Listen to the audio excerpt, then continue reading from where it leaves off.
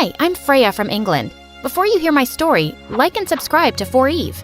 I was born to super rich parents who were extremely competitive. They wanted to be the best at everything and would include me and my sister Olivia in the race to prove the world how great our family was. You're both learning to play the piano. Be ready by next week. The one who plays the best will go on a yacht while the other stays home. Got it? Yacht? It's boring. I'd rather stay home and write poems and stuff. Poems? Are you trying to give me a heart attack or something? Why can't you develop better taste like your sister? Perhaps focus a bit on playing chess? Or perhaps ballet if you want to go all artistic. Ugh, never mind. I'm sure Olivia's the one who's going to win the yacht trip anyway. Well, in my mom's eyes, I was never good at anything. My parents barely noticed me. But Olivia, oh, she was Miss Perfect and the most annoying. And for some reason, her life's mission was to always remind me that she was better than me. Come on, Mom. It wasn't like Freya ever had a chance against me. Tell me, dear sister, why are you like this? The only one I was close to was my grandma, who always encouraged me to do whatever made me happy. Grandma always wore a beautiful bracelet that jingled that her grandma gave her when she was a kid. She always told me how it brought her good luck and promised to give it to me one day. Once when I was 12, Mom and Dad wanted Olivia to participate in a chess competition, just because Dad's business rival's son was participating too. Olivia, I need you to win this one. There is no other option. We want to teach that guy a lesson. Our family is the champion of this town.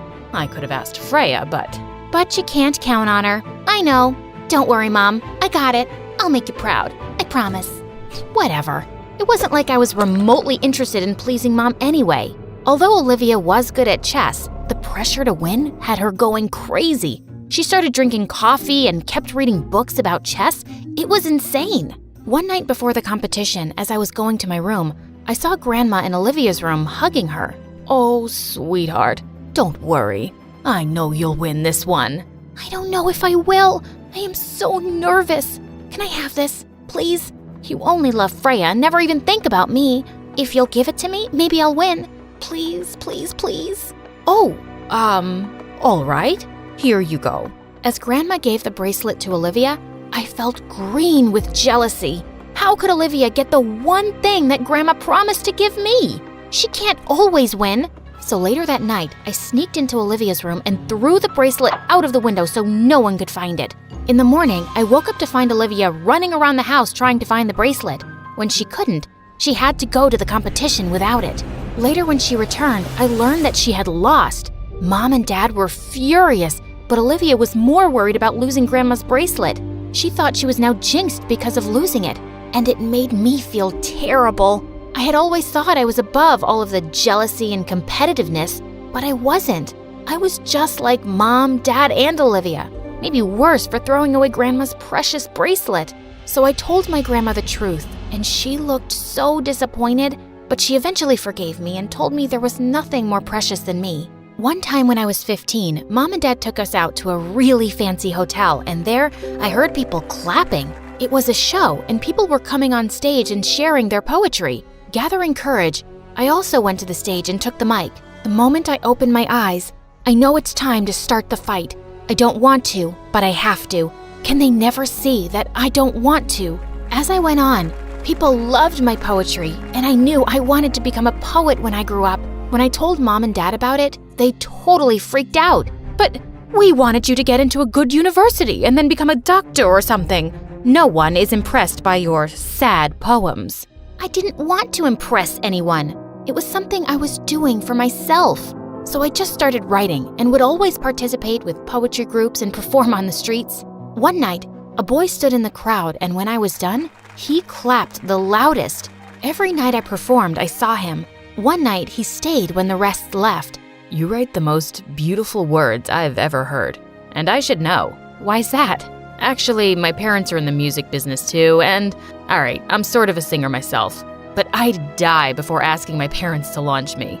Usually, talentless rich kids who want to be singers write their own lyrics, and it's always about breakups or how awesome their life is. But your stuff, it's deep. It's got soul. Thanks a lot. So tell me, since you watched my free show every day, when am I gonna hear you sing? I do owe you a song. but it does look like you're making some good money off your free show. Well, I have to make my own money. I can't take anything from my parents. Oh, I get it. Here you go. The guy's name was John, and I knew he thought I was poor, but it was better than telling him I was from a family that hated what I did. Soon, John and I started meeting every night. We both loved sitting together as we read the verses from my notebook. It was something I could do with him forever.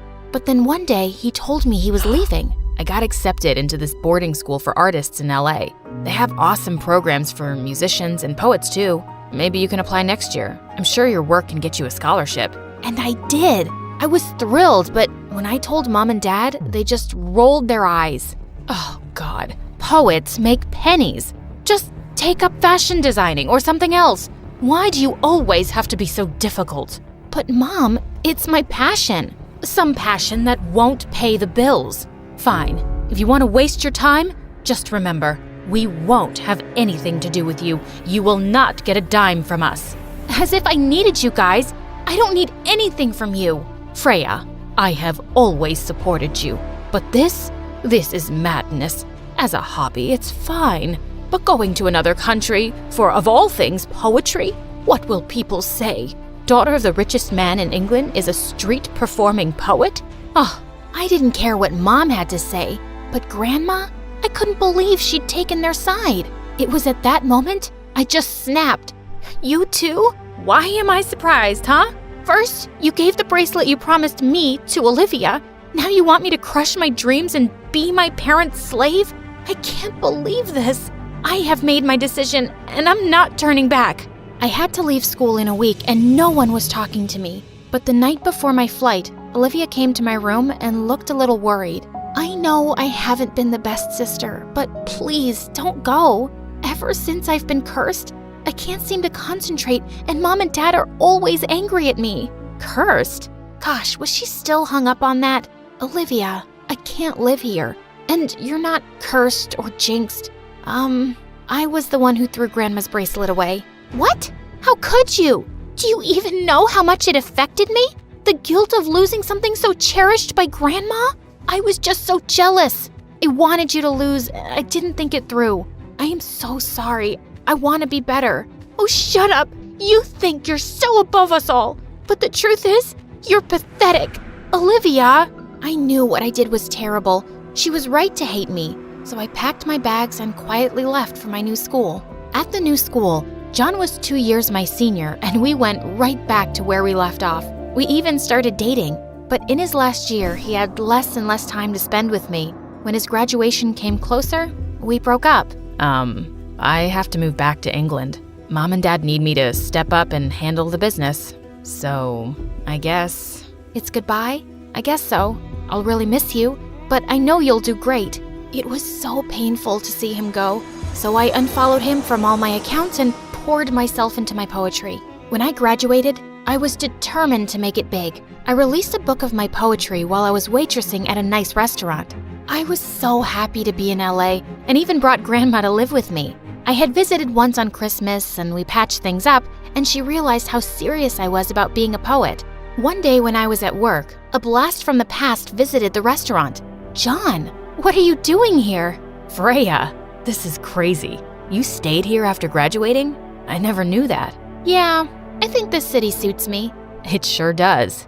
After my shift ended, we sat and talked for hours. I even showed him my poetry book. He loved it and told me he could talk to some producers in LA and get me into the industry. There's a famous singer looking to open this weekend.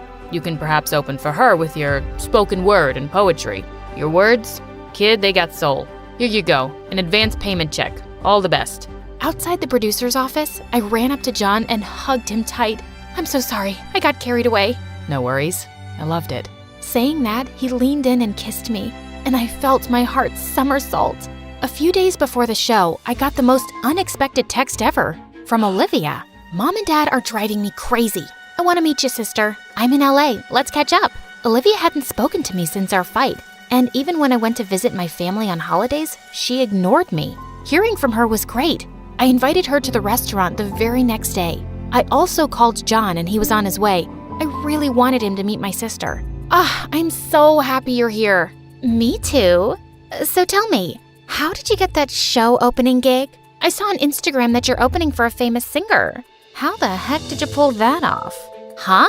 Oh, so that's what you think of me. Duh. Mom saw the post first and was somewhat happy. And it made me so angry. I learned some time ago from a friend that you were a waitress, so I just wanted to take some pics in this tacky outfit of yours and show it to Mom. Now I'll be her favorite again. Olivia, you are pathetic. I wanted to kick Olivia out of the restaurant, but right then John walked in and seeing us both, he looked shocked. Olivia, what are you doing here? My heart nearly stopped. John knew Olivia? But how? Oh, so you're playing for the other side now? Dating Dad's business rival's son? That's low. He is the one who beat me in that stupid chess game. Freya, what is this? Olivia's your sister? You're the daughter of a business tycoon and work as a waitress? And that performing on the streets thing? Were you trying to make a fool of me the entire time? This is amazing. Sister, you are successful and very cunning. You bagged a rich boyfriend to pay your bills. And I know his parents are into the music business too. Did they pull the strings and get you that opening act? And I thought you wanted to make it big on your own. But still, I'm gonna come and see the show to laugh at how royally you'll fail. Shut up, Olivia. Wow, I don't even know what to say. You betrayed me, Freya. Why? John, listen to me. I didn't lie. I just didn't tell you the entire truth. That's called betrayal. Saying that, he left. That night, I cried my heart out to Grandma. I was heartbroken. I figured John would have my opening canceled at the show, but he didn't. So I decided to quit myself and return the payment check to the producer. When I got to the venue, I went straight to the producer. I'm sorry, I can't... She can't wait to go on, right, Freya? John was here with Grandma. What are you doing? Your grandma contacted me and explained everything. Freya, I realize you never lied to me. It was just me assuming things. I've known you for quite some time, and I know how hard you work. You deserve this. You deserve to do what you love. You really think so? I believe so, but we're in a hurry now. I saw your sister in the audience with your parents. I believe she's here to see you fail. So go on and show everyone how good you are. And I did. When I was done, I even got a standing ovation. I was so happy, and seeing John backstage, I rushed and brought him on stage. Let's do it like old times. You and me together. My words, your voice. Yeah, let's do it. It went amazingly well. When the show ended, Olivia and my parents found me. Olivia's face was red, and she couldn't even look me in the eye. I still think this whole poetry thing is a waste of time, but you do seem to be quite good at it. Your sister is such a failure, but we are proud of you. Thanks, but I don't need your approval. I do what I love to do. Olivia, you are not a failure. You are a beautiful, independent woman. Always remember that. Stop being Mom and Dad's puppet. Do whatever you love, whatever makes you happy. Saying that, I held John's hand and walked away, as Olivia and Grandma both smiled at me and gave me a thumbs up. That was the day I felt so proud of myself for every single decision I had ever made, from cutting off people to changing my priorities.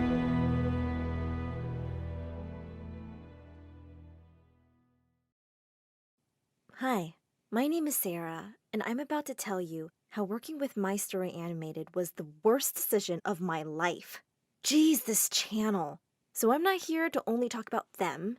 I have a story of my own, and it's not a very happy one. I'm the oldest child in a family of 5 girls, and all my sisters are my half-sisters. Each one of us has a different dad. Mom really loved having daughters, but she said men were annoying and she didn't want to live with any of them forever. But sadly, I was the ugly daughter. But I'm not ugly. It's just that I'm not as pretty as the rest of my sisters, who are pretty. Like real freaking models. Don't get me wrong, I love myself now, but when I was a kid, it really affected me. People would stop to laugh and talk with my sisters, and they completely ignored me. One day, Mom was reading something when she suddenly slapped her forehead. Oh, this book says that ugly people are usually smart. That explains your ugliness. God takes beauty and gives brains. This is how it works. Well, meet my mom. She's dumb, but I still love her. Why am I saying this?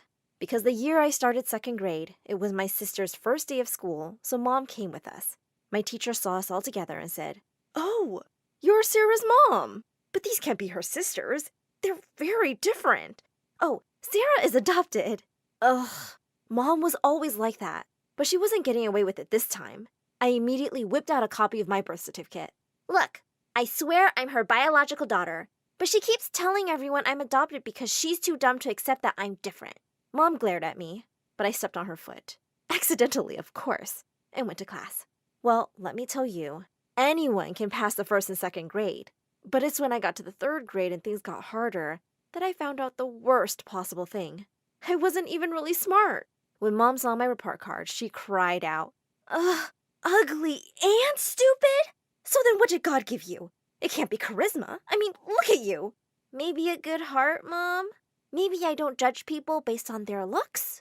Mom then started entering my sisters into beauty pageants, and they always won something. Once she came and said that since my sisters were like princesses, I should be the maid and serve everyone around.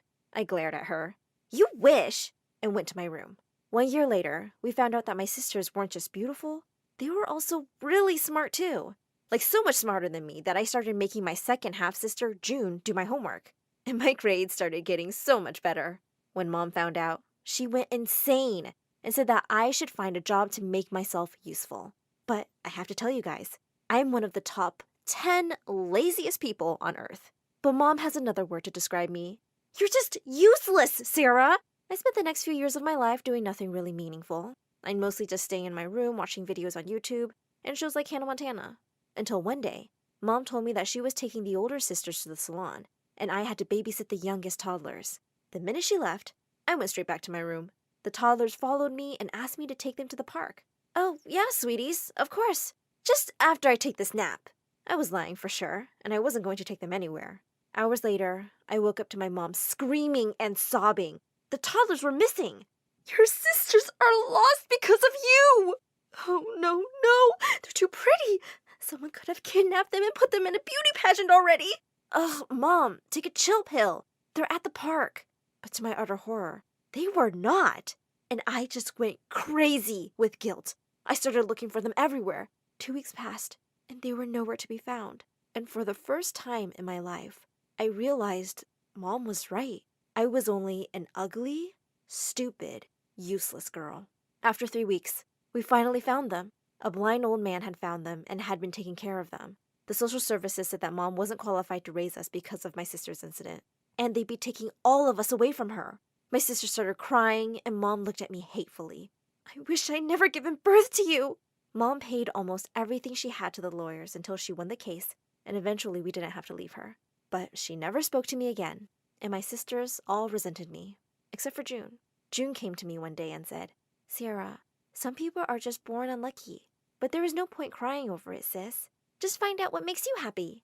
I was in 9th grade back then, and I decided to find a job after school. I applied for a job in a clothing store. When I got there, I saw a beautiful blonde girl waiting for the interview. Just then, the store owner came out and said, "Hey, you, pretty girl, you're hired." "But you didn't even interview me." "There's no need. You're, not very attractive for this job. But you look like a smart person. I'm sure you belong in a lab or something." "But I need this job so badly. Mom paid a lot of money for the lawyers after my sisters." Hey, where do you think you are? The Oprah Winfrey Show? I don't care about your stupid problems. You're not pretty. Like, at all. So leave." What a total jerk! I got really mad, so I spat at his face. To my surprise, the pretty girl walked up to him and spat at his face too. And then we both left. I never found a job, but I found a boy. And he was cute. One day, I invited him to my house, and when he got there and saw my sisters, he said, "Oh, they're prettier! Not fair!" And just like that, he left. What a total jerk. I decided not to date any boy ever again. When I graduated, I decided to go to any college just to run away from home. I heard someone say that animation was an easy subject, so I studied that. And wow, that was such a difficult subject. By the time I graduated, My Story Animated was looking for animators. I didn't really like their content, but I needed the job, so I applied and got accepted. I started animating for them. And it was amazing at first. I loved knowing that the videos I'd worked on were being watched by millions around the world. Loads of people left comments about how much they liked my animation. And for the first time in my life, I felt like someone saw me, and I wasn't invisible anymore. I was really happy and proud of myself. That is, until one morning, when I woke up to see tons of YouTubers making fun of My Story Animated videos. They left the meanest comments and said that the stories were stupid. I realized these smart people were right, and My Story Animated was a crazy channel. So I messaged the boss, "Hey, your videos suck. I quit. Bye." Then I started following other channels, especially the ones who'd attacked My Story Animated. I was sure they would have better content, but soon enough, I discovered that they proved nothing useful or worth watching, and I was really beginning to regret my decision. Of course, Mom went insane when she found out that I'd quit. At least My Story Animated entertains people, and their content changes people's lives in some way. Why can't you be like the strong girls who send their stories to the channel? They always overcome challenges eventually, unlike you good-for-nothing loser! Remember I told you that Mom was dumb? Well, for the first time in my life, she said something that actually made sense. So I decided to contact My Story Animated the following day. But I never got around to it because that same day, I had a terrible car accident. When I woke up, the doctors told me that my legs were hurt and that it might take me a long time to be able to walk again. When Mom heard that, she had the most incredible thing to say. "Oh, I thought you'd be the one taking care of me when I get old. You couldn't even do that, could you?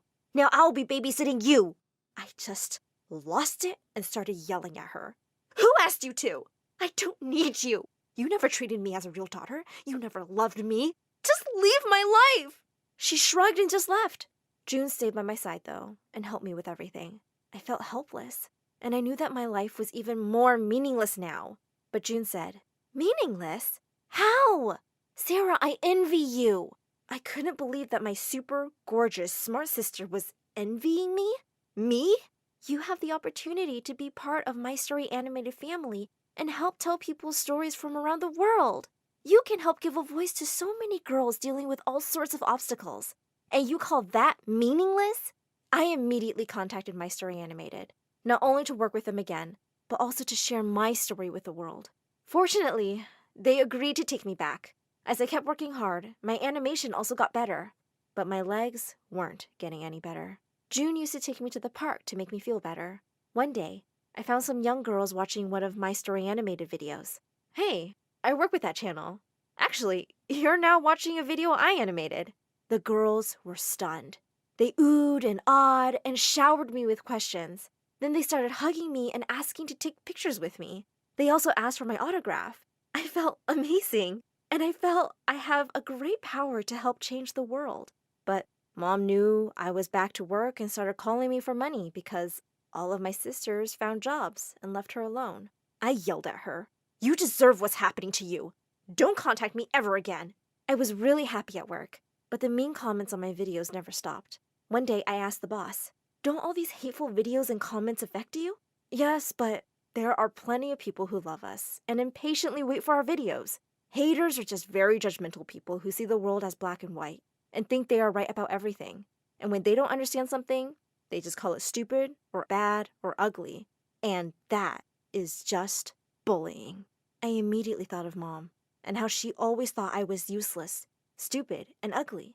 Mom was a bully. My mom is a bully. Months later, I got better and was able to walk again, but I still thought about what the boss had said about bullies. So I decided to contact Mom again. I went to her house. She looked miserable and started crying the moment she saw me. "I'm sorry, Sarah. I'm sorry for everything I've done to you. All your sisters left me after everything I did for them. You're the best child I ever had.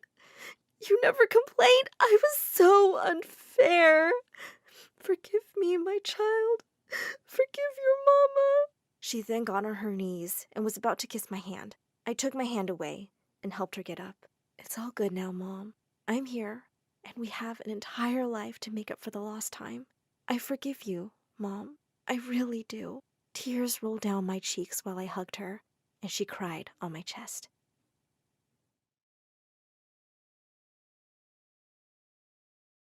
Hi, I'm Isabel from Philadelphia. Please like and subscribe. My mom had an accident when I was only 3, and Dad shifted his multi-million-dollar company to our mansion just so he could give me all his attention. But I soon realized he was too much. He fired my favorite nanny just because I fell off my bed. He wouldn't even let me go to the park without wearing a helmet and protective gear. I looked like a freaking astronaut. One night when I was 5, I left a note for Dad and ran away from home. I knew exactly where I wanted to go first, the park. Finally, some peace. But it wasn't long before I heard police cars screeching outside, and Dad came running to me. Oh, you fool. I'm never letting you out of my sight again. I looked at the officers and started kicking and screaming. Please, help me. I've never seen this creepy man before. Help! Well, Dad had a lot of paperwork to show before he could take me home. Growing up, he and I were constantly at war, but I always found a way to do what I wanted. And in high school, I even joined the cheerleading squad, without telling him, of course. Once in 10th grade, the football captain Jake invited me to his party, and I knew there was no way Dad was letting me go so late. So once he was asleep, I sneaked out of my window. By the time I got back, it was almost 3 a.m. I was walking through my garden when I suddenly tripped over something that looked like a human body. I almost screamed, but just then, I saw who it was. My weird neighbor. Oh my God, what are you doing here? I was just lying back and watching the stars, till you ruined it. Why can't you just watch the friggin' stars from your garden? I like the grass here better. It's nicer and softer, and the quality is... Jeez, just shut up and go. As I started walking, he followed me. You know we go to the same school, right? You don't even know my name, do you? Of course I do. It's, something with an R or P. Wait. It's Dave. David, okay? You got me. I don't know your name. It's Scott. You'll remember now because I'm your new boyfriend. Did I hit your head when I tripped? No, you just gave me an idea. You're Miss Popular, and I'm just a nerd. Dating a cheerleader is going to be great for my image, and if you say no, I'm going to tell your dad you were out. Are you seriously blackmailing me? Yes, I am. Don't worry, it's not forever. We'll date for a month and then break up publicly. So, do we have a deal? Dating this weirdo would be social suicide for me, but if Dad found out, I'd be grounded for eternity. So, I shook hands on it. I was so not looking forward to school on Monday. I walked down the hall with my face behind a book, hoping to avoid Scott. I didn't find him anywhere, and I felt so relieved. Maybe he was kidding about the whole thing anyway. Later at lunch, Jake joined me, and I was having a great time when suddenly, Scott slid right next to me. Here I am, my lady. Now, what are your other 2 wishes? Oh my God. Dude, we're in the middle of something here. Can you go and be weird somewhere else? I'd like to know what you're in the middle of with my girlfriend. Girlfriend? Your girlfriend? Isabel, your friend seems rather stupid. Can you please tell him clearly? I kicked him hard under the table. Yes, it's true.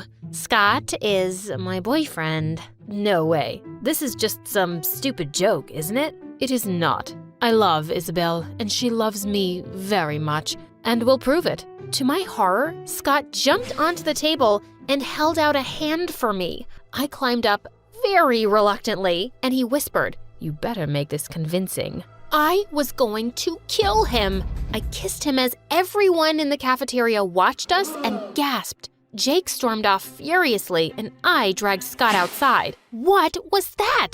This is not part of the deal. Well, we have to make it believable. What's the problem anyway? You seemed to be really into that kiss. I was not. I'd rather kiss a monkey's butt. Now, you listen to me. Just then, a thin goth girl named Irene walked up to us. Scott, are you really going out with this girl? Yes, I am, Twiggy. Meet your future sister-in-law. Wait, you guys are siblings? How come she doesn't have a British accent? Because we're both Americans. And my brother's such a loser. Why do you speak like that? So I can sound more sophisticated. Not all of us just get by in life with a pretty face. So you settled for a stupid accent?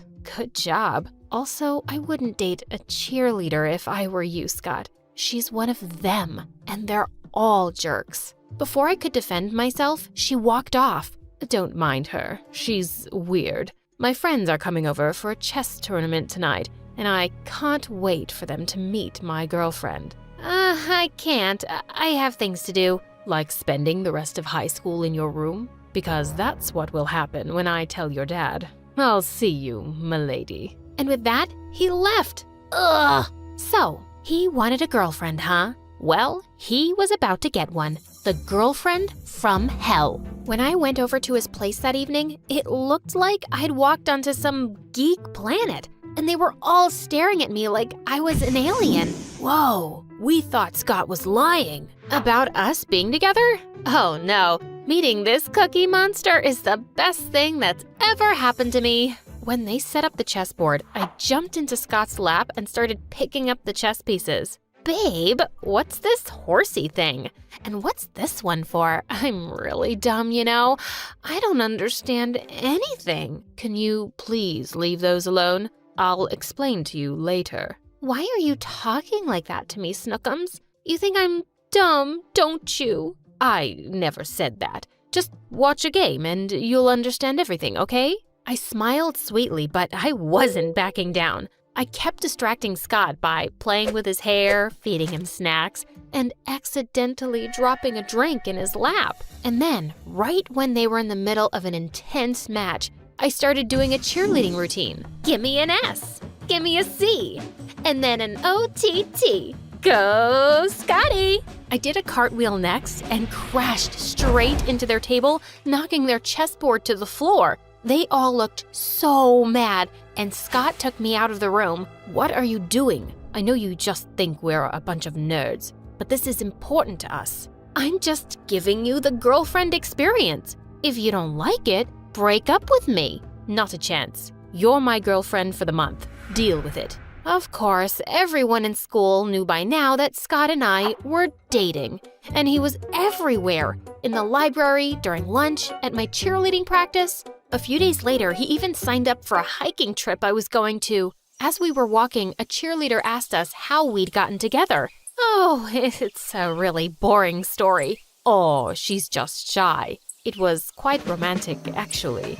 What? She was walking past my house when she slipped and sprained her ankle. I took my t-shirt off and wrapped it around her foot, and then I carried her home.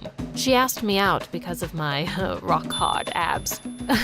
Her words, not mine. Oh, I could bash his skull with a rock. And suddenly, I had a brilliant idea. I stopped back to tie my laces and quickly filled up my backpack with rocks. Then I let out a loud cry. "Scott, I sprained my ankle again. I don't think I can walk." "Oh, I got you, my lady. Hop onto my back." And when I did, he let out a loud groan. "What is it, Scotty?" Nothing. Totally, fine." I almost died trying not to laugh. The poor boy was grunting and sweating as he carried me down the hill. And then finally, he collapsed to the ground. Gosh, Isabel, you weigh as much as a baby elephant. Did you just call me fat? I burst into fake tears as everyone glared at him. No, that's not what I meant, babe. Don't touch me, you jerk. Just then, Jake shoved him aside. You heard her. Come on, Isabel. Let a real man carry you. Oh, I think my ankle is feeling better. I can walk, but I'll need some support. I leaned on Jake's arm and started limping away. Served Scott right for that stupid story. Later, I felt bad for what I'd put him through, so I invited him to come with me to my friend's party. I was having a great time dancing there, but Scott was just hanging out in a corner, and I caught him looking at me more than once. "Hey, come dance with me." Oh, I'd rather not. I don't have your moves. You looked pretty great out there. Why was my face getting hot? Well, I'd like to see your moves. Okay then, don't say I didn't warn you. He walked onto the dance floor and started doing the weirdest chicken dance. Everyone stopped to stare and snicker at him, but he didn't seem to give a hoot. I burst out laughing. He looked ridiculous, and it looked like so much fun.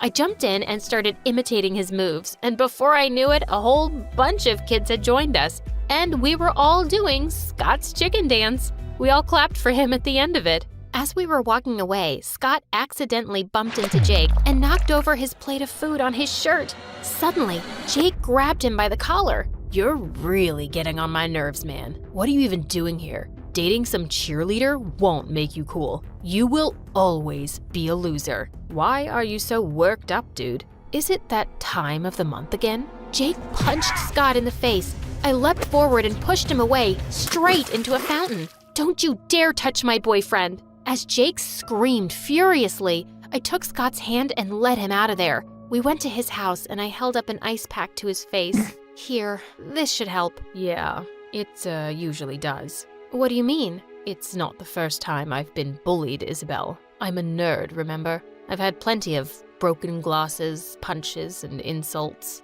Scott, I'm sorry to hear that. No one deserves such treatment, especially you. It's okay. You didn't bully me. You just never noticed me. Are you trying to make me feel worse? Is it working? Yeah, a little bit. His eyes were so lovely up close, and my heart was racing. But just then, Irene walked in, and I jumped back. I should go home. It's late.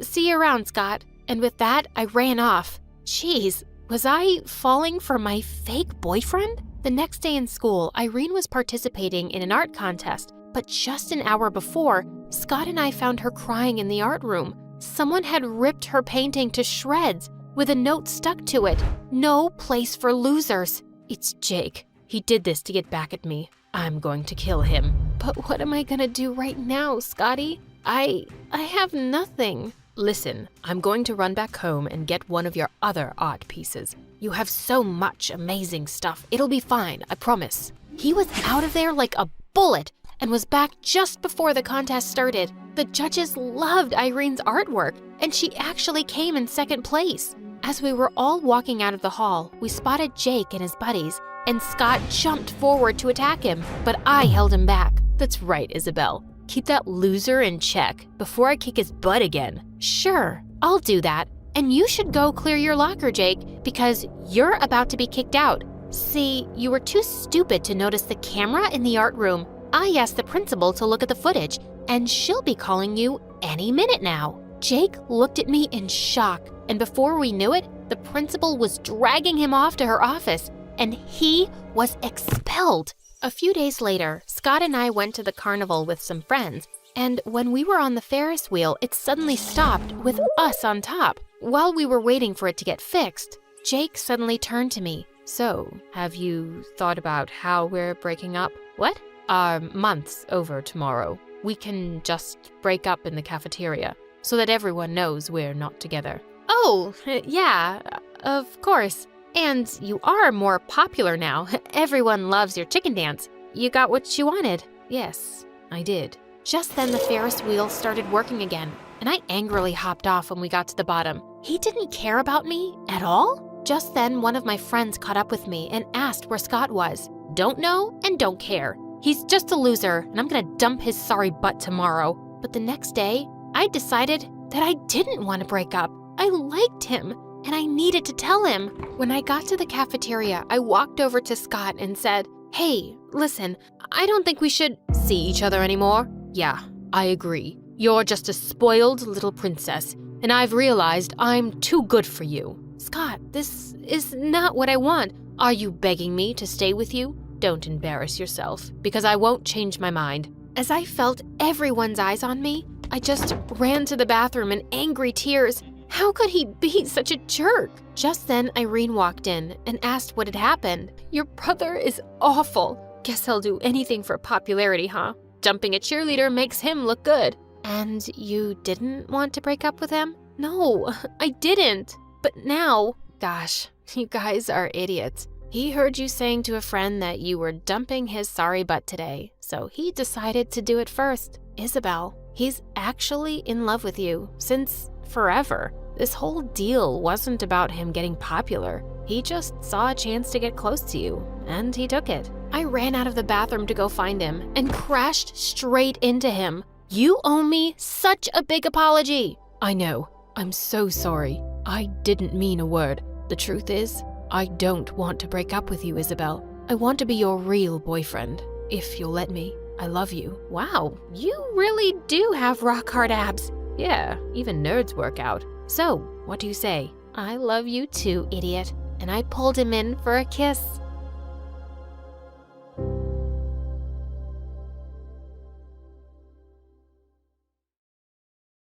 Hello, my name is Lily, and I live in a hidden village high up in the mountains. My father was from a long line of wealthy traders who built these castles themselves. They built a huge wall around the town to keep us safe, and the kids were forbidden from going outside. Obviously, that meant we tried to leave all the time. We would dare each other to get past the gates, but there were 100 guards ready to stop us. The others laughed it off, but I was mad. My father went out for trades all the time. Why couldn't I? When I was 10, I sneaked into his bags before a trip, and I jumped out once the carriage left town. Woohoo! I'm outside with you, Papa. He screamed and his guards almost jumped on me. Father made the carriage turn back, but he made a stop on the way and showed me a dark, chilly forest. This is the outside world, Lily. It's full of horrible monsters and bad people. As the future chiefess of our town, you have to be inside to be safe.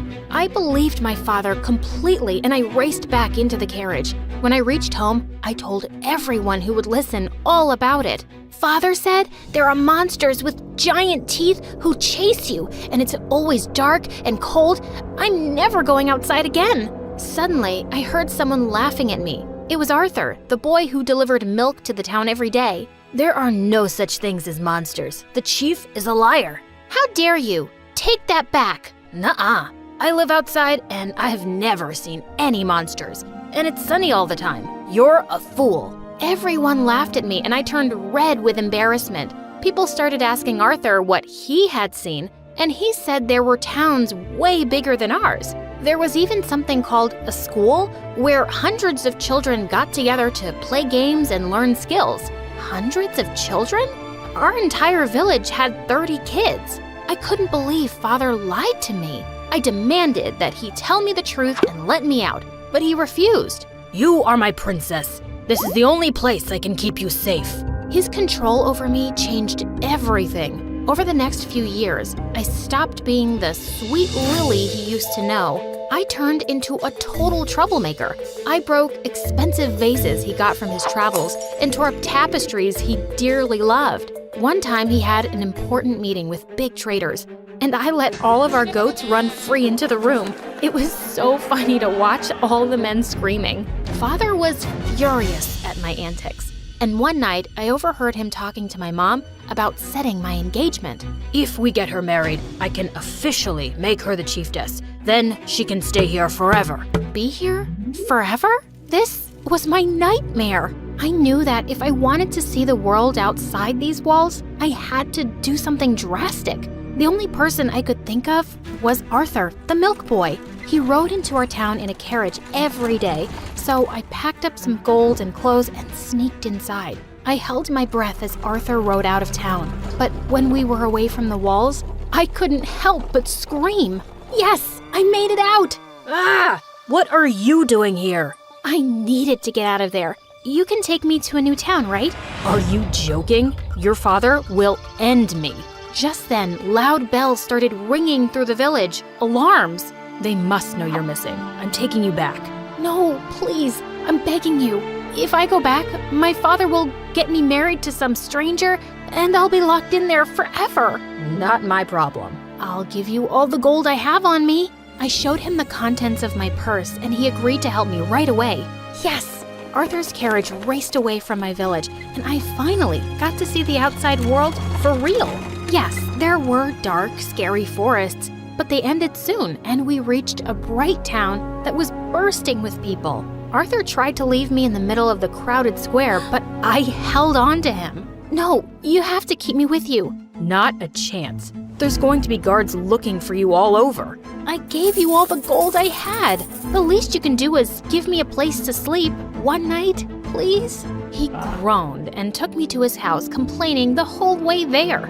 I got to meet Arthur's family, his mother and his little sister Gwen. When I told them the story of my escape, Gwen and his mother accepted me with open arms. I can't believe you've never been to school. You're much too young to be engaged. You can stay here until your father sees sense. Arthur protested, but the ladies shouted him down. They even had a secret basement to hide me in when the guards came to search everyone's houses. Even though they wanted to help me, living here was not easy. Even though I wore an elaborate disguise, Arthur's neighbors noticed I was new, and they were so nosy. One evening, all of them streamed into the house to ask who I was. "Is she the lost girl? The one all the soldiers are searching for?" "No, I'm Arthur's cousin." "Arthur doesn't have any cousins. We've known him our whole life. Who are you really?" I thought I was done for, but Arthur stepped in and said, "She's my fiancée." Everyone gasped, and my jaw was on the floor.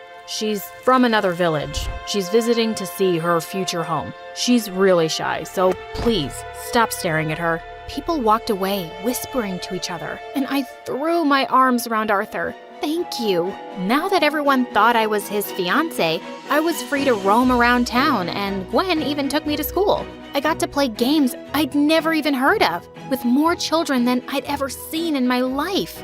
I was just getting used to being here, when one day horses charged into town with my father's crest. I ran home and tried to get into the basement, but Arthur blocked the door. "I'm so sorry, Lily." "Sorry for what? Open the door." That was when my father marched right into the house and caught me. His men put me into his carriage and he thanked Arthur publicly. "You must be rewarded for helping me find my daughter. From now on, you work for me, son. I will take care of your education and your family. Pack up your things and follow us." "Thank you, Chief." I was in shock. Arthur had betrayed me. My father yelled at me the whole way home, but I couldn't hear a word he said. I was too busy punching Arthur in my head. Father locked me in my room and put guards to watch me. And the most annoying part? He asked Arthur to be my servant. I was so furious with him that I wasn't going to touch anything he brought me. I sat in my room hungry and thirsty for hours. "You're being childish. You have to eat." "No!" "I'm sorry I betrayed you, but my family was struggling every day outside. Your father offered a huge reward. I couldn't turn it down." "The gold you took wasn't enough? Just go away." Because of him, my father was about to marry me off to some weirdo, like the richest boy in my town, who showed up with his creepy smiles. "You're the future chiefess, right? You're even more beautiful than they said. I can't wait to win your hand." He gave me a flower and he leaned forward to kiss my cheek. Arthur pushed him away. "Who kisses a lady like that?" "The guy who's going to marry her." No way was I going to marry this idiot. But my father actually agreed to his offer. He didn't even care when I said no. "He has enough castles to amuse you your whole life, Lily. You'll love it." The day of my wedding was fixed, and I knew I had to run away somehow, but the days kept passing and I could never get around the guards. There was no way out, and suddenly my wedding day was here. An hour before the ceremony, Arthur ran into my chambers. "You look incredible." "What do you want? I'm freaking out." "You want to run away, right? I can help you." "I will never trust you." "I have a plan. No one will see us. Come on." I had no other option. Arthur pulled a rope and we used it to climb down the walls. The town was empty. Everyone was in church for my wedding. We ran out of there at full speed. Arthur's family was waiting in his carriage too, and they hugged me tight as we rode off into the sunset. "Why did you do this, Arthur? You just lost everything you got from my father." "I felt too guilty for ruining your life. I can't live with that. I'd rather go back to selling milk." "He likes you." "Shut up." Arthur rode to a friend's place 2 towns over. I'd hidden there for just 2 days when I started hearing the weirdest news about home. People were saying that a sickness was spreading through my town. Many were ill and some were even dying. Arthur thought this was my father's trick to get me to come back, but I couldn't just ignore this. We found some horses and raced back to my town. My worst fears came true when I got there. Our only lake was covered in algae. The water was toxic, all the fish were dead, and anyone who drank the water became severely ill. "Father, I'm here." "Lily, you're all right. I thought I'd never see you again." "I saw the lake. We have to leave this town. It's not safe here anymore." "No, we built this place with our own 2 hands. We can't just leave. We have to fix this." There was no way to fix this. I had to do something. I ran out of the castle and began to rouse the whole town to get out of their houses. All the guards were sick, and there was no one to stop me. "We have to leave. You all know it. This place has kept us safe for generations, but we won't last 3 days without water. I'm going to a nearby town, and anyone who wants to live can come with me." Lily, we can't do this. "Yes, we can. You wanted me to be the chiefess, right? Don't stop me from doing my duty." One by one, the villagers packed up their things and followed me.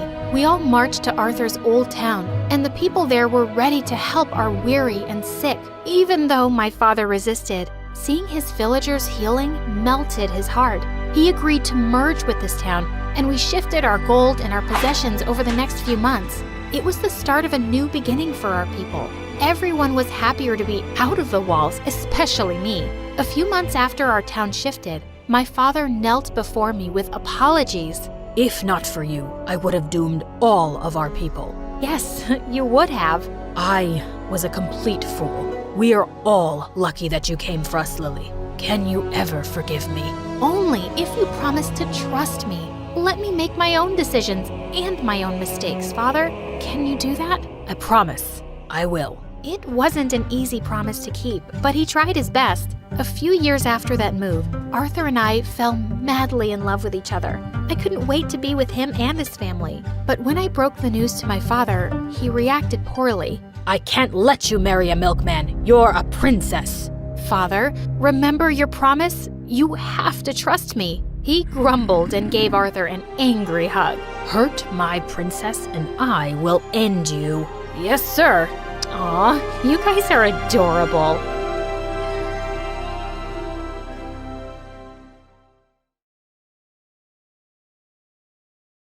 Hi, I'm Nancy, and this is the crazy story of my life events that turned me upside down from being a poor maid to becoming the Prince Charming's girl. I was just a baby when my parents died in a car accident. My aunt took me in, and even though she was a poor single maid with not much to get by, she loved me like I was her own. Once when I was 4, Aunt came home on Christmas Eve looking bone-tired. But when she took off her hat, I almost fell down in shock. Her long, beautiful hair was all gone. She looked like a boy. Don't look so worried. It'll grow back. I sold my hair because I didn't want another Christmas to go by without you having a present. She took out a beautiful necklace with my name on it and put it around my neck. I couldn't believe she'd done this for me. Aunt would always leave me with the neighbors when she went to work. But once when I was 6, they had to go out of town and she had to take me with her. My jaw dropped when I saw her workplace. Our whole house could fit inside the hall of this mansion. Now I see why you're so tired all the time, Auntie. You need a car to get around here. The lady of the mansion overheard me and laughed. Oh, aren't you a little cutie pie? Why don't you come meet my son, Jeff? Just then, a boy my age walked up to me and gave me the warmest smile. Hey, wanna go play in my room? Yes! And that day was the day that changed my life forever. I met my best friend. I loved hanging out with him, and I begged my aunt to take me with her often. Soon enough, Jeff's mom arranged for his private tutor to teach me too, so now I had a reason to go every day. As I grew older, my aunt started paying more attention to my looks. One day, she came home with a bag full of cheap makeup. You're a pretty girl, Nancy. You have to always look perfect when you're hanging out with Madame's boy. But Auntie, we're friends, and he knows what I look like. Why would he care about my face? But she wouldn't hear a word, and after that, I always had to go to the mansion with a fully done-up face. Over the years, I realized that I had totally fallen in love with Jeff, but I knew I was just the maid's niece, and he'd never feel the same way about me. Once when I was 14, I fell really sick and couldn't go to the mansion for a week. But when I was alone at home one day, someone rang the doorbell, and I was shocked to see that it was Jeff. Nancy, I was really worried about you. And with that, he suddenly hugged me. I totally panicked. I pushed him aside and ran to my room. Gosh, I looked so pale and terrible. I quickly applied makeup to my face and hurried downstairs. Why are you wearing makeup? Because I'm not pretty enough without it. Nancy, please go and wash your face. Can you do that for me? Okay, but will you promise to be nice? I promise. When I came back with my washed face, Jeff put his hand on my chin and held my face up. Nancy, you're so beautiful. As he pulled me closer, I saw his eyes were tearing up. We kissed, and there were fireworks exploding in my head. He told me to take care of myself and left. I was excited and nervous about seeing him the next day. But when we got to the mansion, I saw his mom was busy supervising some men as they were taking out furniture from the house. She called me and handed me an envelope. "This is your aunt's salary. A little something for you too. I'll miss watching you grow up, Nancy." "What's happening, ma'am? Where's Jeff?" "He left last night because he transferred to a high school in Paris, and I'm going there too. Maybe we'll see each other again someday." She pulled me into a warm hug and then walked away. I was so scared, thinking I'd never get to talk to Jeff again. But he emailed me a week later, and we wrote to each other every single day. His life in Paris seemed amazing. But soon, the emails got less and less frequent, till they just stopped altogether. He seemed to be really busy with his new life, and I figured it was time for me to move on with my own. By the time I graduated from high school, I was working 2 jobs, as a cleaner at the mall and a librarian's assistant. One day when I got home, I found out that my aunt had broken her foot. I slipped at work and the doctor said I can't work for weeks. I can't afford to lose that job, Nancy. You won't, okay? I'll go instead. The next day, when I was cleaning one of the guest rooms, I came across a portrait of Jeff. As I touched it gently, a high-pitched voice suddenly made me jump out of my skin. Are you drooling over that dork? Well, you're just the maid, so I guess you don't have any standards. That's my stepbrother, and I have yet to meet a bigger loser than him. Jeff had a stepsister? No, I was just cleaning. I was still talking? Don't interrupt me. I'm Linda. That's Miss Linda for you. And now my mom and I live here, so I don't know why his ugly portrait is still around. You can throw it in the trash on your way out. I didn't have the heart to throw it away, so I snuck it into the dusty old attic and prayed she'd never go there. One evening, just as I was heading out of the mansion for work, Linda popped out of nowhere. Ninny, come with me. It's an emergency. I followed her to her room to see piles of dresses on the bed. I'm hosting a party tonight, and I have to look amazing. You have to take pictures of me in every outfit so I can let my followers on Instagram decide. Miss Linda, I'm sorry, but I have plans with a friend and... Friend? Where does a maid even make friends? Is there a maid school you went to? No, just a regular high school. Listen, I don't have time for this. Cancel your stupid plans because you're supposed to help with the party. Didn't Mom tell you? Now, chop chop, start my photo session. As if all this wasn't bad enough, I accidentally dropped a glass of juice on one of her friends, and she went ballistic. OMG, this is literally the easiest job on the planet. First, your dumb aunt slips and breaks her foot, and now you're being such an idiot. Does stupidity run in the family? I turned around, grabbed my stuff, and ran out the front door. I was never coming back here. Just as I stepped out, I bumped into someone. Jeff? His adorable smile lit up his face, and he pulled me close. But suddenly I pushed him away. No, you just cut me out of your life. And now you decide to walk back into mine and expect me to welcome you? I know you're mad, and I'll understand if you don't want to forgive me. But Nancy, I've missed you so much. So, why didn't you stay in touch? I tried, but I had Dad watching me like a hawk. He did his best to make sure I wouldn't contact you because he felt you were distracting me. I'm so sorry. I looked at his face and I knew he was being honest. Can you please just hug me now? We hugged. He whisked me away to a beautiful viewing point on a cliff, with the whole city glittering beneath us and the stars above us. He gently drew me close and kissed me, and in that moment, it felt like everything was just right. The next day, I really didn't want to go back to work, but I did for Aunt's sake. When I got there, Linda was already screaming at some maids. The minute she spotted me, she went off on me. Here comes another idiot. Did you think elves and fairies were going to come at night and clean this mess? It's still waiting for you. Get to it. Now! Before I could speak, I heard Jeff behind me. Knock it off, Linda. You can't talk to Nancy like that. Oh, I see. You're in love with this maid. Well, history really does repeat itself. Our dad also married way below his league when he chose your mom. Now it's your turn. Don't you dare say anything about my mom or Nancy, and you can't treat her this way. Oh yeah? Watch me. And with that, she walked up to me and slapped me, and I just snapped. I pushed her to the ground, and just as I was about to punch her stupid face, Jeff pulled me away. Linda's mom came running at the commotion, and she fired me on the spot. I don't want you or your aunt to ever set foot in this house again. When I went home and told everything to Aunt, she burst into tears. Please don't be upset. I promise I'll find another job. But just then, Jeff spoke up. You don't have to. Please, let me help you.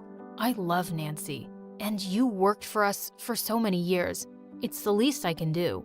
I tried to refuse, but Jeff just wouldn't take no for an answer, so I accepted his offer till I found some work. Soon after, I got into college and also started a part-time job. As much as I wanted him to stay, I knew Jeff had to go finish his studies in Paris. We kept in touch as much as possible, and some days I missed him enough to cry. On the day of my graduation, he didn't show up because he said his flight was delayed, and I felt really sad. But when I got home, I saw a brand new car outside, and Jeff hopped out of it. Suddenly, fireworks erupted in the sky, and Jeff took out a box from his pocket. Wait, what? He was going to propose? But when I opened it, I saw car keys inside. It's for you, babe.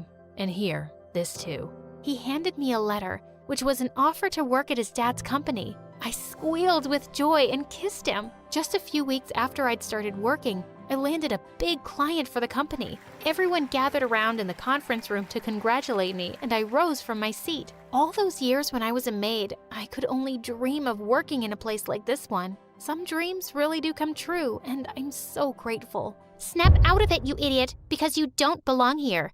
Unless you're carrying a mop and cleaning the floors. We all turned around to see Linda, who looked mental. But just then, Jeff raised a toast to me, and so did everyone else, completely ignoring her. After working for a few months, I started noticing errors in the accounts, and I discovered that Linda had been embezzling a huge sum of money from the company. When I went to Jeff with all the proof, both Linda and her mom were immediately kicked off the board of directors. Jeff and his dad thanked me profusely, and soon after, he moved me and my aunt to his mansion. A year later, I was feeling really nauseous for a few days, and it turned out that I was pregnant. Jeff's family was overjoyed, and 9 months later, we welcomed our daughter, Natasha. Unlike other kids, she couldn't complain about not being invited to our wedding. Natasha was the flower girl at the ceremony, and Jeff and I had the most beautiful wedding day ever.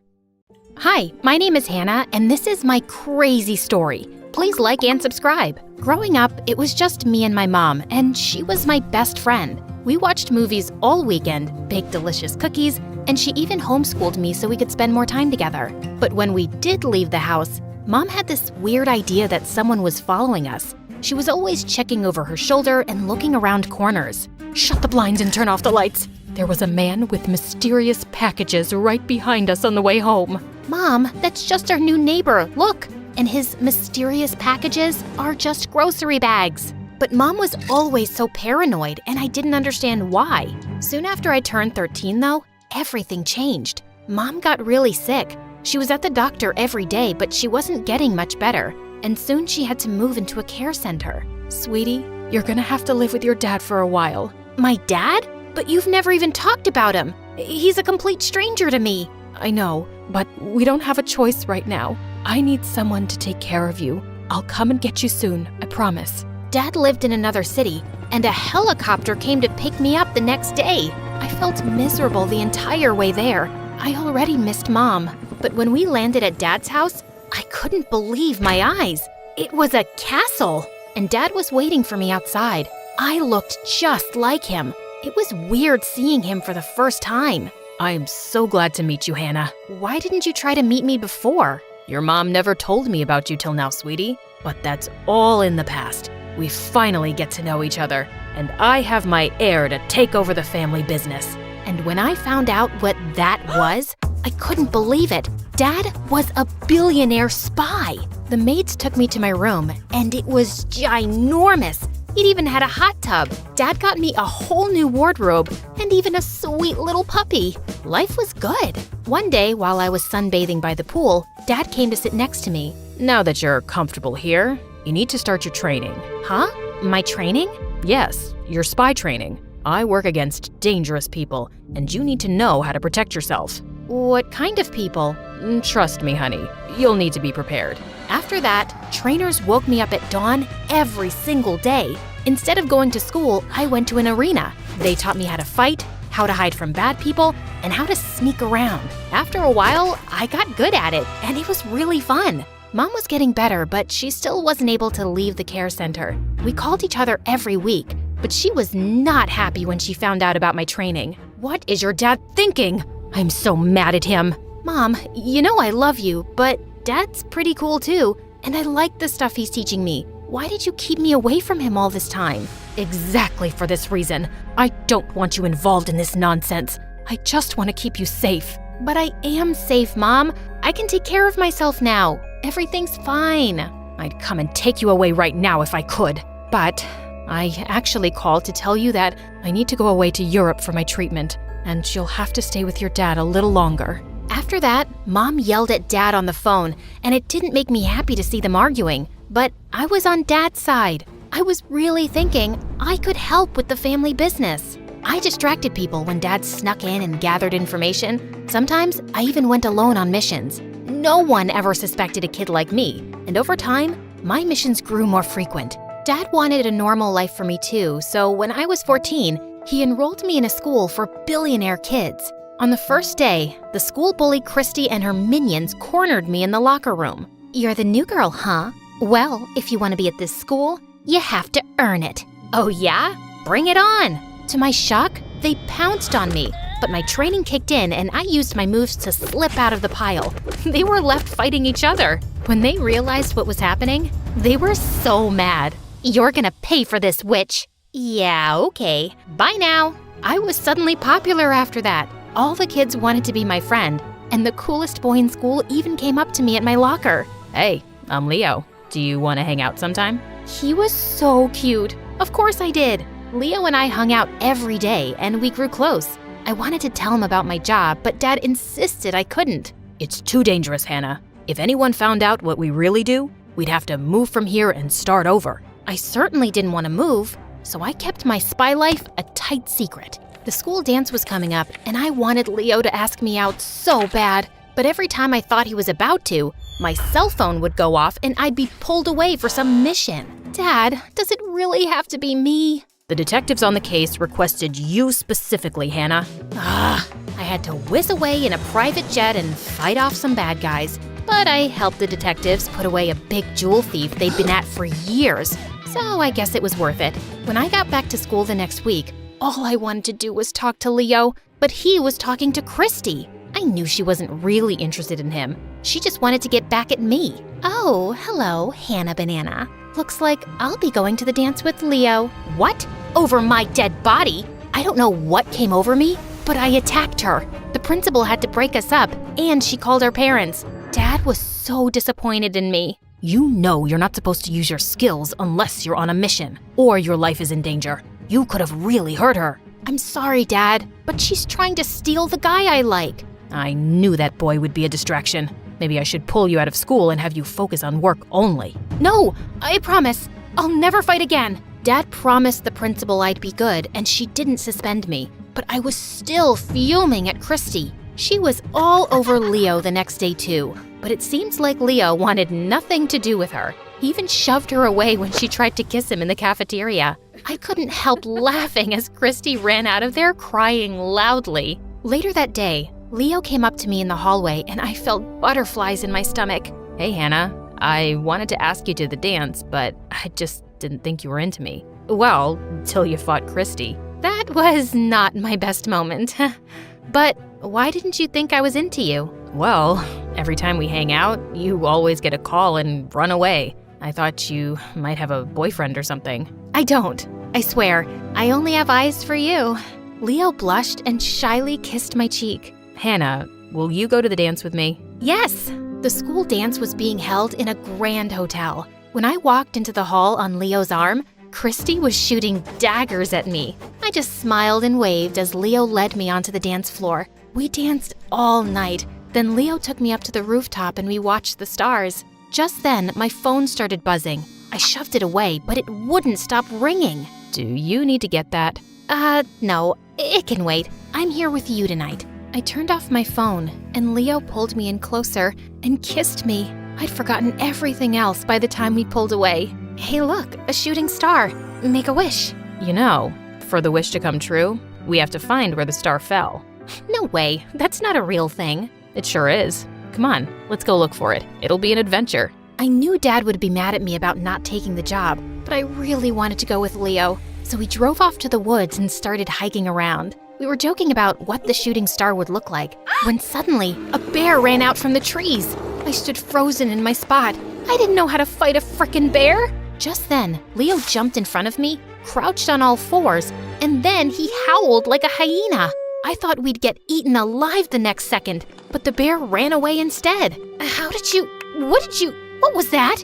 To scare a bear, I had to act like a creature he'd be afraid of. Basic bear psychology. That's the weirdest thing I've ever seen, but also pretty amazing, Leo. The way you jumped in to protect me, thank you. We walked around for a while, talking and laughing, and I'd never felt closer to him. But I was starting to feel guilty about leaving the dance without telling Dad. I turned my phone on to call him, but I didn't have any service. Let's go back home. It's getting late. What about the shooting star? Come on, we can't really find out where a shooting star landed. Suddenly, a strange expression crossed Leo's face, and then he threw his car keys somewhere into the woods. Hey, what'd you do that for? We can't leave now. We have to stay in the woods. I was so confused and a little scared. Look, you're being really weird. I'm leaving with or without you. Just as I turned around, a rope net fell on me, and I was trapped, and Leo started laughing like a maniac. You're not going anywhere. My dad is in jail because of you and your dad. It's time you pay. Who's your dad? What are you talking about? Stop playing innocent, Hannah. My dad's the jewel thief you sent to prison for 20 years. I couldn't believe it. And how stupid was I for walking straight into a trap? But I wasn't giving up so easily. I slid out the pocket knife I always had under my shoe, and while Leo was talking to someone on the phone, I quickly cut my way through the net. When he saw I'd broken free, he dashed off into the woods, and I was right behind him. He led me to a clearing with an abandoned bunker, but I pinned him to the ground before he could get in. We fought each other like crazy, and I finally seemed to have knocked him out. Just as I was about to tie him, he suddenly grabbed my ankle. But then, someone kicked him away like a ninja. Mom? What are you doing here? Keeping you safe, just like I promised. She tied up Leo and we left him in the bunker. Mom sent the police to his location to collect him. You have a lot of explaining to do, Mom. When did you come back? How did you know where I was? And since when do you kick like that? I landed yesterday and was coming to get you. And I knew your location because those earrings you've always worn have trackers in them. Also, I'm a trained spy. Well, I used to be. What the? You're a spy? You mean like Dad? Like me? Mom told me the craziest story. She said it was love at first sight with my dad, but she knew him as a wealthy businessman when she married him, and she never told him she was a spy. And when I got pregnant with you, I decided to give it all up. But then I discovered that your dad was a spy too.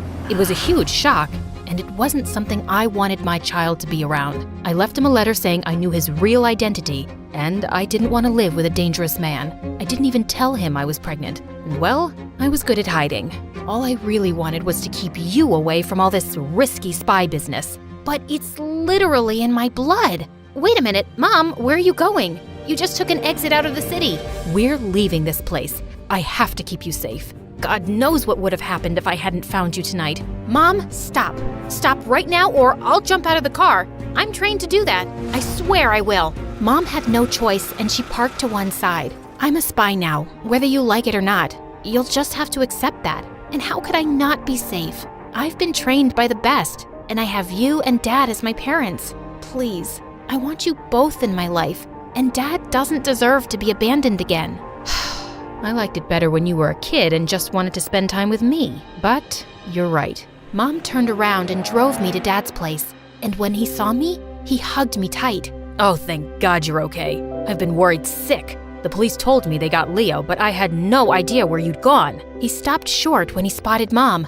Eleanor, it's been so long since I last saw you. Yeah, like 15 years? Mom, don't you have something to tell Dad? Come on, tell him how you found me tonight. I think I already know. I'm aware of her skills as a spy. What? You know? When you disappeared, I was devastated and spent months tracking you down. I eventually found out you were a spy too, and for some reason, you'd stopped working as one. Soon enough, I found out that reason was Hannah. That's why you left me. And I stayed away because it seems like you really didn't want me around our daughter. How come you never told Hannah I was a spy too? You never told her, and I had to respect that. It wasn't my story to tell. As the two gazed into each other's eyes, I already knew what my next mission would be. Seriously? Aren't we the coolest? We're a whole family of spies. Mom, you gotta stay for dinner. Dad and I have so much to tell you about our missions. And Dad, you gotta hear how Mom kicked some serious butt tonight. As we all walked in, I couldn't help feeling excited at the idea of being a complete family with the craziest secrets.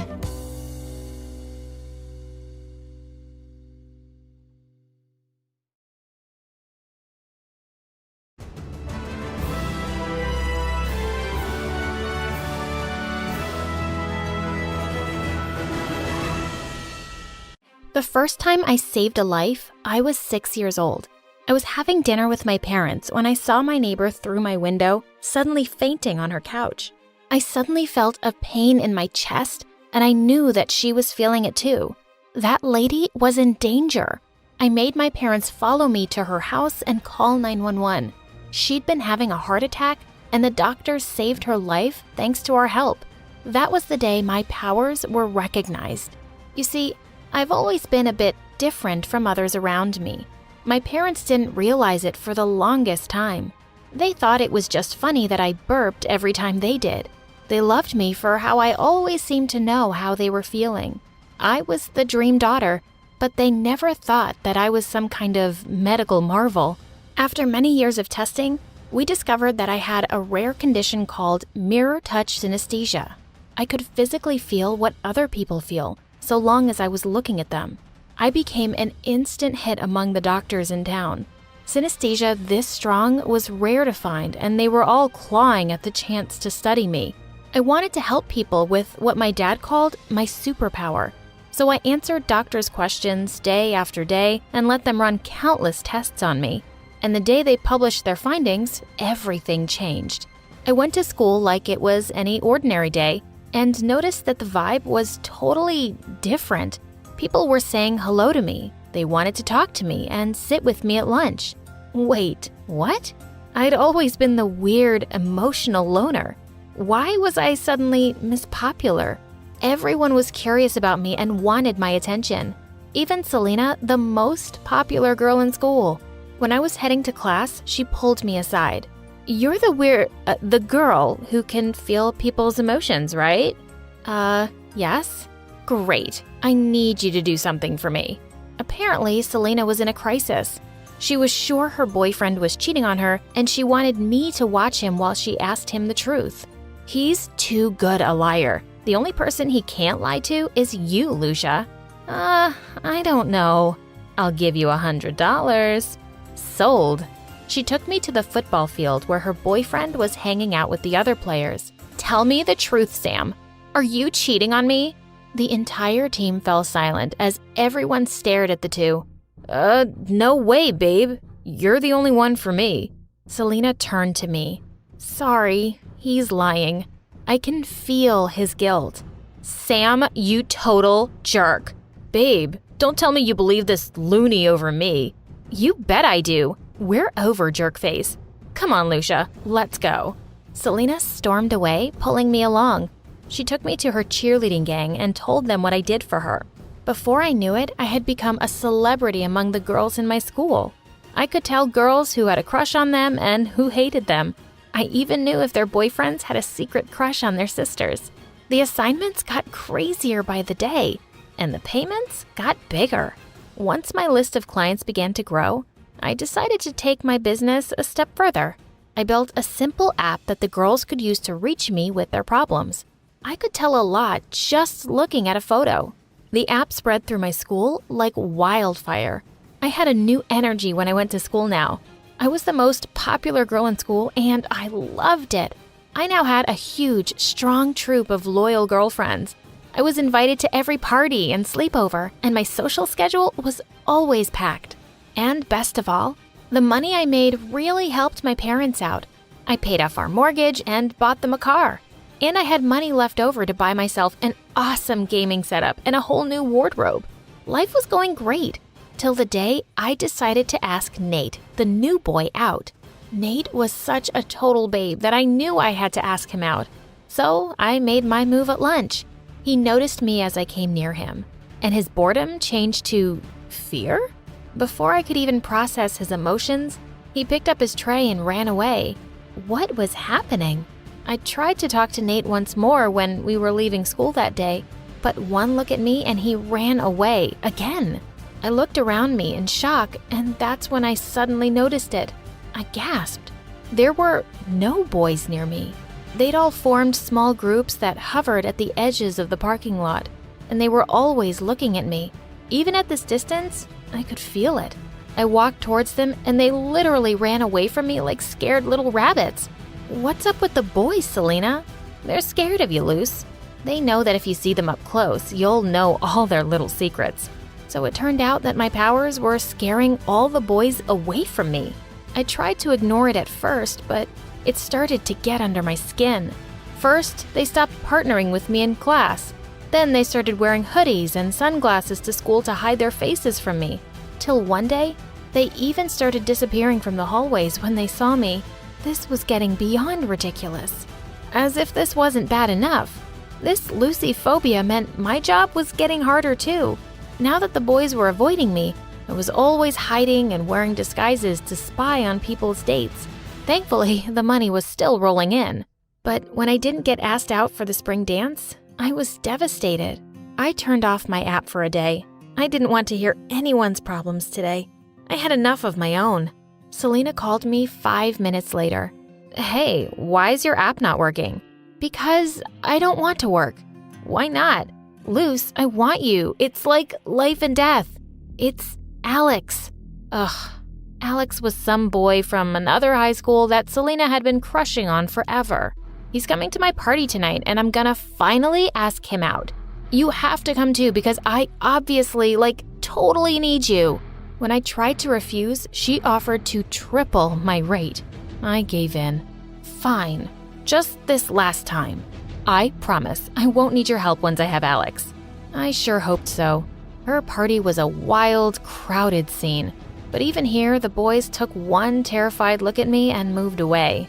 That's it. I'm out, I thought as I stormed off away from them and crashed right into someone, spilling water all over them. Oh my God, I'm so sorry. That's okay, beautiful. I looked up in surprise to see the most gorgeous boy I had ever laid eyes on. But I ruined your shirt. I don't mind you ruining anything I own. I could feel that he meant it. I blushed. Now, show me where I can clean up. I led him to the bathroom. We talked while we ran through Selena's giant mansion, and it felt amazing. Finally, a boy who didn't look at me like I was a ghost. Then as we spoke, he suddenly took off his shirt to dry it over a heating vent. He looked so hot, I literally wanted to melt. Are you checking me out? No. Liar. He grinned at me. My face was pretty much entirely red now as I turned to leave. Perhaps you could continue checking me out over dinner sometime.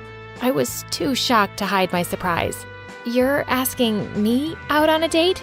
I know, it's a bit fast. I mean, I don't even know your name. I gasped. That's why he was so chill. He didn't know who I was. But sometimes you just have a feeling, you know? I knew exactly how he felt. Just as I was about to say yes, Selena showed up behind us. Lucia, Alex, you already met. I nearly passed out. He was Alex? The Alex? Why is he shirtless? Alex answered her while I mentally kicked myself repeatedly, hard. I wanted the one guy I couldn't have tonight, and he wanted me. But that didn't matter. Selena quickly texted me to go away and watch them from a distance because she was gonna ask him out. I made a lame excuse and started walking away when I felt a tap on my shoulder. It was Alex. Hey, before you go, were you gonna say yes? I panicked and blurted out, Yes, to what? Going out with me? Sorry, no. I walked away hurriedly and sat with them in my vision. I watched Selena ask him out. I felt Alex's disappointment as he said yes. I was disappointed too. Selena begged me to shadow them for 2 dates, just till he asked her to be his girlfriend. With the crazy money she was offering, I just had to do it. I could retire. On their first date, I was very careful and wore my best disguise. I was watching Alex's face over the top of my book when suddenly he looked at me, like right at me. He recognized me. I could feel his confusion and amusement. He was about to come over. I panicked and slid under the table. Nice outfit, Lucia. He walked away without waiting for a reply. I had no answers to give when Selena grilled me. I can't believe he spotted you. Ugh, look, I need you there when I ask him to be my boyfriend. So I'll just do it in a public event, like a party. Unstoppable Selena put together an event faster than I could blink. I went for my last assignment, sulking the whole way there. But then I saw Alex at the party, and he made my heart hurt. Where on earth would I find a boy like him again? Are you ready? I nodded grumpily. She took Alex aside and told him how she felt. The first thing I felt was Alex's polite but firm no. I could sense Selena's anger and disappointment as she turned around and ran away. Just then, Alex turned and walked right up to me. You're not a very good spy, but you're a very good friend. Helping Selena out like this with your powers when you clearly have a crush on me. My face was red again. So what? You have a crush on me. Yeah? But you know what I do. Why aren't you running like the other boys? Because I have nothing to hide. Plus, you're just too gorgeous to ignore. Will you go out with me? Just don't ruin my shirt. I finally said yes. It was so exciting to finally go out on dates with an amazing person. I was blissfully happy till the day I walked into Alex's prom, totally unaware of what was waiting for me inside. All the girls from my school were here. Selena was here too, and she walked up to the stage pointing at me. There she is, girls. There's the awful girl who promised to help me and then stole my boyfriend. The girls began to boo me loudly. Let this be a warning to all of you. Never, ever hire Lucia ever again. The girls began to boo even louder. I wasn't even dating Selena. She's nuts. It's okay, Alex. I could feel the hatred of literally 100 girls right now, but I really meant that. I was done helping them. My life at school went back to usual and people quickly forgot I even existed. They left me alone, but this time I wasn't lonely. I had a lot more confidence and an amazing boyfriend by my side who loved me. With Alex and my parents' support, I finished my education in psychology and began to help people as a licensed therapist. I finally started using my powers the way they were meant to be used, to save lives. I was sunbathing my Barbie dolls in our front yard when suddenly, a ball went flying from somewhere and hit me on my head. A boy from across the street walked up to me and said, "I'm sorry about that. I'm Xander." I felt like my world had stopped the moment I looked up at his handsome face. "What's your name?" I'm Quinn. Do you want to be my king?" Before he could answer, Mom dashed out of the house in panic. When she saw the scratch on my knee, she turned to Xander like a raging bull. "What did you do to my precious little daughter, you little jerk?" Xander ran back to his house looking horrified.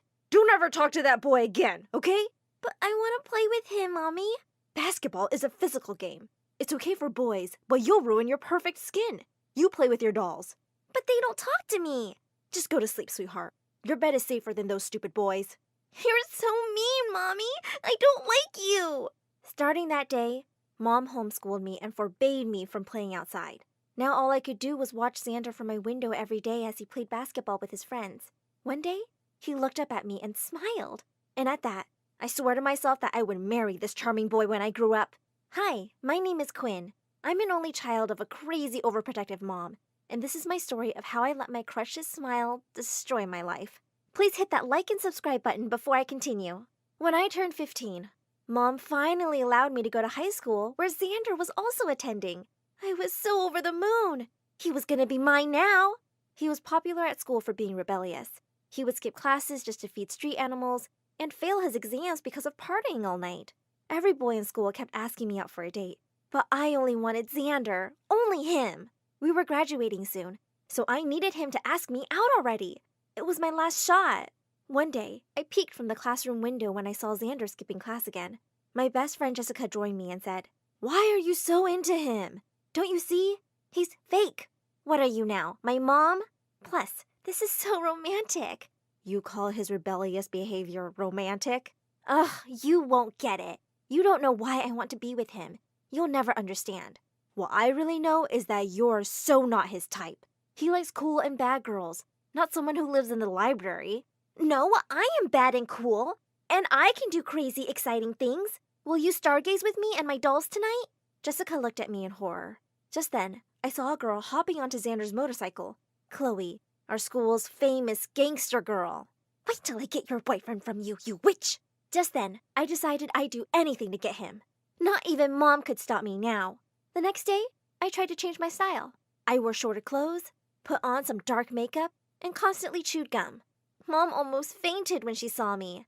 "Sweet Jesus! Why did you turn into a goat?" "Mom, why do you have to be like this?" "What do you mean?" "Overprotective and a bit crazy. It's not like someone is going to eat me up." "I have to protect you. Look at you. You're so beautiful." "So? If I wasn't beautiful enough, you would be different?" Listen. You're a smart kid and you know what I mean, okay? So I'm smart enough to understand what you mean, but not smart enough to take care of myself? I think that's it. I'll always protect you, and you can't do anything to stop me. We'll see about that. And with that, I left. Everyone at school looked so confused. "Oh my God, who are you?" "I look cool, right? Maybe I need to get my nose pierced too. And oh, maybe a tattoo." "You don't need to try that hard. Just try to be less perfect, you know?" Just then, Xander passed by and winked at me. "Great looking, Quinn." Oh my God, it was working! My popularity increased when I finally joined Xander in his group. Thank God for Jessica. She was always covering up for me in front of Mom. But the principal called Mom and told her about my failing grades. "How did you go from a genius to an idiot?" "Mom, all this smartness doesn't make me happy. I want to feel loved." "What is this nonsense?" "Mom, don't you want to see me happy?" "Yeah, of course. But I also want to see you perfect." "Perfect? I'm just a kid after all." "No, you're my kid. And my kids are unique. Do you hear me?" "Mom, don't you think it's time for me to have a boyfriend? That will make me perfect. A perfect girl with a perfect guy, don't you think?" "What? A boyfriend? But I told you before. You're smart and beautiful and don't need a boyfriend. Boyfriends are for bad girls." "Well, maybe I just want to be a bad girl. Didn't you think about that before?" "Oh my God, what's happening here?" "Nothing, Mom. It's me being a girl for the first time in my life." I left her speechless and went to my room. Hanging out a lot with Xander and his friends made me a bit distant from Jessica, and she was upset about it. But I couldn't do anything about it. I had to be with Xander. I needed to get him. One night, I took Jessica with me to a party. I wore my prettiest dress, hoping that Xander would finally ask me out. But he was all over Chloe. And worse, Jessica and I were the only ones fully clothed. Jessica was furious. "Why didn't you tell me that it's a pool party?" I had to get Xander's attention and climbed up at the top of the giant slide. I raised both of my arms and screamed, "I'm a bad girl! Woohoo!" Then I jumped. I pretended I was drowning to get Xander's attention. He jumped in and saved me, and God, it felt amazing. One night, I decided to surprise him with his favorite pizza. From his bedroom window, I noticed his bed arranged romantically with scented candles. Did he prepare it for me? I sneaked in through the window and immediately hid in his closet, to see him walk in with another girl. Who was she? Another witch? To my surprise, they started making out. Oh, what a future husband stealer! I was so mad I barged out of the closet to pull her hair, but I tripped over something, knocking a candle over, which caused a little fire in the room. The girl immediately called 911 as we all panicked. Moments later, a fire truck, a furious mom, Xander's parents, and neighbors all gathered. And I had never been more embarrassed in my whole life. The night was a disaster, all for pizza. The night after that, Xander sneaked in through my window too. "Do you want to go on an adventure with me?" Was that even a question? But I suddenly remembered something. Why don't you ask your girlfriend? Oh, you mean my ex? I immediately threw on my hooded jacket and hopped on his motorcycle with him. It was a dream come true. Minutes later, we arrived at the principal's mansion. I followed him as we climbed up the gate and we tiptoed to the back where there was a huge pool. To my surprise, he pulled me into the pool with him. Let's have a little fun before teaching that moron a lesson for trying to fail me. Xander swam closer and closer to me while staring right at my lips. My heart was about to burst out of my chest. Before our lips could finally touch, the lights inside switched on. Panicking, we jumped out of the pool and he started pouring red dye into it. We were both laughing our butts off as we fled the scene on his bike. Suddenly, a taxi blocked our way and to my surprise, Mom came out of it. You're seriously choosing that boy over me? Mom, were you stalking us? Oh my God, you're crazy! No, you're crazier for destroying your life with that boy. I've investigated him and he's totally bad news. I'm your daughter, but you don't own me. Now get out of our way. No, you have to come home with me. She started dragging me away from Xander, but I pushed her away. And with that, I told Xander to drive, not minding my psycho mom's protests behind us. That was so cool, Quinn. After ordering pizza, Xander took me to his favorite spot in the city where a very expensive sports car was parked. Is that yours? Yup, that's my bad boy. Do you like it? Yes, I love it. We sat on the hood of his car and looked down at the buzzing city while eating pizza. Call me crazy, but this was what I'd always imagined our first date was going to be like. I still felt like I was dreaming. It was really nice to see this fun side of you, Quinn. My heart started beating so fast the moment he held my hand. Jessica had been calling me again and again, disturbing us. She was so annoying. Look, I've been meaning to tell you this since we were freshmen, but now I finally have the guts. Oh my God, would he finally ask me to be his girlfriend? Quinn, His speech was cut off when I heard the loud blaring of police sirens coming closer. Hop on the bike, quick! I was so confused. What's happening, Xander? I held onto him tight as we immediately started driving away like a criminal straight out of a movie. But the police were faster. It ended with him getting arrested in front of me. Jessica sent me a message saying that Mom needed me. But Xander needed me more at the moment. Xander, why are they arresting you? What did you do? I'm so sorry you had to see this, Quinn. But what is it that you were going to say to me earlier? Oh, just tell Jessica that I have been crushing on her since forever, but she has been a total snob. He wanted to tell me more about it, but the officer had already shoved him in the car. So, he liked Jessica all this time? My best friend? At that moment, I felt like the universe had slapped me out of my fantasy. I couldn't believe how stupid I'd been to believe he was my soulmate. Jessica called again, and this time I was so furious that I finally answered her. What do you want, Jessica? Why aren't you answering my calls?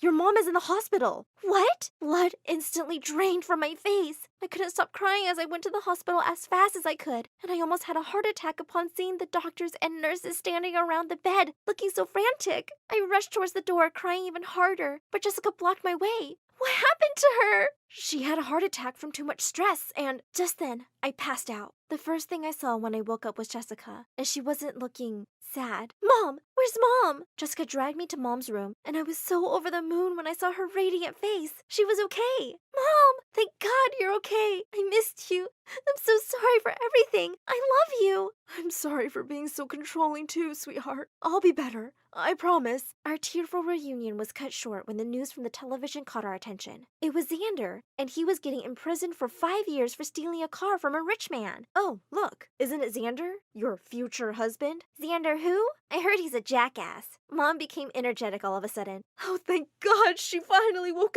up. I just hugged them both as I giggled in happiness.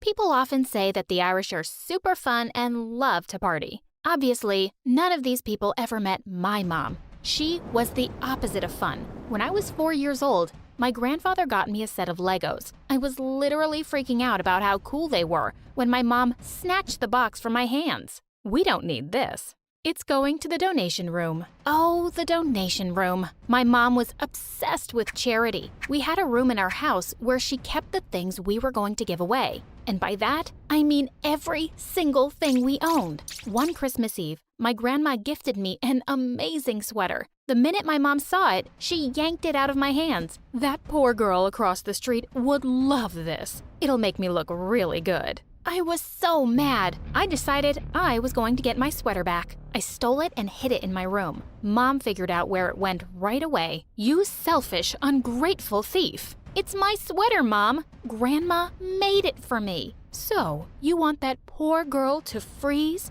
Is that it? Of course not. Good people choose others' happiness over their own, always. Mom doubled down on our charity. When I even thought of bending the rules, she'd get furious and call me cruel names. I wanted her to love me, so I decided to just get into the spirit. I learned to find joy in other people's happiness, especially when I made it happen. I started giving away my lunches, my jackets, and even my textbooks in school. My goodness meant that I was loved by everyone, so I didn't hate it so much. The trouble started when I got my first boyfriend. After weeks of flirting in class, Nick and I started dating. A month into my relationship, my friend decided to drop a little surprise on me. OMG, Mabel, I have a crush on Nick. My Nick? She grabbed me and started crying on my shoulder, snotting all over me. He's perfect for me. And you're always like so generous. Help me? I put on my good person avatar right away. Of course you can have him, girl. I'll break up with him for you. OMG, Mabel, you're like the greatest. I politely ended things with Nick and told my friend to go for it. I'd get over the breakup. I chose someone else over me, and that's what mattered, right? Wrong. And I wasn't going to realize it until after I did some truly crazy favors. One day, Maya, the most popular girl in school, randomly sat with me at lunch. It was always super weird to see her because our faces were almost exactly the same, except she was rich and had makeup and epic clothes, so it confused no one. You're the girl who does stuff for people, right? I guess. I need your help. I want you to be me and break up with my boyfriend. What? Maya explained to me how she needs to dump him but doesn't actually want to do it. With a little bit of work, you could totally pass for me. I don't know. Please, Mabel, you have to help me. She'd said the magic words. Next thing I knew, I was in a wig, 4-inch heels, a skin-tight dress, and voila, I was ready to dump her man. When I saw him at the restaurant, my jaw literally fell. Who'd be crazy enough to dump him? I sat down at the table, feeling totally nervous. You're sweating. Did you run here? No, I took a shower and forgot to dry. He laughed so suddenly, he snorted his water out of his nose. He looked at me in total shock. You're not Maya. What? Maya couldn't make a joke like that if someone paid her. Who are you? Oh no, I was busted. I did the only thing I could think of. I ran as fast as Maya's heels could take me. I told her what happened at school. That guy was really smart. We should have prepared more. Ha! You could never trick me. I turned around and gasped. He was here. How? I'm Evan, and I'll be joining your school. Oh my God. I was so embarrassed I ran again. I tried to avoid Evan in school for weeks. I wanted to act like this had never happened. He kept trying to talk to me any chance he got. Just tell me why you helped her. She didn't even pay you. I did it to just help. He laughed at me. No way. That can't be the reason. It is. You can't be real. I'm real. Really awesome. He laughed even harder, and then he asked me out. I was so surprised I almost fell off my chair. Why? You're beautiful, hilarious, and a good person. Seems like it'd be a great date. He was totally right. I had so much fun dating him. Evan was gorgeous, witty, and best of all, he treated me like a princess. He literally made me accept gifts and hide them from my mom. That's how I got my first Lego set. Finally, I did my best to keep him a total secret from Mom. I even made up a dance class to cover my dates. Once again, I underestimated Mom's snooping skills. One night, Evan was dropping me home from a late-night date. To my horror, Mom was not up in bed as I'd thought. She was waiting for me on the front lawn. Oh no! I got out of the car, and that's when I saw the items near my mom's feet. My Lego set, my new camera, 3 years of gifts and clothes I'd been hiding.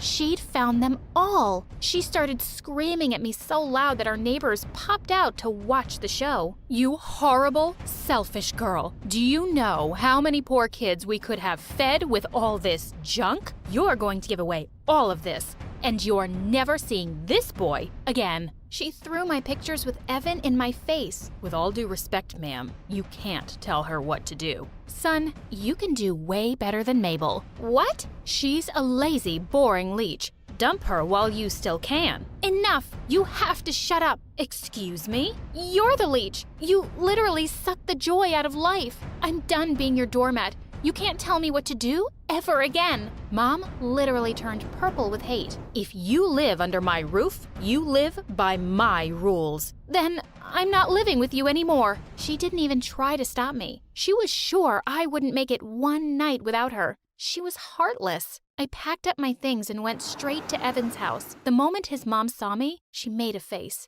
Evan, this girl looks homeless. We can't have her in our house. Mom, she's my girlfriend. OMG, look at her clothes, son. What if the neighbors see her with us? He begged her to let me stay with them, but his mom didn't budge. She can sleep in the pool house for one night. One night? What was I gonna do tomorrow? I was worried out of my mind in school the next day when Maya walked up to me. She'd become a famous model in the last 3 years. Every teenage girl knew her face now. Mabel, I need an urgent favor. I need you to be me for the school counselor. Suddenly, I got an idea. I told Maya I'd do all the favors she needed if I could stay with her. She agreed right away and hired me as her full-time body double. I moved into her enormous mansion, and for the first time in my life, I had so much stuff. I had my own bed, my own nightstand, a wheelie chair, and the best part, my mom couldn't steal my things anymore. I started my job as Maya's copy, and I was great.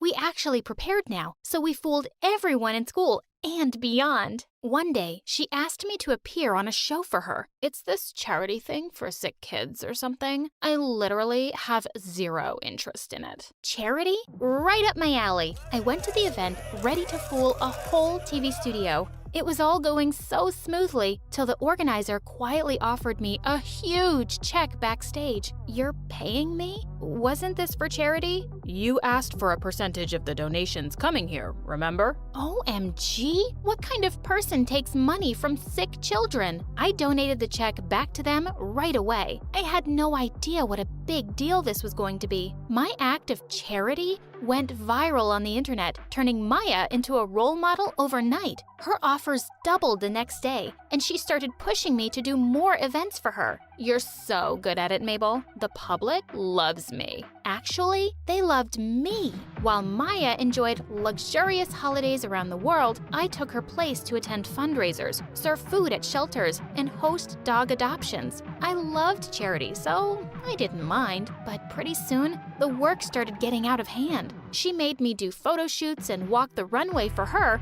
while she danced around Italy with her flame of the month. She was basically making me do her job. When I asked her to start paying me, she laughed in my face. I should pay you for getting to live my epic life, for staying in my house, rent-free? Oh God, what had I gotten myself into? Maya had no boundaries. She once sent me to have dinner with a client, and only when I got there did I realize there was no client at all. She'd sent me on a date. What am I supposed to do here? Have a fun date. Give Michael a few kisses for the camera. Our fans totally ship us. Maya, do your own dating. I don't have time. I already have like 4 other dates this week. OMG, my personal life is off limits to you. Off limits? I own you, Mabel. If you don't follow orders, I'll throw you out on the street. She was driving me mad, but I needed a roof. I decided to just get the date over with. I was so uncomfortable the whole time, especially with the paparazzi literally buzzing around us. The flashes of the cameras never stopped. You're so hot and generous and perfect. Give me a kiss. He leaned forward and I jumped up, spilling water all over us. Oh no, I have to change at home. I turned to run and he held me back. He pulled me close and asked me for one kiss, just for the fans. He pressed his lips against mine and I wanted to puke. Before I could push him away, Evan showed up. Oh my God, you're cheating? Evan, no, it's not what it looks like. I saw you kissing. You're such a liar. Michael just had to act all macho in front of the cameras. He literally shoved Evan away from me. She's my date. Back off, dude. You back off. She's my girlfriend. Before I knew it, they were fighting. The cameras just went wild. They were eating up the drama. I tried to push the boys apart and accidentally sent Michael flying right into our food. You idiots. You ruined my outfit. We hurried out of there and the cameras literally chased us. Evan, you have to give me a chance to explain. I can't even look at you right now. We're done. He ran away before hundreds of people surrounded me with their cameras, clicking close-up photos of my tears. My world was in ruins. I reached home and found Maya in the best mood of her life. OMG, that drama was perfect. My fans are going nuts for me.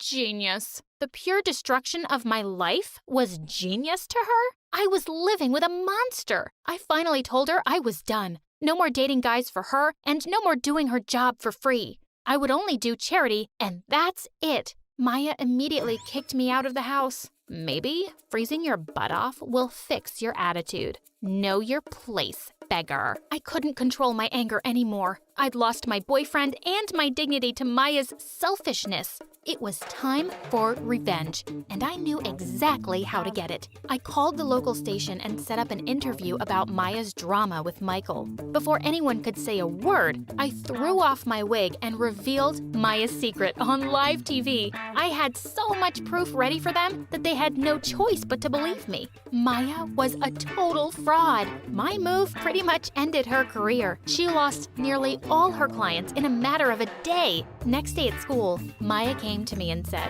"I hate you so much. Have fun being homeless forever." Actually, all your clients want to hire me now, so I'm good. I apologized to Evan for hurting him and tried to explain my actions to him. When he realized what kind of pressure I was under, he forgave me right away. I'm so happy you're away from that witch. I don't care what my parents say. I'm sneaking you into my room. You can stay there. I love you, Evan. I love you more, Mabel. I lived with Evan till I received my first paycheck ever. It made me so happy and proud of myself. I could finally rent a place of my own. This was the first time I experienced complete freedom. I worked super hard to survive and made sure I got into an awesome college. I knew now that the best person to rely on for my future was me. Hey there! My story is a little different from the stories you might have seen on MSA. Wanna know why?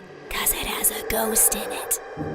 I'm Beatrix, and unlike other kids who are born crying, I was born smiling. Yep, and that sort of freaked out my mom and the doctors. Come on, little angel, it's time to cry. But instead, I cooed and laughed.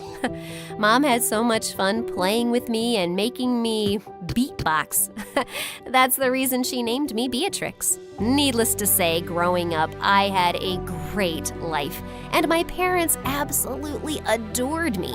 They made me feel like I was the center of their universe, especially Dad. We were like two birds of a feather. He was an amazing singer and owned a studio. He often took me there, and I was always in awe of the place. Daddy, can I be a singer too when I grow up? You already are, kiddo. In fact, you're so good, you even make crying sound like a melody.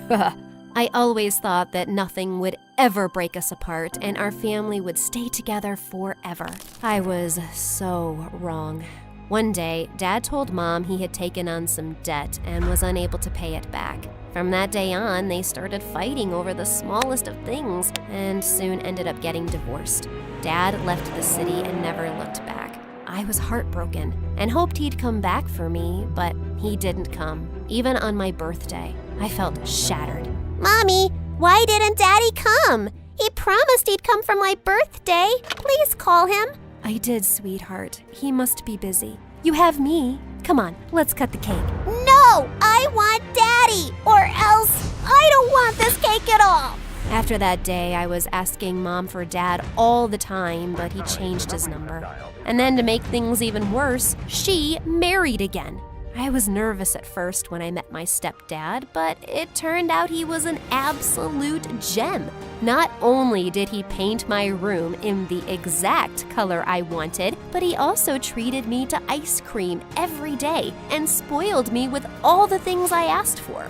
Every night when Mom used to tuck me in bed and sing me a lullaby, he'd come too. Life was finally good again.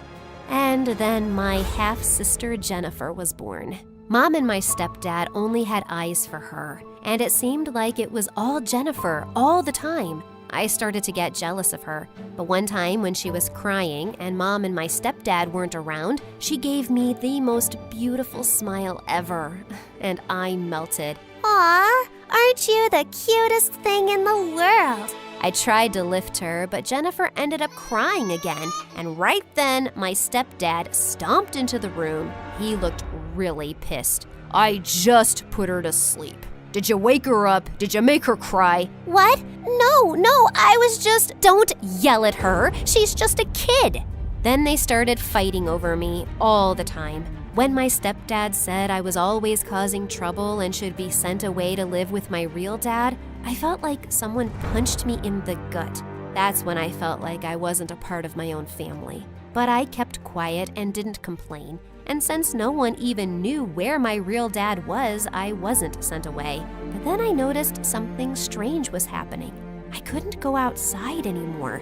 Mom even had to homeschool me for a month. Thankfully, I grew out of it eventually with Mom's help. And as Jennifer grew up, she loved being around me. We were pretty close, even though she was competitive and wanted Mom's attention all the time. Like, when I'd come home from school and run to hug Mom, she'd jump in and hug her first, then talk to her and keep her busy until I gave up and would go to my room.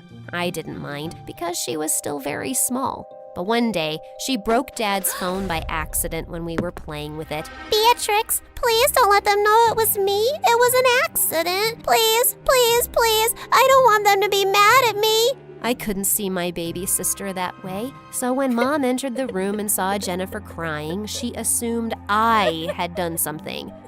Mom, we were playing, and I accidentally broke Dad's phone. Why can't you be more careful, Beatrix? Why are you two in his office anyway? Don't you know how angry? At that exact moment, Dad rushed in and turned as red as a fire truck. He began yelling at me and Mom. Look at what your daughter did! I told you she's only trouble! Your daughter? Oh, wow, that hurt. After that fight, I began distancing and avoiding my stepdad every time I saw him. Since at home I had so many problems, school was a relief. There I was part of the music club, and singing always felt like a joy. One time when I was in 12th grade, I was performing in a school play, and the lead had to sing a lullaby but forgot the words. I didn't know them either, but I jumped up and sang the same lullaby Mom used to sing me when I was little. When I was done, there was silence. Oh, shoot, I must have sounded bad. But then, all of a sudden, there was a thunder of applause, and I was stunned. Oh my God, Beatrix, you sounded so amazing! Oh, stop, you're just being nice. Wait, who are you? I'm an ad producer, and I'd like to work with you. But before I could even finish my sentence, the man handed me his card. I called him a couple of days later, and then I found out he wanted me to sing a jingle for a Christmas ad. It was so much fun. When I got paid, I went to Mom and told her I wanted to take her out for dinner, but she seemed so occupied. That's very nice, honey, but I have to go out with your sister tonight. She got 15th position in her class in the exams. Oh, wonderful. Okay, I'll come too. Well, you know how she is. She said it's a mom-daughter thing only. We'll go out some other time. I hope that's all right. Sure. It was pretty clear that Jennifer was more important to her than me. Mom never made the time to go out with me, even as I finished high school and moved out to my own apartment.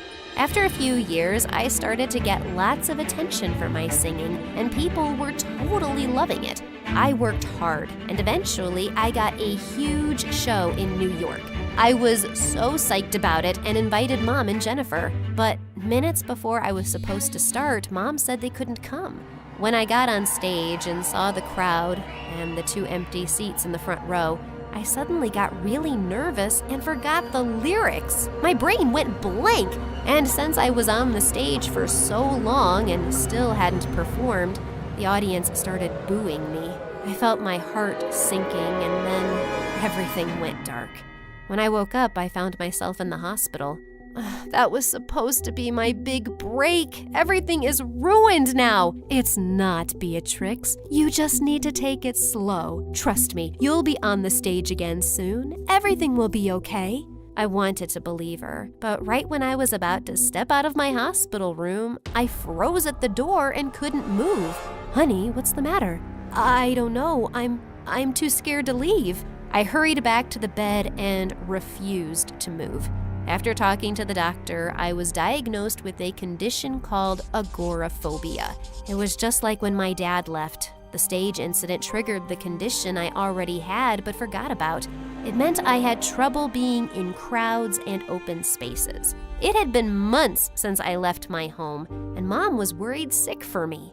She suggested I move into the house next to hers. It had been empty for years because the owners had left town. I was fine with it, as long as it was kept locked and I could stay inside. Mom and Jennifer were the only ones allowed in. My stepdad never visited. Jennifer was incredibly understanding, and we grew even closer.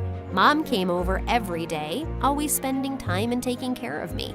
One day, after she left and I was alone, I heard the sound of a door creaking open. I got up to check all the doors in the house and found the back door completely open. That was weird. I remember locking it. Soon after that, weird things started happening. Like, once I noticed the stove was on, even after I was sure I had turned it off. And then my shoes went missing. What was happening? Was I going crazy on top of everything else? I told Jennifer, and she thought the unthinkable. Maybe my house was haunted. I didn't want to believe it, but I couldn't explain it. One day, Jennifer brought over a Ouija board. Why did you bring this? Well, if there is some ghost here, we need to communicate with it and ask what it wants so we can go away. I wasn't too sold on the idea, but I thought I might as well try. Yeah, just like those stupid kids in horror movies. In just a few minutes, it turned out to be a very bad idea. I thought Jennifer was moving the pointer, but she swore it wasn't her. And it definitely wasn't me. It spelled out, "Get out." Huh. Awesome! I was even more scared now, and I couldn't move or even leave the house. I was stuck.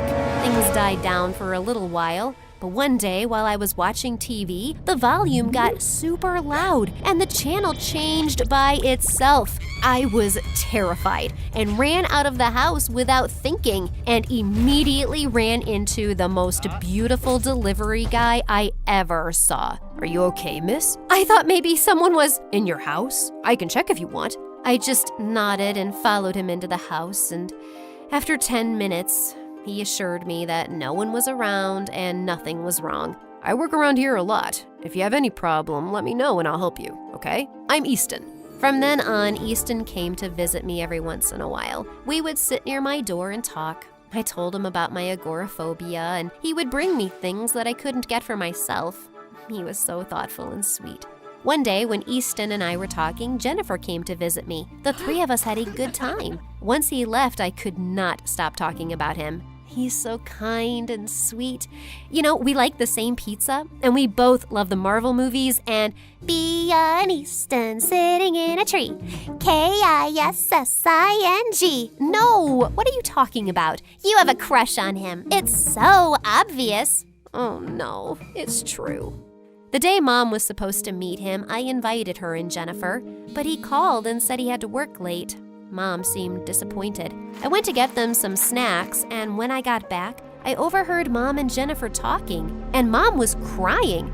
I don't know how I can help her. I've never seen her this happy. But Mom, you should know about it. That Easton does not exist. She's maybe hallucinating, going crazy.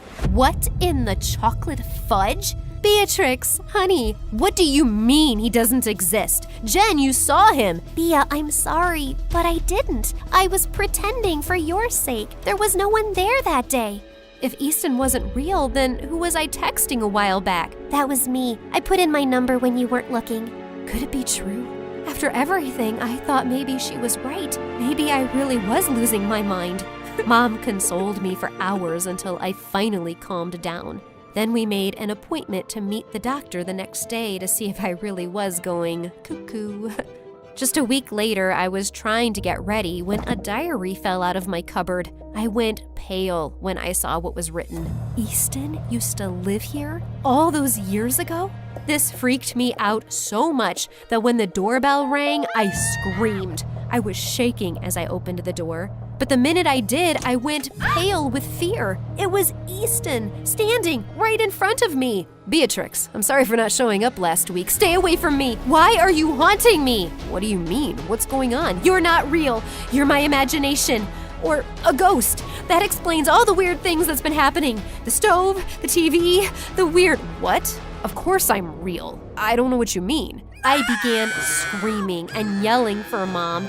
And pretty soon she rushed to me with Jennifer and stepdad following behind her. The minute they saw my frantic state, they went pale, especially Jennifer. Mom, I can see Easton, and I'm scared. I think he's a ghost. Honey, I can see him too. Of course you can. I'm a real human. What's going on here? I don't understand. Jennifer, we met too. What's going on? We all turned towards Jennifer, and as if on cue, she began crying and wailing. It was all about Beatrix. She's my mom, too. Ever since she got that condition, she's been with you, not me. I've done things to try to make her angry at you and happy with me, but it never works. Jennifer, how could you do this to your sister? You made her think her house was haunted? It ain't my fault she's so dumb, believing there was some ghost. Stupid Beatrix. How dare you do all of this? All I've been is nice to you. And you're so ungrateful. But Mom, Dad, I did this all because I love you and want you to myself. Enough. I can't believe you could stoop down to this level, Jennifer. You're the one who has a problem. And this is all my fault. I'm sorry, Beatrix. If I had never behaved that way towards you as a child, Jennifer wouldn't have grown up hating you this way. Easton just stood there, shocked at the entire situation. After talking to him later, we continued to stay friends. Mom and Dad helped me get through my agoraphobia and get better. Jennifer was sent away for therapy and treatment. With my parents' support, I was able to turn my focus back to music. It took a lot of hard work and dedication, but eventually I was able to start performing again. Mom, stepdad, and Easton were all there in the front row when I went on stage again. And when the show was over, Jennifer surprised me with flowers. She was finally better. I'm sorry for everything. You were always a great sister. I was selfish. No more ghost stuff? Never. Good. Let's go to my not haunted house and celebrate.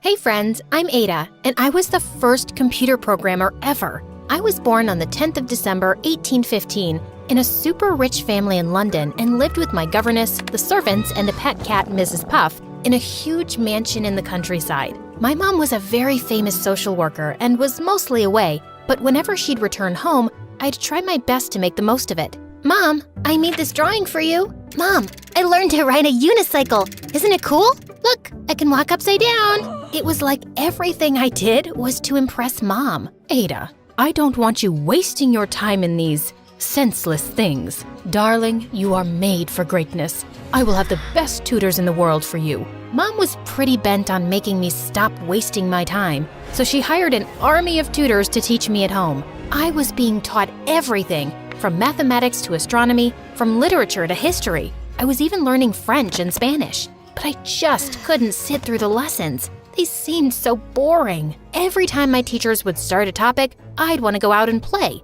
which I wasn't allowed to do because Mom had set all these rules for me to follow, a proper timetable, and even a meal plan. But then I found a way to make it work. I promised my teachers that I'd study if they gave me multiple breaks throughout the day, and they agreed. After every lesson, I'd go out and enjoy the weather, and it made learning fun for me. With the best teachers in all of England, I started to finally like studying, and my curiosity about things just kept growing. I'd lay my eyes on something and wanted to know how it worked. Why does the wind blow? If the earth is spinning, why don't we spin with it? Why aren't we dizzy? Where does the rain come from, and why is the rainbow always an arc? Why is it not a circle? One time, I wrote a poem about rainbows and read it to my mom. I thought I did a pretty good job, but Mom looked royally pissed. Ada, what is all this? Poetry?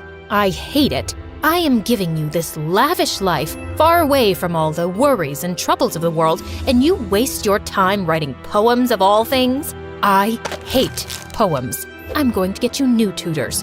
Looks like you have too much time to waste. Saying that, she went to her room where I was never allowed to enter because she always kept it locked. Mom thought I was some dumb kid who couldn't pick a lock and enter her room. As a matter of fact, I had known what she was hiding in that room right from the start. My dad. Actually, pictures of my dad. I had heard the servants often talk about him. My dad was a very famous poet. He was basically the first celebrity of England. He was sort of like a rock star of his time and had a massive fan following. People from far away would come to listen to his poetry, and that didn't sit well with my mom. My mom hated his work, and they'd argue so much that when I was just 2 months old, he moved away and never looked back. Mom didn't want me to be like him, and that was the reason she wanted me to always be super busy with studies. But Mom forgot I was my own person. Yeah, I had started to love science and mathematics, but I also loved something else that I don't think my mom ever experienced: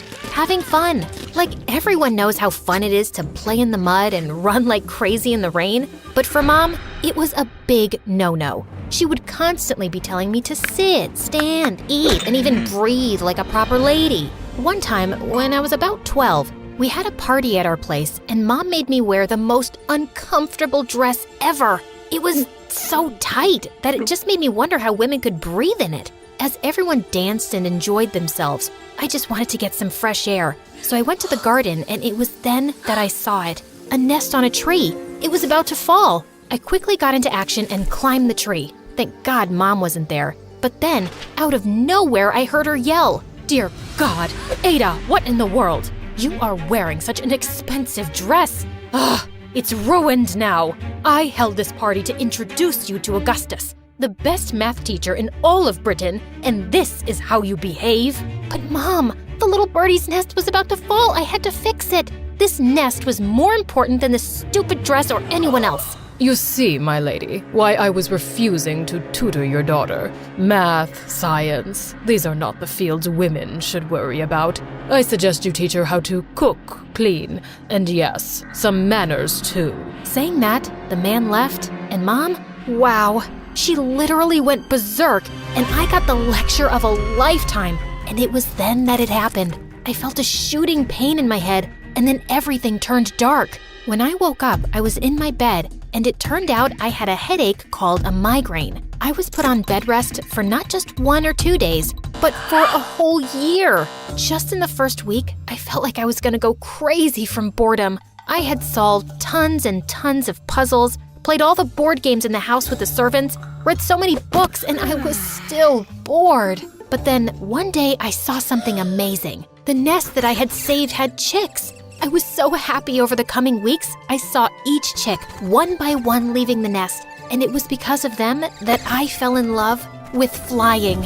I poured my heart into researching how to fly and called the subject flyology. I gathered supplies and even built wings. I so wanted to try them on and see if I could fly. But Mom, she thought it was a waste of time thinking about a machine that could never be made. In reality, if Mom could only see the world now.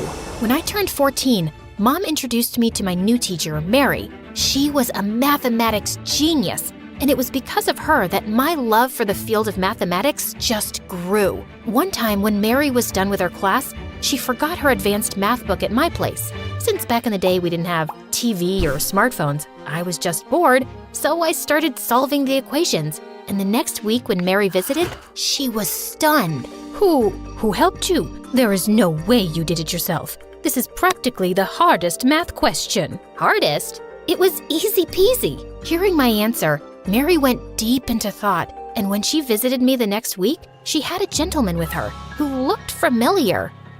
It was Augustus, the man who thought women couldn't do math, and now he wanted to be my teacher? But I didn't. I was about to tell him to leave, but couldn't because Mom was going all gaga over him. She really wanted him to be my tutor. So in the end, I agreed, but I made sure to push his buttons every now and then. So, I have a question. It's a math question, very hard. You asked one silly question just 5 minutes ago. Fine, ask away. Why can't a nose be 12 inches long? What kind of question is this? Because then it would be a foot. But it was funny.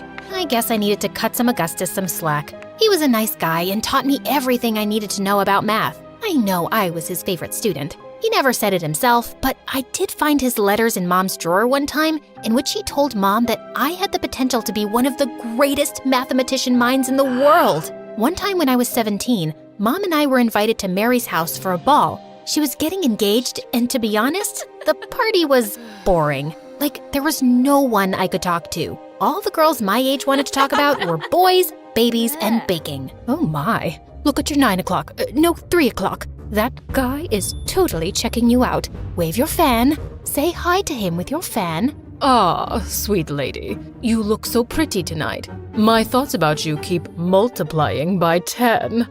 I hear you love numbers. So, how about we dance? Cringe. I need something to eat. I feel like I'll faint if I don't eat something fast.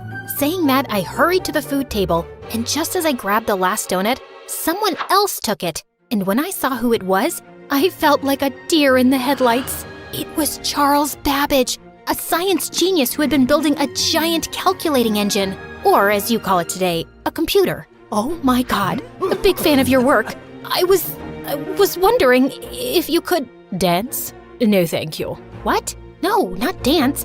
I wanted to see your machine. I've heard so much about it. I want to work with you. Work? With me? That's cute. Please excuse me. What huh? Well, I was determined to see his invention, and when I told Mom, she pulled some strings, and Charles had to finally invite me to a showing of his machine, which was still not complete. The moment I laid my eyes on it, I was in absolute awe.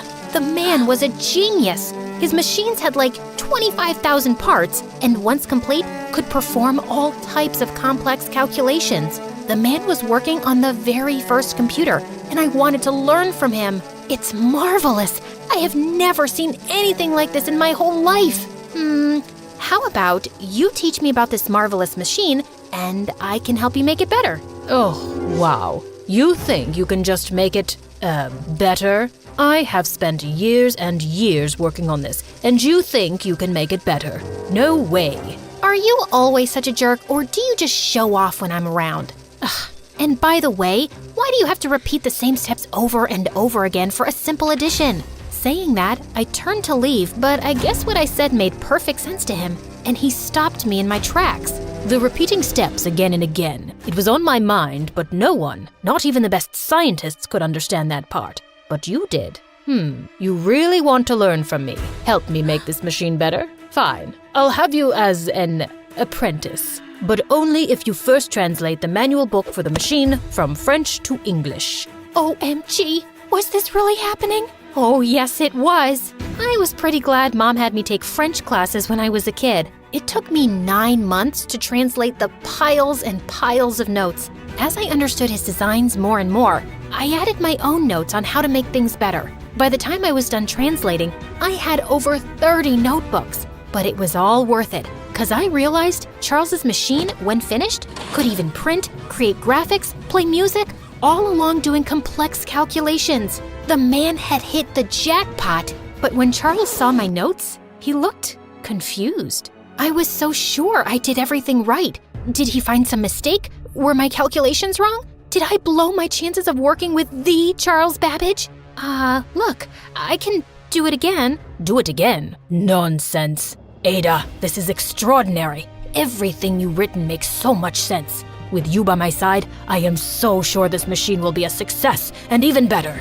Charles was so happy with my work that he started calling me the magician of numbers. He even got my notes printed and distributed to all the mathematicians and scientists in England. It was incredible. Just like Charles, I didn't go to school, college, or university, and here I was, standing shoulder to shoulder with the greatest minds of all time. After that, there was no stopping me. I officially started working with Charles, and he not only became my mentor, but also my best friend. Soon, we decided to make a new machine called the Analytical Engine. While working with Charles, I developed the first algorithm ever. It could calculate advanced algebra equations. Together with my algorithm and Charles's machine, we were creating the world's first mechanical computer. A few years later, I got married and had 3 children, but I still worked with Charles, even from home. Every day I'd write letters to him since he lived nearby. We were exchanging letters like 6 times a day. It was totally like texting. One day I was home with my kids when I got the worst news ever.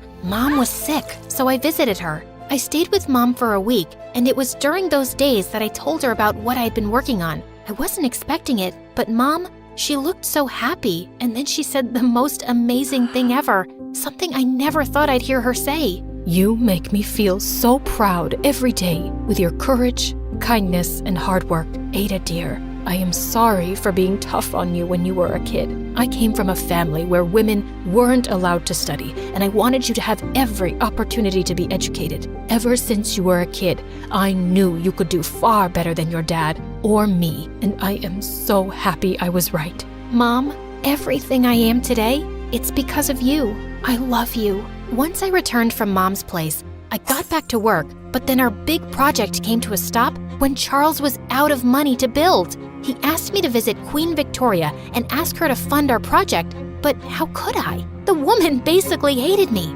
Yeah, I had beef with the Queen after I stepped on her gown at a party and didn't recognize her. Oh God, this was gonna be so hard, but I had to do it. For Charles. I went to see the Queen and explained everything to her. I wasn't expecting it, but she agreed to help me. I was ecstatic, and when I broke the news to Charles, he was thrilled. Oh my God, thank you so much. Ada, how can I ever repay the favor? How about you make me the CEO of Babbage's machine?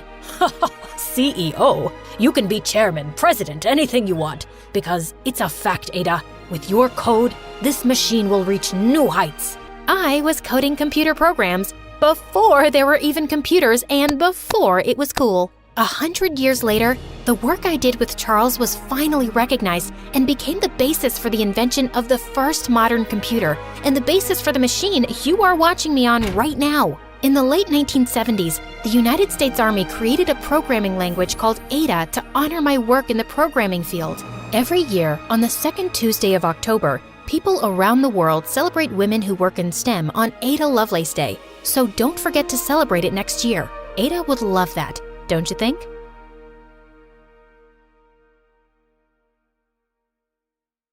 Hi, I'm Alexa from Chicago. Please like and subscribe. I think I decided when I was born that I liked my mom way more than my dad. She and I were always super close. Mom owned a lovely bookshop in the neighborhood that had been in the family for generations. And ever since I was a little kid, it was my favorite place to be. But my twin sister Bailey was always closer to Dad, and I didn't know why. If there was a prize for the messiest, most irresponsible man on the planet, he'd surely win. And I was allergic to mess. Daddy, you left your muddy boots over my white shoes again! Are you saying something, honey? I can't hear you. Maybe you would if you stopped playing the video game. Shut up, you're so annoying. Can't you let us have some fun, you robot? I threw my shoe at Bailey when she said that, but I couldn't do the same to Dad, 'cause he was my dad. He just worked some odd part-time jobs, and the rest he spent at home playing video games and being messy. But once when I was in first grade, he really went too far. He took Bailey and me to the park, and while we were on the swings, he went off to play football with some boys. Bailey and I didn't realize how much time had gone by till it started getting dark. We looked around for Dad, but we couldn't find him anywhere.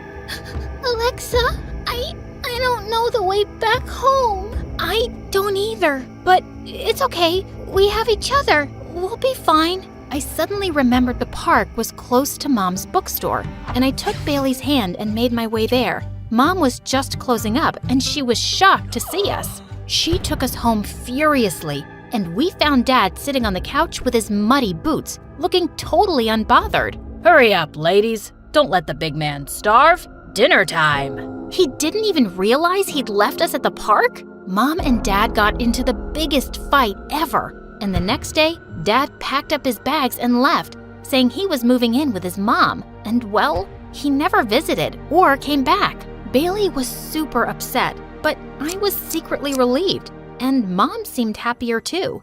Good riddance. Men were the worst. Growing up, I even avoided talking to boys my age. I was certain they were just all messy and careless, like Dad. Like once in 5th grade, the teacher made a boy sit next to me for a class activity, and he was a complete chatterbox. Worse, he messed up the order of all my markers. Dude, can't you see that the pink cap doesn't go with the green marker? Ma'am, where can I find a no boys class?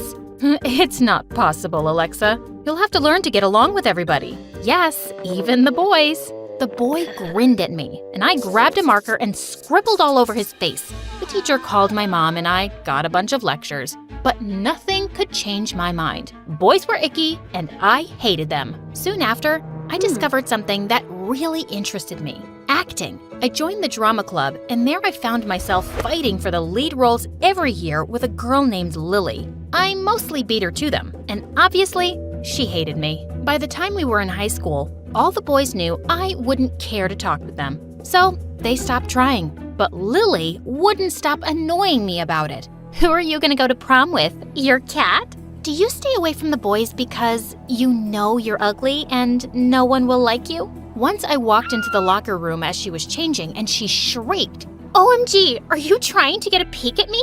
I know you're into girls, but don't even think about me." Yikes, no.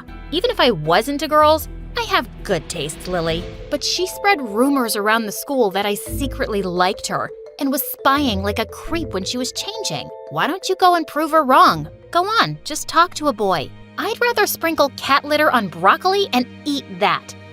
Yuck, you're a savage and so weird. Yeah, Bailey was nothing like me. She was really popular with the guys, and she was always dating one. And I was always afraid she'd end up choosing someone exactly like Dad. Once she was getting ready to go out with a boy I knew was a jerk, but she wouldn't listen to me, so I had to do something myself. That evening, I opened the door when he knocked. "So, you're Mark?" "No, wait. She said he's hot. Are you Shane?" No. He comes on a motorbike every time." "You must be the rich donkey she was talking about." "What? She said that? And who are all these guys?" "I don't know. Maybe you should ask Peter. He and Bailey have been really close lately." He got pissed and left. And when Bailey found out, she was furious. "Now you're spoiling my chances too? Okay, what's up with you and boys? Don't you find them cute and fun? I find them useless and annoying. And I don't know why you're dying to be with one. You're too young anyway. Just stay away from them." But she'd never do that. One evening, I realized that I'd left some important notes in my locker, and I had to go back to school to get them. Just then, I heard a beautiful voice from the boys' locker room. I took a peek through the door and saw someone singing along with his guitar. It was Ryan, the quiet millionaire who joined school a week ago and had all the girls drooling. I stood there quietly and continued to listen until he stopped and looked right at me. So, do you like it? Oh God, he saw me! It didn't make my ears bleed, so I guess it was all right. You're the famous man-hater, aren't you? I'm flattered to have you as a fan, but I'll have to give you my autograph another time. I don't have a pen right now. Oh, that's too bad. I want to cry, but I left my hanky at home. I'd offer you mine, but it's full of boogers. Anyway, what are you doing here so late? I got bored and decided to find my Prince Charming here at school. And you? Same reason. I was waiting for someone as pretty as you to secretly listen to me as I sing. So, is this the part where we fall in love and start dating? No. I think we should get married right away and have kids. Suddenly, I noticed his boots. They were covered with mud. You know, there's a reason I stay away from boys, and I'm certain you're no different. With that, I walked away. This Ryan seemed really full of himself. And to my dismay, I found out a few days later that he was being paired with me as the lead in the school play, but he seemed more disappointed than me. Ma'am, can't we choose someone else to play the heroine's part? What's your problem? Why are you trying to get me out of the play? Because I don't want to play the part with a girl who's allergic to boys. We'll have no chemistry. I don't have to like you to be good at acting. I can fake chemistry. There's a kissing scene. You sure you're up for it? Yeah, I'm a professional, and we don't need to practice it. We can just do it on the day of the play. Fine by me. I'm an expert anyway. We started rehearsing soon with Lily as my understudy, but her main role seemed to be flirting with Ryan, and he was just as annoying as any boy I'd ever met. He was late for rehearsals, he was always eating on set and making a mess, and he had to take 100 breaks. But I had to admit, he was a good actor and was perfect for the part. A few days later, we were doing a dress rehearsal, and soon after wearing my costume, my back really started to itch. I somehow made it through my part and then rushed to the dressing room. I looked at my back in the mirror, at the huge, ugly burn mark I'd had since I'd been in an accident when I was 8 years old. The costume's material had really irritated my scar, and it was all red and itchy. I took a picture in the mirror to send to my skin doctor, and then quickly changed into my clothes. But as I picked up my phone again, I realized that I'd sent the picture to frickin' Ryan. Oh my God! Feeling panicked, I texted him that I sent the picture by mistake, but he never replied. I just slipped out and headed home, feeling really worried. I was certain that jerk would show it to everyone, especially Lily. But the next day when I went to school, no one was looking at me weirdly or talking about me. No one brought it up at all. Later, I spotted Ryan by himself in the hallway, and I walked over to him. Hey, listen, thank you for not sharing that picture with anyone. I know I'm an ugly freak. What picture? The one I sent you yesterday? I'm pretty sure you didn't. See our chat? No picture here. He looked up at me and smiled, and I found myself smiling back. Wow, that's the first time I've seen you smiling. I don't think you should do that. It's not a great look on you. I just rolled my eyes and walked away. Okay, he wasn't a jerk, but he was still annoying. But it was nice of him to pretend he didn't receive the picture to not embarrass me. When the day of the play finally came, I was super excited. Our performances were going really smoothly. Well, until the kissing scene. What are you doing? You're supposed to kiss me now. Yeah, I know that. I'm just getting ready. It's just a kiss. Kiss me, Alexa. Fine. I put my hands on his face, and my heart was racing. As our lips touched, I felt something I'd never felt before. And I was kinda disappointed when he pulled away and started saying his next dialogue. Back at home, Bailey couldn't stop teasing me about the kiss and our chemistry on stage, which I completely denied and slammed the door in her face. But I couldn't stop thinking about the kiss all night. Was I catching feelings for Ryan? But the next morning, I forgot all about it when I went down for breakfast and found Mom crying. Mom, what's wrong? What happened?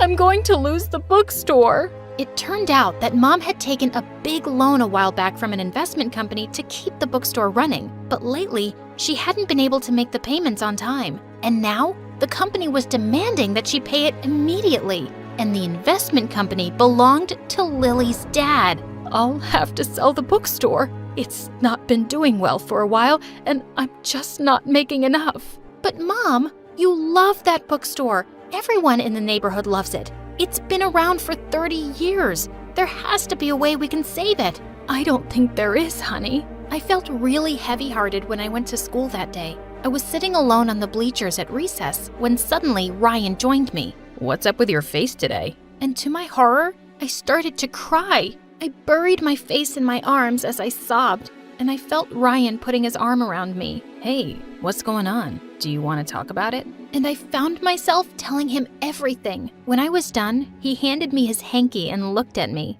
I might have a solution for your problem. What? What do you mean? I guess you don't know that Lily's dad and my dad are business partners. They both own that investment company. I'll talk to my dad today and ask him to make the loan payments easier for you guys. I don't want you to lose that bookstore. It seems like it means a lot to you. Do you really mean that? Will your dad agree? He will, I promise. I was so thrilled that I threw my arms around him in a bear hug. He hugged me too, and we just stayed like that for a while. Ryan, did you just smell my hair? What? No, I didn't. Why are you helping me? Because I'm not a jerk. Is that all? Yeah, don't worry. I wouldn't fall for someone who's decided to hate boys for all eternity. Well, maybe I don't hate you. Ryan's face suddenly lit up, and he drew me close and kissed me. And it felt amazing. True to his word, Ryan talked to his dad, and Mom was ecstatic when the company told her they changed their decision. And Ryan and I, well, much to everyone's surprise and Lily's anger, we started dating. I couldn't believe I had a boyfriend. Prom came around a few months later, and when Bailey and I reached school, I spotted Ryan from afar, looking so cute. I walked up to him and was about to kiss him when he suddenly stopped me. Hey, Alexa, wait. There's something I need to talk to you about. Okay, why the serious face? He led me out of the hall and then he spoke. Listen, I hate that I'm ruining prom for you, but I just have to tell you now. Our company is facing some losses, and Lily's dad is insisting that we collect all outstanding loans. So I'm afraid your mom will have to make the full payment very soon. I am so sorry. I felt the ground slip beneath my feet. Are you kidding me? You promised, and now you're just breaking it? Just like that? It's not my decision, Alexa. I don't own the company. Then maybe it wasn't your promise to make either. Did you just do it to get together with me? To win me over? And you never really meant it? What are you talking about? Of course I meant it. I tried to help you. Can't you at least see that? No, all I can see is that you gave us false hope. I would have been better if you hadn't. Why is everyone so disappointing? Well, maybe your standards are too frickin' high. Well, maybe I'm just better off alone. I stormed out of there in angry tears. I'd made a mistake, believing a stupid boy, and even a bigger mistake of falling for him. High school had come to an end, and Bailey and I helped Mom pack up the store over the summer. It broke our hearts to lose it, but there was nothing we could do. One day, as Bailey and I were going back home, we walked past a cafe where I spotted several kids from school, including Ryan and Lily, and she was clinging onto his arm. Bailey saw my face and said, "You don't know they're together, Alexa."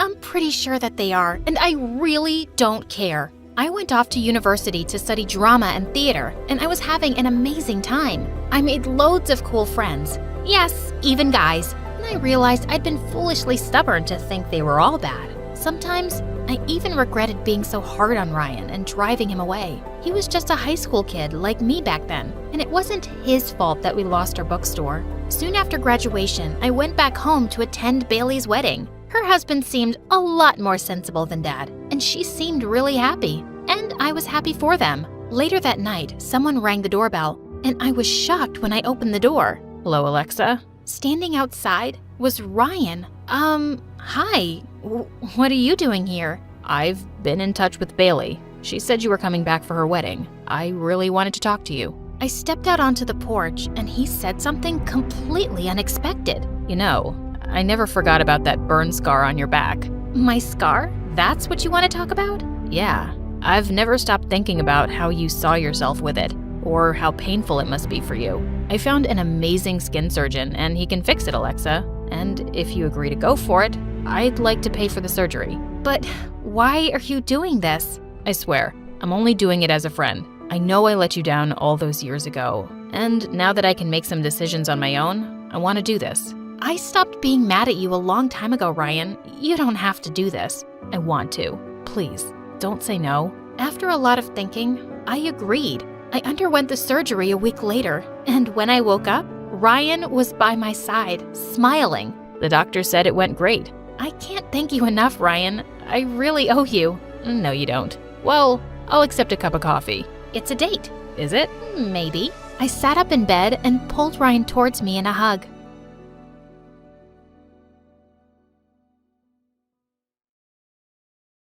Whatever our souls are made of, his and mine are the same. When I was 8, my dad left my mom, and my Nana was furious. She yelled at my mom, "I told you not to marry a Sagittarius, but no, you think I'm just a babbling idiot." Then Nana turned to me and said, "Make sure you never fall in love with a Gemini. A Gemini and a Cancerian can never be soulmates." "What's that, Nana?" She gave me a book on astrology. Here, this will tell you everything you need to know.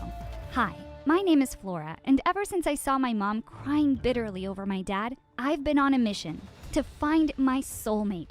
By 16, every guy in school had asked me out. 20 of them even said they loved me. One said, "You're so perfect, Flora. I want to marry you." But I knew better than to trust an Aries. Thank you, next. After I turned down every guy in school in search of the one, I just knew I was destined to die alone. But little did I know everything was about to change. One day when I went to the chemistry lab after cheer practice, I saw a huge crowd. For once, it wasn't boys lining up to ask me out. "Hello, excuse me, coming through." When I finally managed to get into class, the teacher told me to sit with some new guy at the back.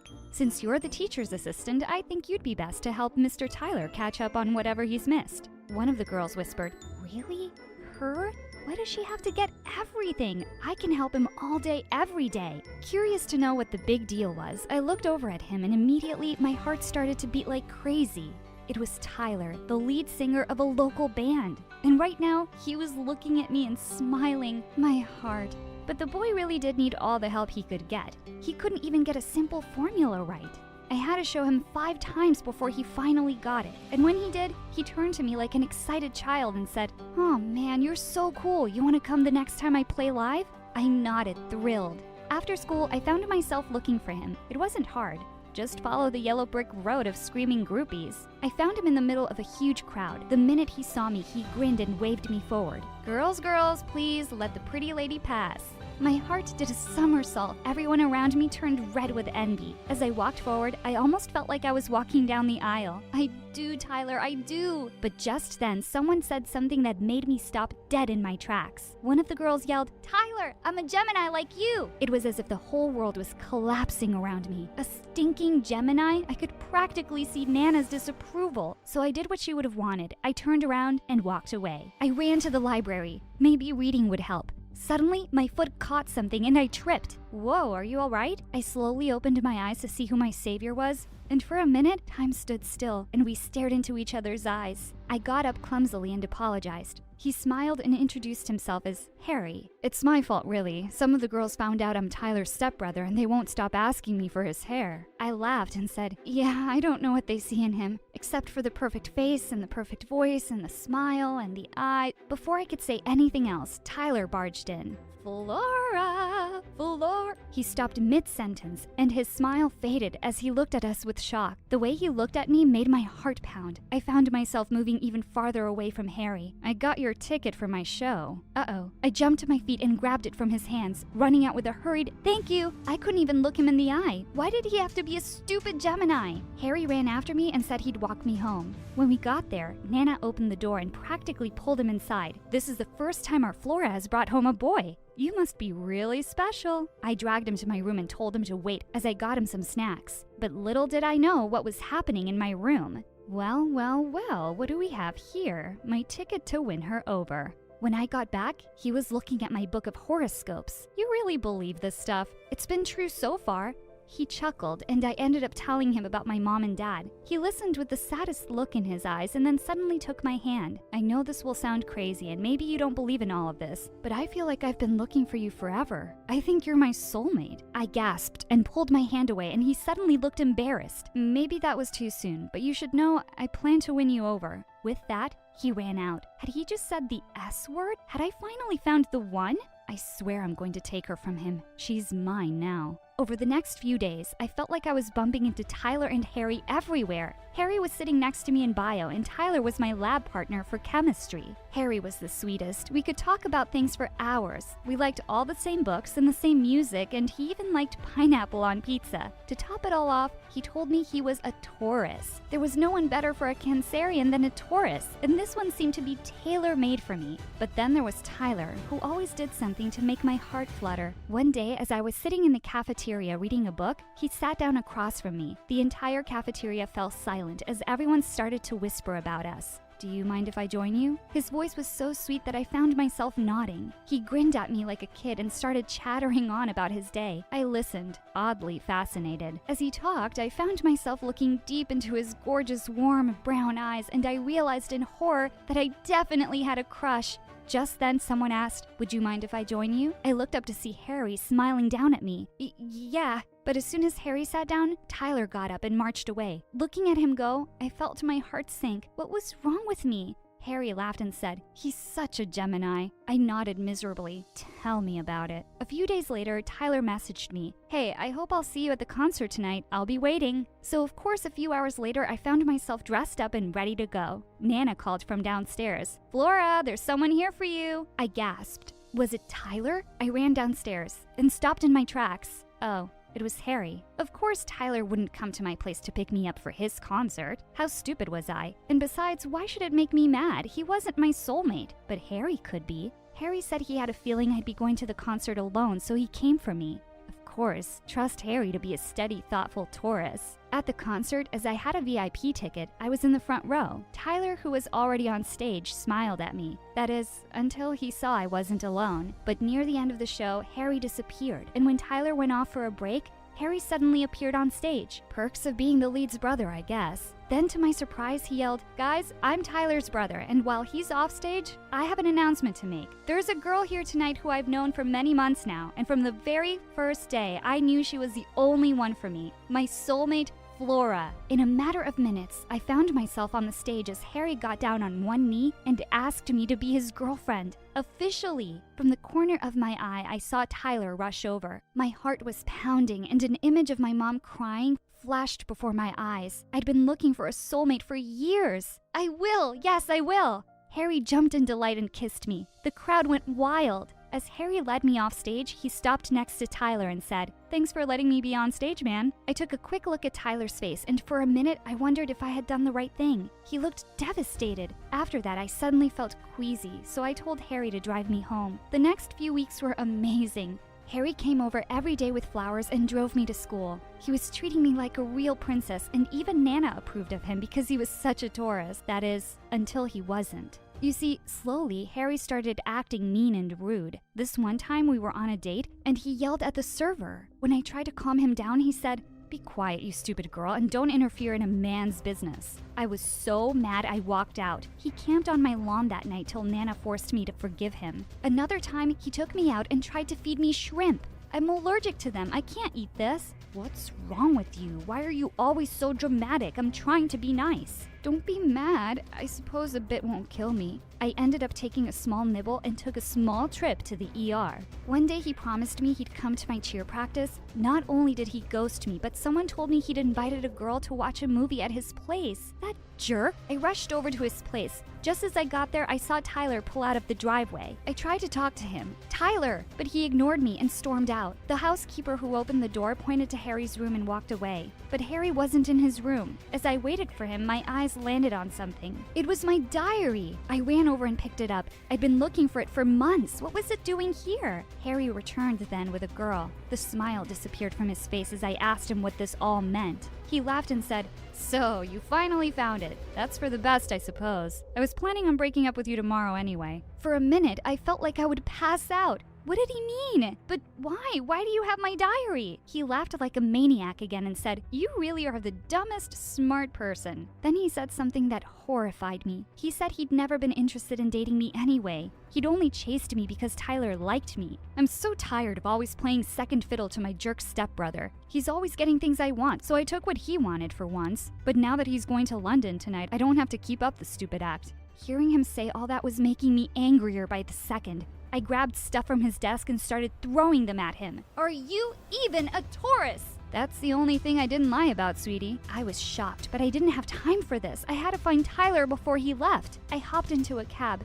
If I hurried, I might catch him outside. Throughout the ride, I kept wondering how someone who was my soulmate, according to Nana's book, could turn out to be so mean and vicious. Was all this really useless? Was Nana wrong? After driving for a grueling 20 minutes, all thoughts of soulmates and horoscopes fled my mind as I pulled up at the airport and saw him. He was at the entrance. I jumped out. "Tyler! Tyler!" Everyone stared except him. For a minute, I thought he would keep walking, but just then, he turned and looked at me in shock. I told Tyler everything Harry had done, and he looked as shook as I felt. Harry would never. Then I showed him my diary. He looked like he was about to puke, but he did make me realize something, Tyler. It's not him I love, it's you. Tyler looked at me sadly and said, "You made your choice, Flora. I know my brother wronged you, but I guess we missed our chance, and I have to go now." A gorgeous blonde suddenly ran over to us. "Babe, Tyler, we'll be late." I looked between them in shock. "Please let them be siblings. Please be siblings." But she turned to me and said, "If you don't mind, please, my boo and I have a flight to catch. We're starting college together." With that, she dragged him away as I stared in horror. Then I started to cry. I had been so focused on finding my soulmate that I didn't see the love of my life staring me in the face, and now he was leaving. I'd learned my lesson, and the minute I got home, I threw out all my astrology books. Who cares if some idiot is telling you which horoscope to be with? They don't know if a person is a jerk or not. They say if you truly love someone, set them free. Set them free. If they love you back, they will come back to you. But weeks and months passed, and I didn't hear a peep from Tyler. I decided to focus on my SATs instead so I could get into a good college. Then the day of my high school prom arrived. The whole week, I'd been finding love letters and roses and locks of hair in my locker. The football jocks kept saying that as a cheerleader, it was my duty to date at least one of them. The chemistry nerd said that since I was so good at schoolwork, I could only truly bond with one of them. In fact, even Harry showed up outside class, asking if I wanted to go with him. I practically threw my shoe at him. How dare he even think he had a chance? I obviously turned everyone down and decided to sit at home and miss Tyler. But as I wallowed in self-pity, the doorbell rang. I went to check and gasped, "Tyler!" I slammed the door shut. Was I dreaming? I pinched myself and carefully opened the door again. He was still there. He held up a single rose and said, "Flora, I don't know anything about soulmates, but I can't stop thinking about you. No girl could distract me, and God knows I tried. Now I really want to get to know you better, so will you go to prom with me?" I jumped into his arms and kissed him. The next day, he returned to London with a promise. "As soon as I'm done with my courses, I'll come back to you." I looked at myself in the mirror. I couldn't believe I was graduating college. Nana yelled, "Hurry up, we don't want to be late for your graduation." Outside, Mom and Nana were waiting for me. They weren't alone. With them was Tyler. "Congratulations, you beautiful, beautiful girl." I ran over to hug him, and quickly he got down on one knee and said, "Marry me, Flora. I can't live without you." That was 10 years ago. Even though we're not exactly alike and we fight sometimes, I know that if ever there was a soulmate for me, it was him, Gemini or not. We even have a little girl, Daisy. Mom, there's a new kid in my class and he's the weirdest. I bet he's an Aquarius."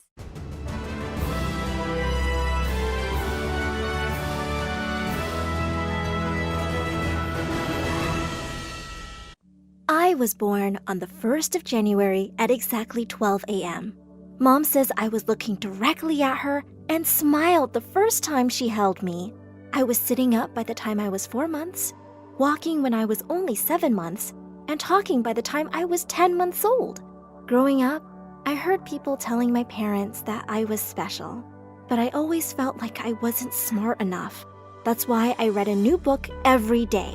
By the time I was 10 years old, I'd read everything from Shakespeare to Stephen Hawking. Dad, who was a brilliant scientist, always challenged me to do more. But Mom would take my books away at 10 p.m. sharp and switched off the lights. I'd sometimes read by torchlight after she left. But things got out of hand sometimes. I became obsessed with being the best at everything, which is why, in the 8th grade, I couldn't believe it when I found out I was the runner-up in the science fair. I tried smiling for the camera, but I felt so disappointed in myself that I just burst into tears and ran off the stage. As we walked out of the school, Mom said, "What was that all about? You're still second best, and that's amazing." Dad looked over at her. "There's no such thing as second best. You're either the best or you're not." I was sure Dad was right. Or at least, that's what he says. Yeah, I'm such a loser. Why can't I be smarter? As I sulked in the car on the drive home, Mom pulled over in front of my favorite ice cream place. "Well, I think being second deserves some celebration. Why don't you go get your favorite sundae, honey?" I grinned reluctantly and got out. Just then, I stepped right into an ice cream cone melting on the footpath. I slipped and went flying in the air. landing on the ground with a thud. My head hit the hard concrete and everything went black. Hi, I'm Eleanor, and this is the crazy story of how I went into a coma and woke up a genius. Before I continue, click like and subscribe. As soon as I opened my eyes, Mom hugged me and started crying, while Dad quickly called the doctor. Apparently, I'd been unconscious for 3 days. After examining me, the doctor said I seemed perfectly fine and could go home, but I just felt different. Honey, is everything okay? You seem a bit lost. Oh yeah, nothing. I was just thinking about string theory. String theory? Yeah, I was just thinking that if we express the string theory in 11 dimensions, it leads us to Einstein's relativity equations. Isn't that really cool? Everybody looked at me like I'd gone crazy. The doctor said I was probably babbling because of the blow to my head. Babbling? What she said makes complete sense. How do you know that, Eleanor? Oh, I don't know. I just know. Mom, can we buy some ice cream on the way back home? The next day at lunch, as I looked for a place to sit, I found my math teacher and another professor arguing over something. I'm telling you, I've tried every calculus method in the book. I don't know how to integrate x squared times e to the minus x. Have you tried differentiation under the integral sign? The two turned to look at me in shock. That's brilliant. Do you actually know how to use this technique, Eleanor? I can give it a try. And with that, I joined their table and started solving the problem. When I was done, the two teachers stared at me with their mouths open. Next thing I knew, my parents were called to the principal's office, and the math teacher was going on and on about how gifted I was. After a series of tests, we found out that I had an IQ of 160, the same as Albert Einstein's. I was immediately bumped up a few grades. Becoming a genius was like turning into a whole new person overnight. I only had to read something once, and I understood it perfectly. Complex physics concepts and math theorems just all started making sense, and I was fascinated by everything I was learning. I could solve all sorts of problems at warp speed, and it felt amazing. One day, the guidance counselor told my parents to apply to a great school for gifted students in Finland. I applied and was accepted within a week on full scholarship. And before I knew it, I was flying over to Finland. My mouth dropped open as the cab drove up to the huge castle-like school building. Waiting at the main entrance was a jolly-looking man who smiled at me as I stepped out. Well, it's nice to finally meet the little genius from Chicago. I'm the principal, Mr. Aaron, and we're very excited to have you here. An IQ of 160? Amazing! He was really kind and welcoming. The next day, as I went to my first class, I noticed the other kids looking at me curiously. But there was one girl who did not look happy to see me. I instantly recognized her as the mean girl of the class. Just then, the math teacher walked in with the principal right behind him, who quickly slipped to the back of the classroom. The teacher announced an oral quiz, and I was on the edge of my seat. Turns out, things weren't that easy in a class where everyone was a genius.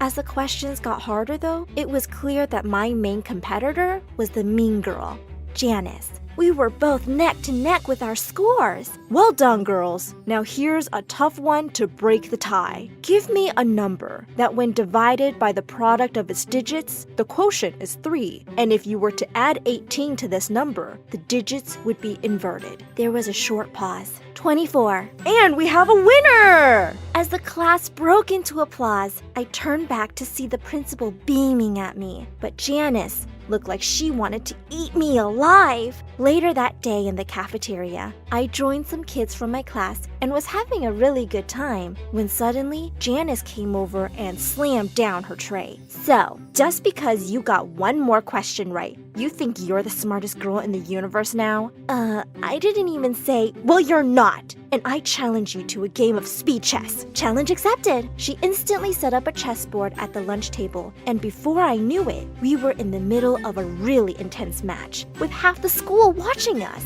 After Janice made another move, she looked at me, and I smiled. You lose. What? The game isn't over yet? Yeah, it is. My knight to e7, your king to h8, bishop blocks, queen to h5. Checkmate. I could see her working out the moves in her head, and then suddenly, she screamed and knocked the board right off the table. As she stormed off angrily, a girl leaned in and whispered, "She's the principal's daughter. I wouldn't mess with her if I were you." A few weeks had gone by, and I was loving everything here, except for the death glares I kept getting from Janice. One evening, I was called into the principal's office. When I got close to the door, I heard voices from inside. "But Daddy, I want to take a shot at it too. I have an IQ of 140. Why do you treat me like I'm dumb?" Because you're not the best. The only place that matters is the #1 spot. Now stop wasting my time and go away. Just then, the door burst open, and Janice stormed out, crying. She just looked at me and spat out, "I hate you," and went running down the hallway. When I walked into the office, the principal greeted me with his usual broad smile. Eleanor, I have an amazing opportunity for you. There's a famous mathematical problem that's gone unsolved for decades. It has $1 million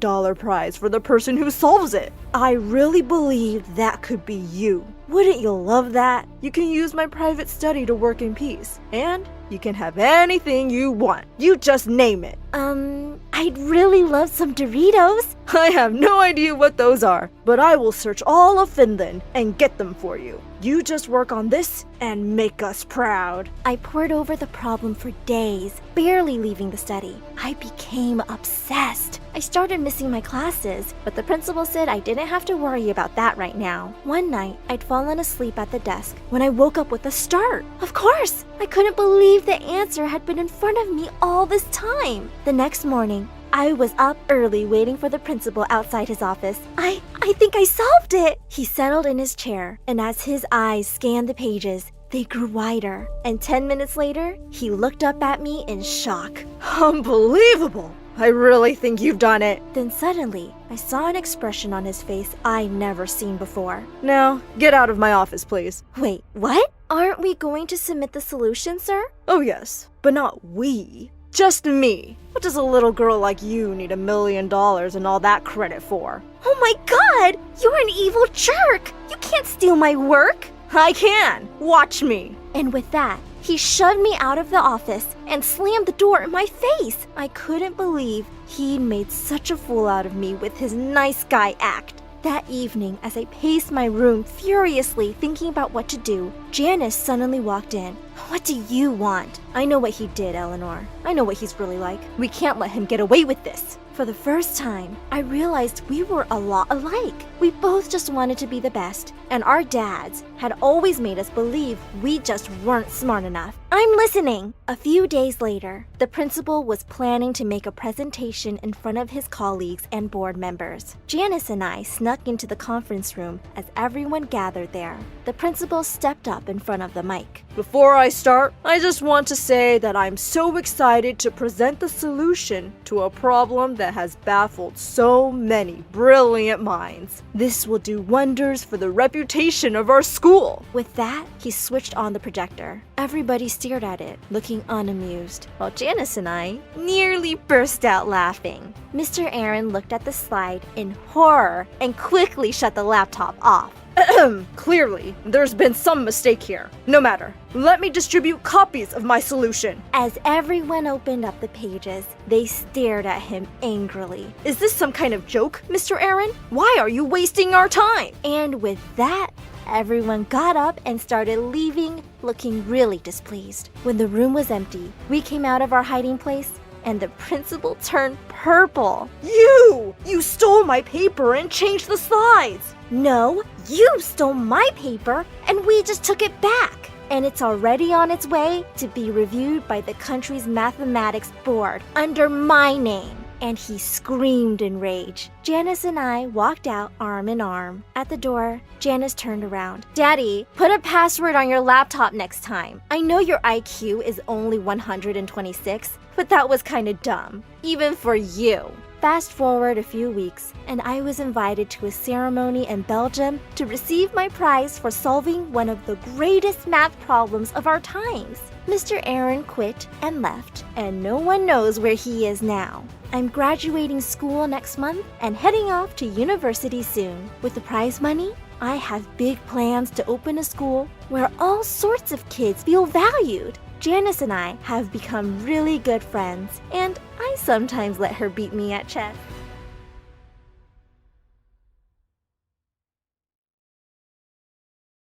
It was the happiest day of my life. I was finally going to his concert. We were trudging back home when I met you in the car. Saw nothing, heard no nothing, and my heart, whoa. Hi, I'm Stacy, and this is my crazy story of spying on my crush and finding out his biggest secret and the love of my life. After the concert, as we made our way home, my friend stopped in the parking lot to take pictures. Hey, get off! That's Russell's car. I noticed she'd left a speck of dust on it, and I started to clean it off. Oh gosh, Stacy, get a life. It's not like he'll ever notice you. I turned around to see Maya, the school queen bee, looking down on me. I told her she was wrong. We're totally friends. Are you now? Then I don't suppose he'd mind giving you his jacket, would he? He wouldn't mind at all. Great then. Ask him to lend you the one he was wearing tonight and bring it to school tomorrow. Or else. With that, she was gone. Oh no. What was I going to do? Stupid, stupid, stupid. I was so mad at myself for playing right into Maya's hands. Just then, I saw it. The key to my reputation. My only salvation. I knew what I was going to do. The trunk of the car was unlocked, and I climbed in. From there, I got into the back seat and grabbed his jacket, and immediately I decided to smell it. It smelled just as I imagined, like expensive cologne and aftershave. I couldn't believe I was in the back seat of Russell's car. I would tell our grandkids about it. Just then, the car beeped. Horrified, I looked outside the window and saw Russell heading towards me. I had to hide. He was too close for me to get out. I had no other option but to crouch down and pray he would just take something and leave. To my utter horror, though, he got into the car and started to drive. Oh no, I was sure I would get caught now. Just as I was thinking of letting him know I was in his car, he got a phone call. Hey baby, I'm on my way to pick you up. Can't wait to spend the weekend with you. I felt my heart drop. Russell had a girlfriend. I should have known. Someone so perfect couldn't possibly be single. From the conversation, I learned he was going to a cabin just outside of town with his girlfriend to spend the weekend. Then something even worse happened. Russell put on some music and started singing. That voice was not Russell's. Well, it was Russell's, but it wasn't his onstage voice. His onstage voice sounded like all the angels had come together to throw a rockin' party. This sounded like a walrus dying and giving birth at the same time. While I was still reeling from the discovery that Russell was nothing but a catfish, he received another call. This time, he didn't answer immediately and held his breath. I could tell, even from my hiding place, that he was tense. When he finally answered, the voice at the other end sounded robotic. You got my money? The turnout at the last event wasn't as big as I'd expected. I'm a little short. I need some time to figure it out. You have until Tuesday.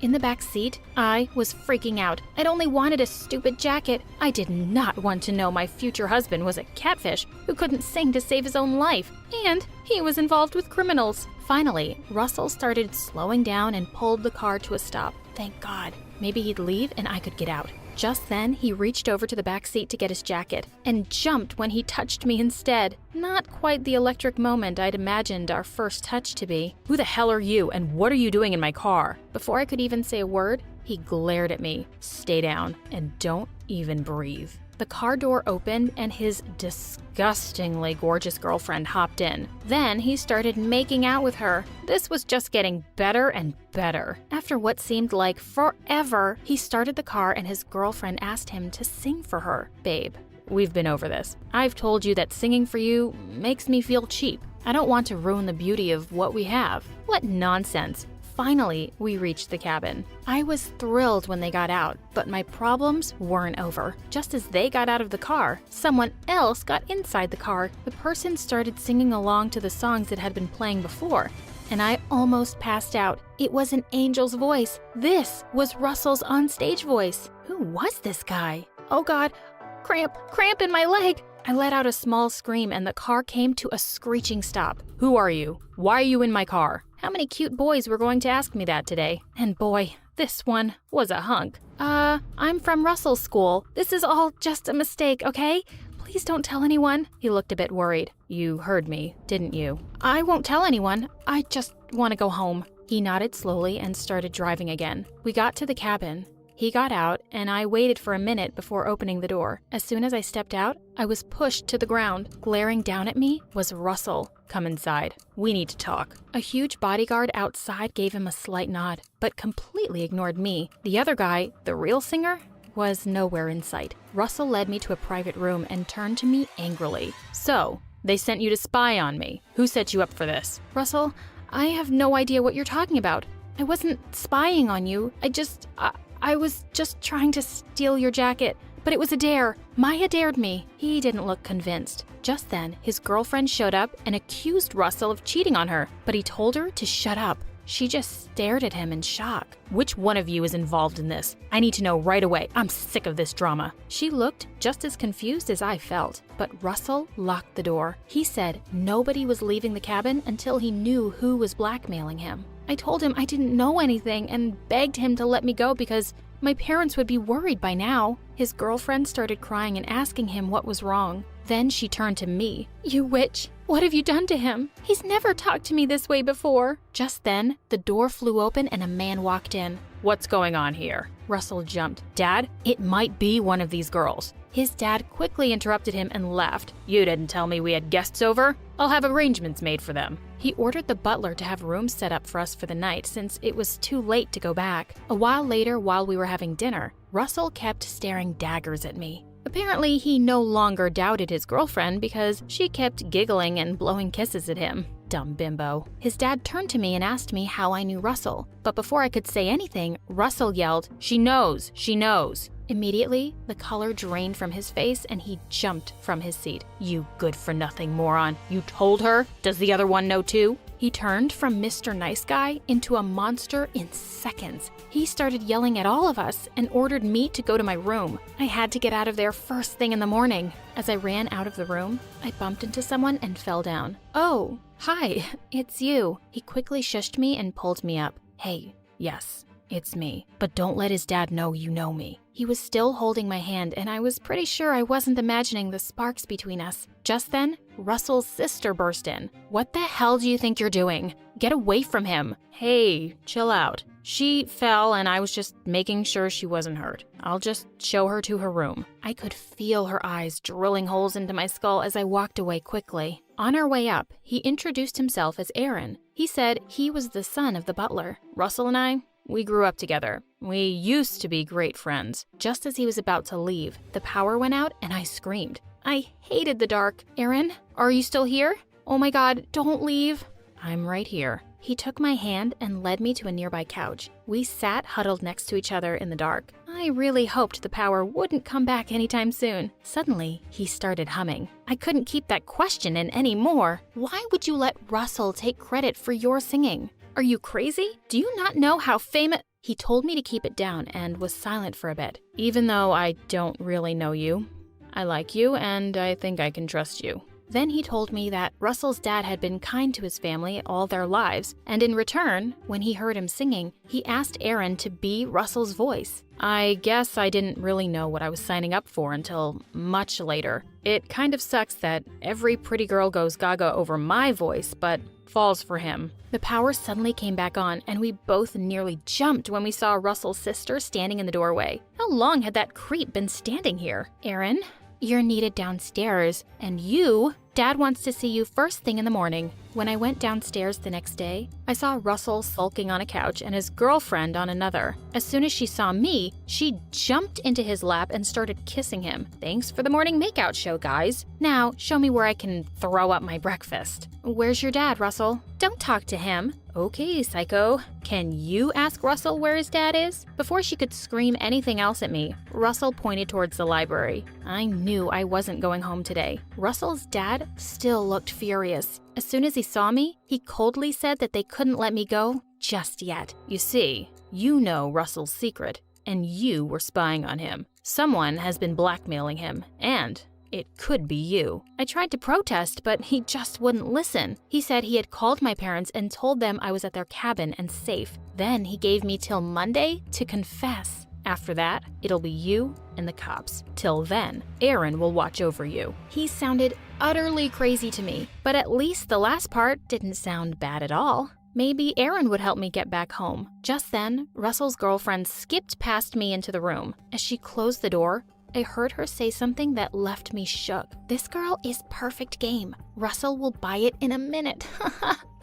Who were they talking about? Me? Were they trying to make me game for something? Were they blackmailing him? Just as I was going to look for Aaron, I heard a scuffle. I went to check and I was horrified. Russell had Aaron pinned to the wall and was glaring at him.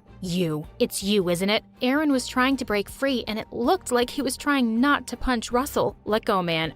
I don't know what the hell you're talking about. Hey, get off of Aaron. Suddenly, I felt someone pulling me by my hair. Ow! Get off of my man. Hey, back off. He asked me if I was okay, and just as I was catching my breath, Russell's sister barged in. What the hell? Why are you clinging onto Aaron for dear life every time I see you? This witch wants all the boys after her. Why is she even here? She's here because she was spying on me. Probably for Aaron. Oh my God! It was just a stupid dare. What is this madhouse? Russell's dad burst in next, and he looked like he was about to pop a vein. What is all this stupid drama? Russell, have you forgotten what a serious mess we're in? Break it up. Aaron, take this girl to her room. Once inside, Aaron told me the craziest thing. He said that Russell never wanted to be a celebrity. He was never okay with the idea of taking credit for someone else's work. It's his dad. He loves the money. He couldn't care less about his son's happiness. Suddenly, I found myself telling him about what I'd overheard between Russell's girlfriend and his dad. Aaron didn't look entirely surprised. He said he would expect something like that from him. Then he said we had to help Russell.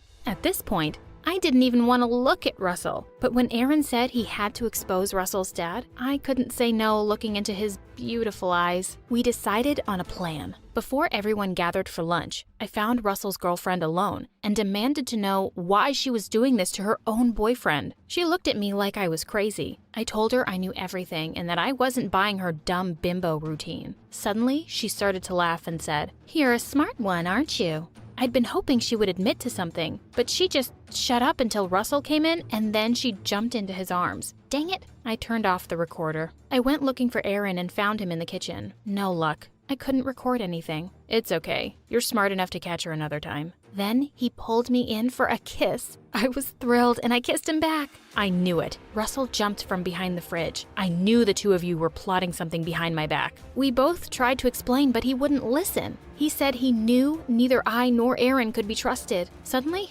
I lost it. I flew across the room and slapped him. Will you please just shut up and listen? He nodded, stunned. Then Aaron and I told him about what we'd heard. He looked at us in shock and screamed. He ran to confront his dad and his girlfriend, while Aaron and I followed. I don't trust any of you. Not you, not you, not you, and certainly not you. He said he knew whoever it was in the room. Aaron and I swore we hadn't done it, while his dad simply asked, how could I ever possibly hurt my own son? Russell simply burst into tears. He said ever since his mom had left, his dad had treated him just as a money-making machine. Now that I'm turning 18, you thought you'd blackmail me, didn't you? Russell's dad hugged him and swore he only did everything for Russell. Oh yeah?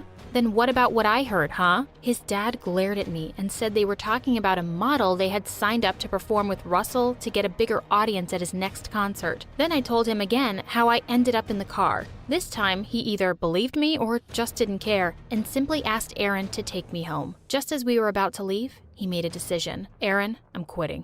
From now on, you sing your own songs. Aaron smiled at him and reached for my hand. Suddenly, the door flew open. No, no, no. Aaron? How could you possibly be with her after everything I've done for you?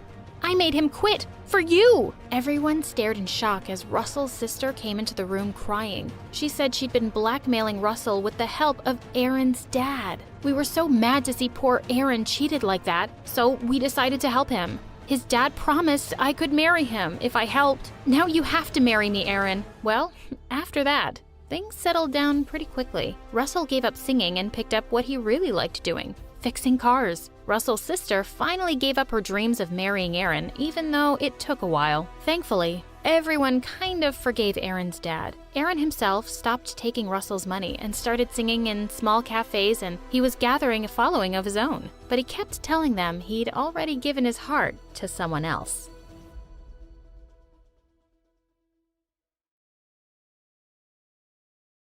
Ever since I was a kid, there was only one thing I wanted to do. Hands up! You can't escape me now, you villain! Oh my god, Sarah, act like a girl, will you? I am acting like a girl! My stepbrother pulled my cape off. You can be the victim, you can't be the hero! I don't wanna! I wanna be a hero! Go play with your dolls like a proper girl and leave us alone! That was my very first memory. But later, I had other enemies. My mom and my stepsister Ella. What are you doing? Something I should have done a long time ago. You're a 14-year-old girl, Sarah. It's time you acted like one. Look at Ella. She's such a perfect, well-mannered girl. My sister and I might have looked alike, but we could not have been more different. Her room looked like some stupid unicorn had puked glitter everywhere. Oops. These were one-of-a-kind autographed posters. They cost a fortune. I thought I was gonna pass out, but just then, Mom grabbed me and started painting my face in makeup. After she was done, she pushed a mirror in front of me. Ah! I didn't just look horrible, I looked just like Ella. Then Mom thrust a pile of disgusting, frilly clothes into my hands and told me Ella had kindly given them to me. At dinner, my stepdad patted me on the back. You look like a lovely doll, as all girls should. The next day at school, as soon as I got to class, the girls glared at me. The class bully even whistled at me and told me to come and sit with him. Another guy jumped up and told him to shut it. Just then, Preston came in. As soon as he realized I wasn't Ella, his jaw dropped. I told him about my makeover, and he simply said, I'm not complaining. I told him to shut up and share his book, and immediately, the guy who wanted me to sit with him jumped in. He slid his book across the table and said he'd tutor me. Man, I'm the teacher's assistant for this class. I've been tutoring you for months. I don't need your help. Go away. Then, thankfully, the math teacher walked in and told us all to settle down. Then he asked us to solve a question on the board. All the boys sank in their seats. Weaklings. This was such an easy one. The boy next to me whispered, Calm down. You don't need to be smart when you're so pretty. The girl sitting in the corner called me a show-off. The teacher looked confused. Ella, you want to solve a math question? I rushed to the board. Being smarter than everyone else was so thrilling. But a girl stuck out her foot and I tripped over.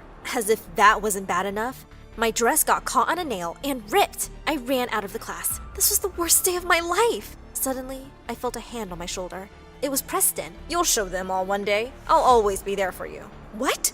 What was happening? I was so confused. As soon as Preston pulled away, I ran out of there. That evening, I decided I'd clear the air with him. Sure, he was my best friend and all, but he knew there was nothing like that between us, right? Just as I was thinking this, the door flew open. There stood Preston with flowers and a box of chocolates, and was that a love note? Oh no. I tried to drag Preston inside the room, but he didn't seem to care. He simply gave me a box. I opened it. It was a collector's item! Dating him didn't seem like such a bad idea now. Will you be my girlfriend? Before I could reply, Mom jumped out from the shadows. Yes! Yes, of course she will! She isn't going to find anyone else! I looked up at Ella, half expecting her to laugh at me, but she just stormed off to her room. A year went by, and even though I was still annoyed with my makeover, it had really made me popular. Half the guys in school were drooling over me, and the other half over Ella. One day, a rich kid came up to me and said he and his buddies were arranging a special party for his friend who loves superheroes. My friend has a crush on you, and we want you to be the damsel in distress. I'd rather sell my soul to the devil. His dad is a millionaire. We'll pay you $500. She'll do it! I turned to see Preston grinning from ear to ear. By senior prom, I'd acted as the damsel 10 times, and Preston and I were still dating. On the evening of prom, I was sitting in my room. I was just about to put my book away and get dressed when Mom entered the room. No daughter of mine is going to prom wearing that! She said that Ella wasn't going to the prom at all. It was up to me to make her proud by wearing Mom's dress from her prom. I gave it to Ella years ago because I never thought you'd be asked to the prom. Go get it from her. Loud music was blaring from Ella's room, so I went in. She was sitting on her bed and pointed to her bathroom. Mom left it in there. I went into the bathroom, but suddenly she pushed me inside and locked the door. The last thing I heard her say was, Preston is mine! He will always be mine! I hammered my fist on the door, hoping someone would hear, but no one did, at least for an hour. When the music abruptly stopped and I started to yell again, finally, Mom opened the door. I rushed to the prom and found Preston and Ella slow dancing to some random song. I literally roared as I ripped Ella out of his arms and smacked her across the face. How dare you! Preston is my boyfriend! To my shock, she started telling Preston that this is what I wanted. She says she never wanted to date you in the first place. It's me who really loves you, babe. You had a fantastic evening with me, didn't you? Didn't you? Preston just stood there looking dazed for a minute. Then he finally turned to Ella and yelled, Ella, this was a horrible thing to do. I love Sarah. Then he grabbed my hand and pulled me in for a kiss. Ella stormed out furious. As I kissed him back, I realized that for the first time, I was completely sure I loved Preston and could trust him forever. But my joy was disturbingly short-lived. I woke up the next day to Mom's screams. I jumped out of bed, afraid that someone had died. She was sitting in the kitchen, crying her eyes out. I asked her what was wrong, and she pulled away from me. You horrible, horrible child! You traitor! Did I raise you like this? I asked her what had happened, and she finally showed me.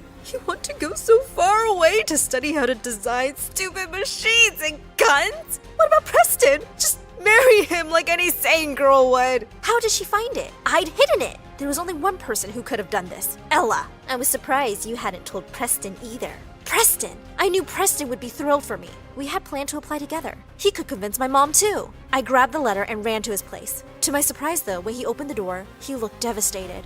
I'm so sorry, babe. I'm just so sorry. I had no idea what he was talking about. What happened? What's wrong? I didn't get accepted to the college we applied to together. When Ella called this morning, I knew I'd have to tell you. I still didn't understand what he meant till he clarified. We agreed to go together, remember? I know you can't go if I don't, right? For a minute, I was in shock and then asked if I could go alone. Suddenly, he was yelling, I thought you loved me! I told him I did.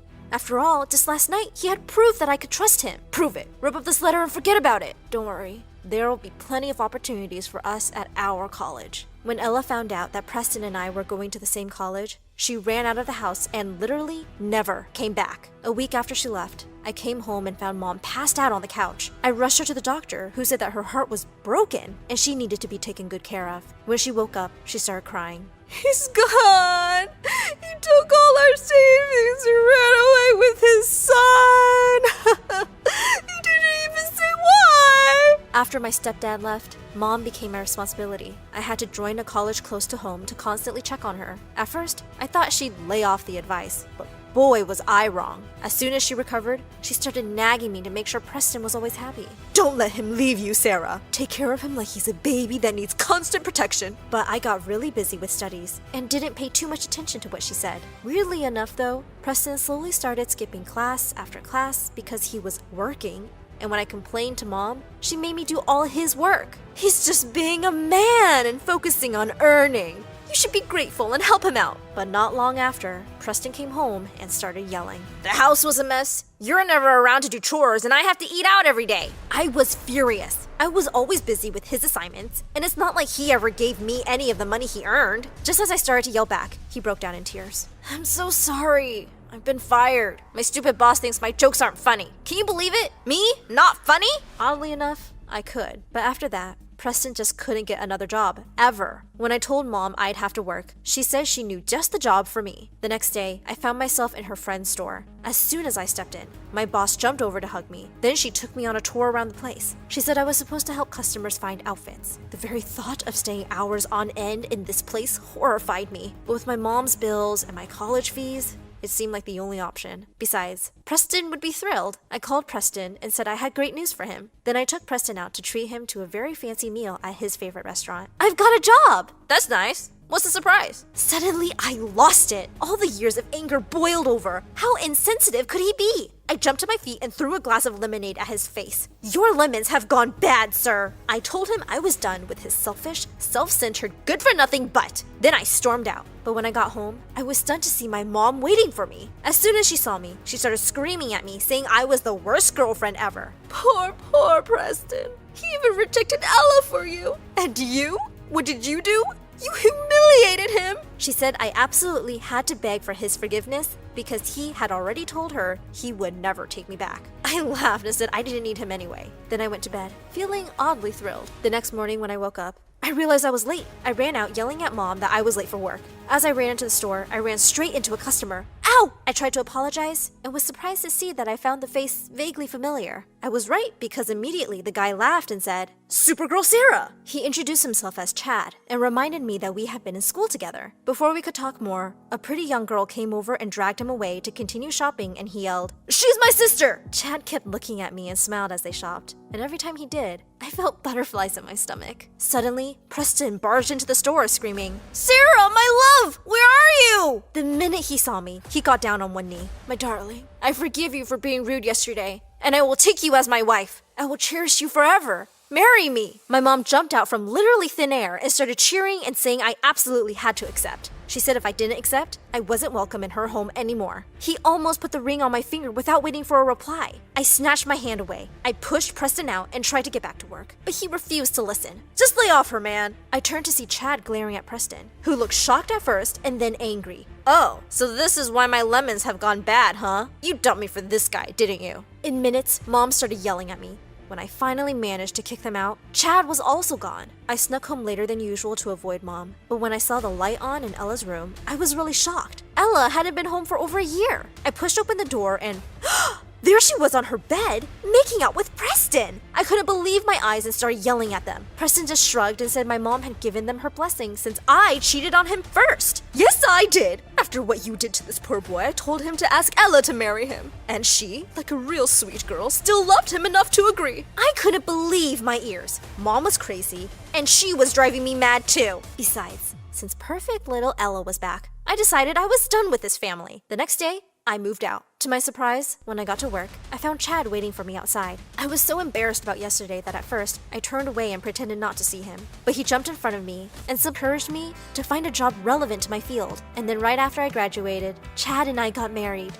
He finally told me he had loved me since we were kids. Preston just got there first. Years passed, and we had a daughter, Rose. I thought life would be peaceful now, but I was wrong, yet again. On Rose's 6th birthday, the doorbell rang. When I opened the door, I found Mom standing there. With her was a boy who looked around Rose's age. Mom started to cry as she told me that Ella had gotten tired of Preston and had run away. Preston then kicked the two of them out. "He said we were too expensive to keep." I let her inside, and when she saw Rose, she started crying harder as she pulled her in for a hug. "Your mom was the best child I ever had. She never complained. I was so unfair." Well, to get to the point, Mom lived with us after that. And when Preston found out I wanted to adopt his son, he came to my house to take him away and swore to stop me. But after a long and painful custody battle, Chad and I officially adopted Emmett, Ella's son. A few years later, Mom left us, and despite all the drama and pain she brought into my life when I was a teen, in the end, she began to see the error of her ways. In fact, her last words to me were, "I hope Rose grows up to be a strong and independent woman like you, Sarah. That will bring me peace forever." Now Rose is 13, and as we snuggle in bed, watching videos on her favorite channel, I look at her and remember Mom's words. I'm doing my very best. One night, I was deep asleep when a sound outside my window woke me up. Naturally, I was scared someone was trying to rob us, but it was actually something way more irritating. I opened the window and I saw my sister with her boyfriend. It made me feel kind of jealous, and I decided to be petty and tell on her. I quietly went to my mom's room and woke her up and started telling her that my sister was outside with some random guy. "Nonsense," my mom snapped. "Your sister is fast asleep in her room." I insisted, and we ended up going to my sister's room and saw that the bed was empty. There was a sudden bang downstairs, and both of us ran to find the source of it. It came from the kitchen, and we found my sister in there. There was glass all over the floor. She said she dropped a glass while getting herself some water. My mom was furious and started shouting at her. "Do you know what time it is? You were out with your boyfriend, weren't you? Don't try to deny it either. Your sister saw you." My mom started calling her names and getting really mean. But my sister didn't change her story. In the end, Mom grounded her for a whole month and stormed upstairs without another word. My sister looked at me with such rage in her eyes. I thought she was going to attack me. She hissed and turned away. The next day, my sister wasn't any happier. Every time she passed me, she glared at me like she was trying to kill me with her eyes. I wanted to get away, so I decided to go to the grocery store with my mom. When we arrived, while she was busy finding all the stuff on her list, I decided to have a walk around by myself. I got a little distracted and accidentally walked into the back of a man. I was ready to apologize, but when he turned around, I saw it was my dad. I was sure he should be at work. Maybe he was on a break or something? "Sorry, Dad. I wasn't looking where I was going." Dad looked a bit startled for a moment. He looked around in all directions nervously. It was really strange. But finally, he seemed to relax and smiled at me. "No need to apologize, my princess. Hey, how about we head back home?" "Well, Mom's here. Should I go get her?" I asked. No. he said pleasantly. It's fine. I saw her before, and she wanted me to take you home. She'll catch up with us.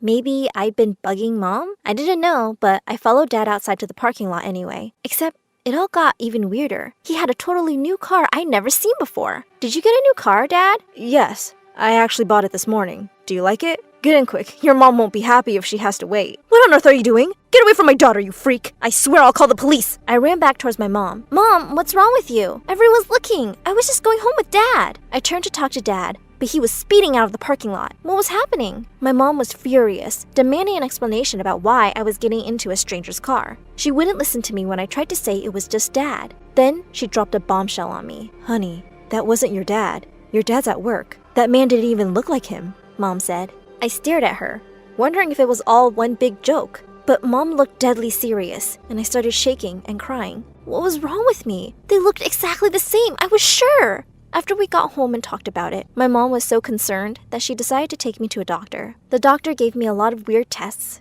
and I had to talk to other medical professionals too. But it only took a few days for the psychiatrist to diagnose me. Prosopagnosia. What a mouthful, right? To put it simply, I suffer from face blindness. I couldn't tell different faces apart from each other. People could easily end up looking the same to me. I couldn't believe it. I'd never had this problem before, or so I thought. I started to wonder whether I had confused people in the past, and it just hadn't been an issue until I was in danger, like at the grocery store. Unfortunately, there was no cure, and I was told I'd have to learn to live with it. My mom told everyone the news. I could only stand there and try not to cry. My mom had taken the news really well, and was as sympathetic as she could be. The rest of my family, not so much. My sister scoffed and rolled her eyes. I could have told you she was crazy. You didn't need to pay anyone, she said. My dad was the worst though. He smashed his glass on the floor and wouldn't even look at me. He looked so disappointed. My mom told him to calm down and think about his daughter. And what about me?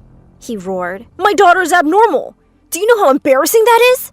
I ran off crying, but I could hear the entire fight from my room. My dad was yelling about how he never loved me and always knew there was something wrong with me. My mom told him to shut up and that I was just special, but he was too stupid to notice. My sister didn't say anything, but I could hear her laughing. At least someone was getting a kick out of this.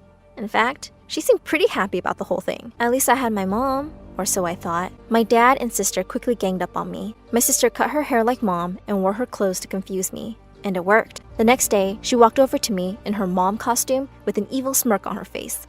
She came close and whispered in my ear, Hey, idiot. Guess what? I love your sister more than you. I started to cry hysterically and asked her why. You've just always been such a disappointment to me, she said. She started to laugh in a way that seemed oddly familiar, but I couldn't place it. Before I had time to really think, Dad walked in. I told Dad that I was sorry for everything, but he just rolled his eyes at me. It's fine, I guess. I always knew you'd be a problem, he said. By the way, since there are no secrets between us anymore, I guess it's time we told you about our open relationship. Pointing at my mom, he said, No need to tell her when other women are here. We all agreed to it. Not that you could tell your own mother apart from some random woman off the street. He and my sister both laughed before leaving the room. These people were stupidly evil. Shamefully, I really thought it was my mom who'd spoken to me like that, and I felt so betrayed and hurt that I didn't want to speak to her again.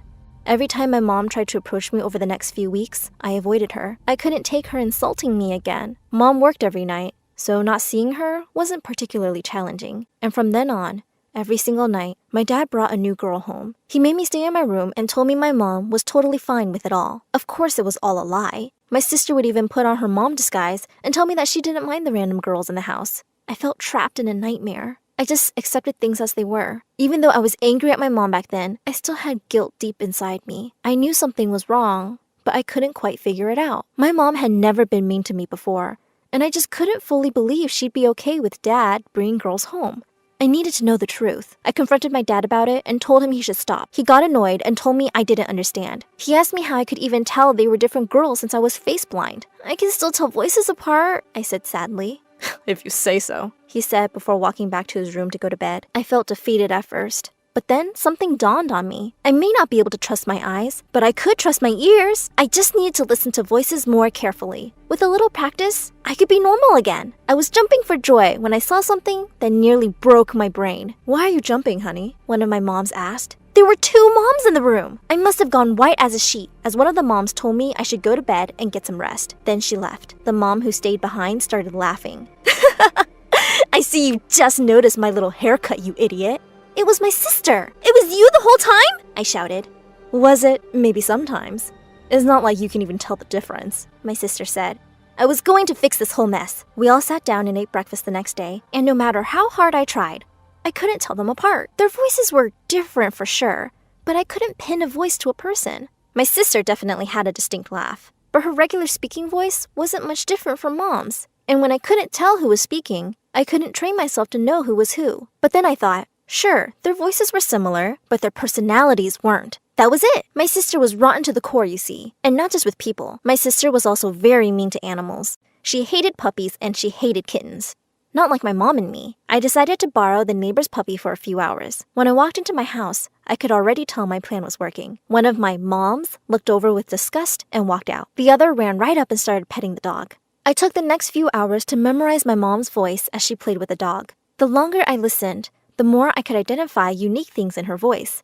I could hear the difference between her voice and my sister's, not to mention the girls my dad brought home. I decided to sit down and have a conversation with my real mom. I told her all about the woman and the mean comments and told her if she knew about any of it. I didn't, she said with a serious look on her face. The next day, I was surprised to see her sitting on the couch with my sister, looking nervous next to her. She told me that she decided to stay home for her night shift. It was only about 20 minutes before Dad walked in with his new date. My mom was so angry, she screamed at the woman to leave and started shouting at my dad. She threw a few things at him and told him to get out and never come back. My sister started crying and apologizing, saying that Dad had forced her to go along with everything. I didn't believe a word of it and told my mom that my sister had enjoyed tormenting me. My sister, who usually thought she was so cool and scary, was reduced to a blubbering mess on the ground, begging my mom not to kick her out. My mom agreed, but on one condition. She picked up a bag of stuff from behind the couch and told my sister to follow her. My mom took my sister into the bathroom, and she came out with a green mohawk. Perfect, my mom said. Now Susan will always be able to tell us apart. My sister was humiliated, but it was true. I would definitely know who was who now. This should have been a happy ending for me, but my mom did have one flaw. She would never be able to live without a man in her life. And it wasn't long before one showed up. As expected, my mom brought home a new guy a few days later. And he really was something. He wore tattered old clothes and had a tattoo of a chicken wing on his shoulder. I had no idea what my mom saw in him, but maybe my sister knew. See, whenever my mom went on her night shift, my sister and my mom's new boyfriend would disappear for hours. At first, I thought it was great to be left alone. Then, I realized it was very suspicious.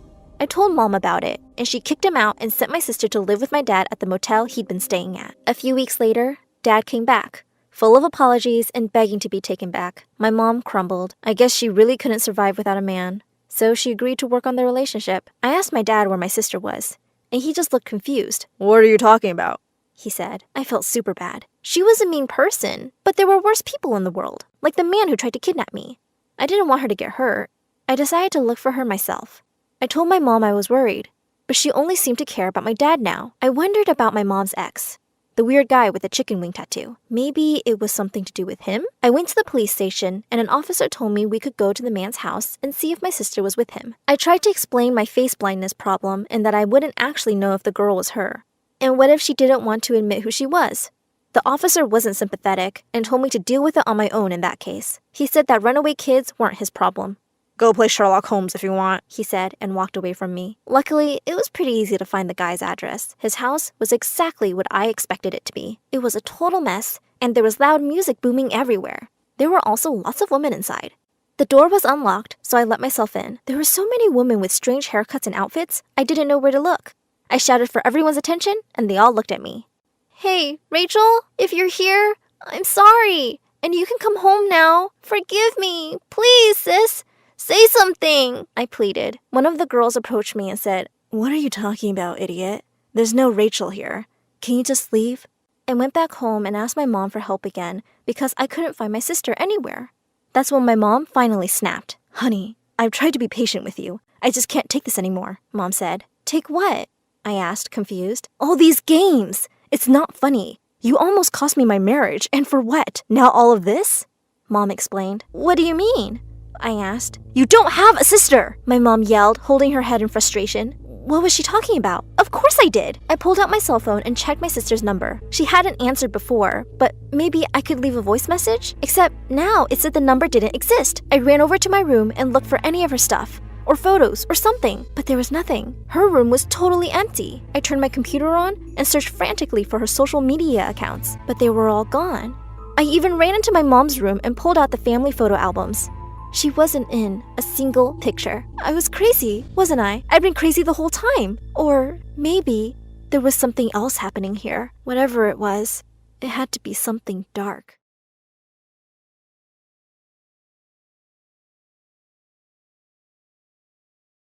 I'll get you out of here one day, Karen.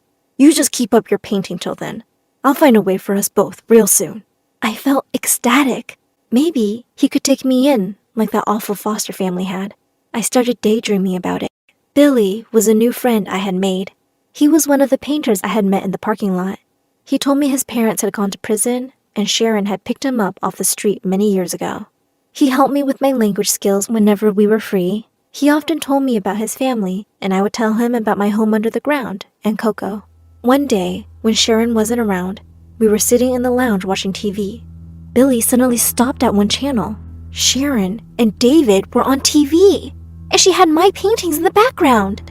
By now, I knew enough English to understand every single word. There she was, saying she couldn't believe people had fallen in love with her art overnight.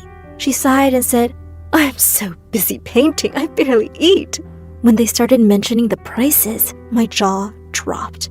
I had started to understand the concept of money by now, and it seemed she was making a lot of it. Just then, David took Sharon's hand and said he was so happy to be with someone as beautiful and talented as her. He couldn't be prouder of her amazing work. I was heartbroken and so angry. I couldn't believe David had made such a fool of me. Billy was furious too. He said he couldn't let these people go on like this, and we should make a plan to escape. I was ready to go. Billy said, "Soon, you and I will be out of here for good." "Yes, and Coco, of course," I replied eagerly. He slowly nodded. We were struggling to come up with our escape plan, but after a few days, an opportunity presented itself. David was away, and Sharon had badly sprained her ankle that morning wearing her ridiculously high heels. Billy snuck up to me and whispered his plan to me quickly. Sharon was sitting in the lounge with her leg up on the table when I burst in and collapsed on the floor, screaming and holding onto my stomach. Sharon limped over and asked me what was wrong, but I just kept screaming and pointing. Just then, Billy came running in and said in fake panic, "It might be her appendix. She has to be taken to the hospital immediately." Sharon cursed under her breath. She started limping towards her car keys, but Billy quickly said, "I don't think it would be safe for you to drive with that foot. I can take her."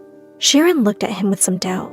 Billy gave her a small smile and said, "I've worked with you for years, Sharon. You can trust me." She smiled back and handed Billy the keys to David's car. Billy picked me up, put me in the car, and we took off towards the hospital. About 3 minutes down the road, he pulled over and we started celebrating. This was way easier than we had thought. That's when we saw Sharon furiously driving up behind us, sprained ankle and all. Billy saw her first in the rearview mirror. Well, 3 minutes is how long her trust lasted, and she looked mad. Billy turned the car back on and took off like a rocket. It was a wild chase for a while, with him taking turn after turn, hoping to lose Sharon. But she gained on us and tried to run us off the road. I could just feel her eyes burning into me. We raced through a red light with Sharon hot on our tail. Slam! Another car hit the passenger side of her car. Billy pulled over to the side of the road, horrified. She looked like she was uninjured, but her car was a wreck. We sped away from the scene as fast as we could. Sharon was even more dangerous than we thought. We called 911 and told them everything, all about her operation and the forced labor in the house. They said they would be going to the house to investigate, so we headed straight back to the house to meet them. In no time, the police showed up and raided the place. They saw everything they needed to know. As we were getting out of there, I saw Coco waving at me from across the road. Thank God! I had been wondering where she'd gone. I asked Billy to stop the car. "That's Coco!" I yelled excitedly. "She's there!" He looked around and said, "No, she's not." "She's right there, Billy!" I said impatiently. Billy became silent for a few moments. Then he said, "Karen, you've told me all about Coco, and I know you talked to her, but you have to know the truth. She isn't real." His words hit me as hard as the other car had hit Sharon. What was he talking about?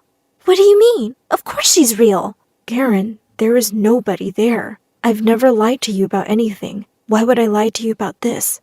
Tears started pouring down my cheeks. "She's been my best friend forever. I've known her for years and years." Billy asked me gently, "Well, has she changed at all in all these years?" That's when it hit me. My best friend was still as tiny as when I had first met her. I had grown so much taller and bigger, but she had always looked like she was 5 years old. I started sobbing, and Billy hugged me tight. He said he was my best friend now, and he would always stick by my side. I cried into his shoulder, and when I looked up, Coco was leaving. This time, I had a feeling she was leaving for good. Not long after that, David and Sharon were behind bars, and I received all the money from my paintings. I was rich enough to afford a small place for Billy and myself. We also realized soon enough that we liked each other as a little more than friends. Once word got out that I was the actual artist, I started getting phone calls to be on popular TV shows. Of course, my incredible life story about growing up alone in the isolated mansion came out as well. I became instantly famous. When I thought life was perfect, I received a letter in the mail. I didn't recognize the name. I opened it up, and it was a handmade card. And to my shock, the picture on the front was the image of a room I had painted in the mansion. I just stared at it and started to shake as I opened it up. Billy asked me what was wrong, and I told him to read it out to me. "Dear Karen, your real name is Genevieve. I'm Hannah, and I took care of you when you were growing up in that mansion." As Billy read the letter out loud, I couldn't believe my ears. It turned out that my parents had both been artists as well. My mother was a painter, and my father was a mad architect. The isolated mansion was his greatest masterpiece. He had brought my mom to live there with him. Apparently, after I was born, my mom lost her artistic touch and was no longer the same as she once was. She became bitter and envious of other artists, and she blamed me. She just left one day and disappeared. My dad was heartbroken and desperate to find her. He would leave me in the mansion with Hannah to go look for her. But Hannah was not allowed to ever show herself to me. He wanted me to stay in isolation, hidden from the world. She just had to make sure I had plenty of food and water and that I was well. Hannah said there were cameras installed everywhere, and she would watch me often, talking to myself and painting in the mansion. His trips became more frequent, and he was staying away longer. Then one day, he just didn't come back. Hannah says she found out years later that he had died in a car accident. But then I had been growing up in isolation for quite some time, and Hannah decided to honor his wish and not reveal herself. But when she heard about where I was now, she wanted to tell me the truth about my past. I was already in complete shock after hearing the story. But what came next shook me to the core. Hannah said she wished she could tell me more about my mother. All she remembered was that she was the most beautiful woman she had ever seen, and her name was Sharon.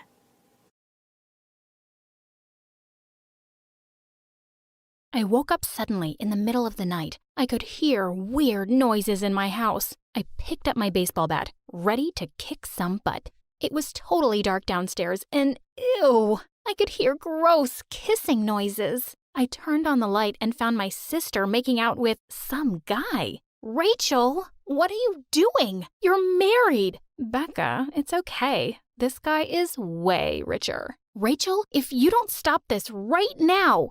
Let's pause. Hi, I'm Rebecca, and this is my big sister Rachel, my only family, and the biggest gold digger in the entire world. Rachel was so stunning that guys literally proposed to her from moving cars. She knew she could get away with anything. She'd already been divorced 4 times. So where were we? Oh yeah. "Rachel, if you don't stop this right now, I'm calling your husband." "Becca, put the phone down." "Then stop cheating." Rachel turned to her date and started making out with him in front of me. That's it. I dialed her husband, and Rachel suddenly jumped on me. We rolled on the ground as she tried to wrestle the phone out of my hands. "Hello? Ow!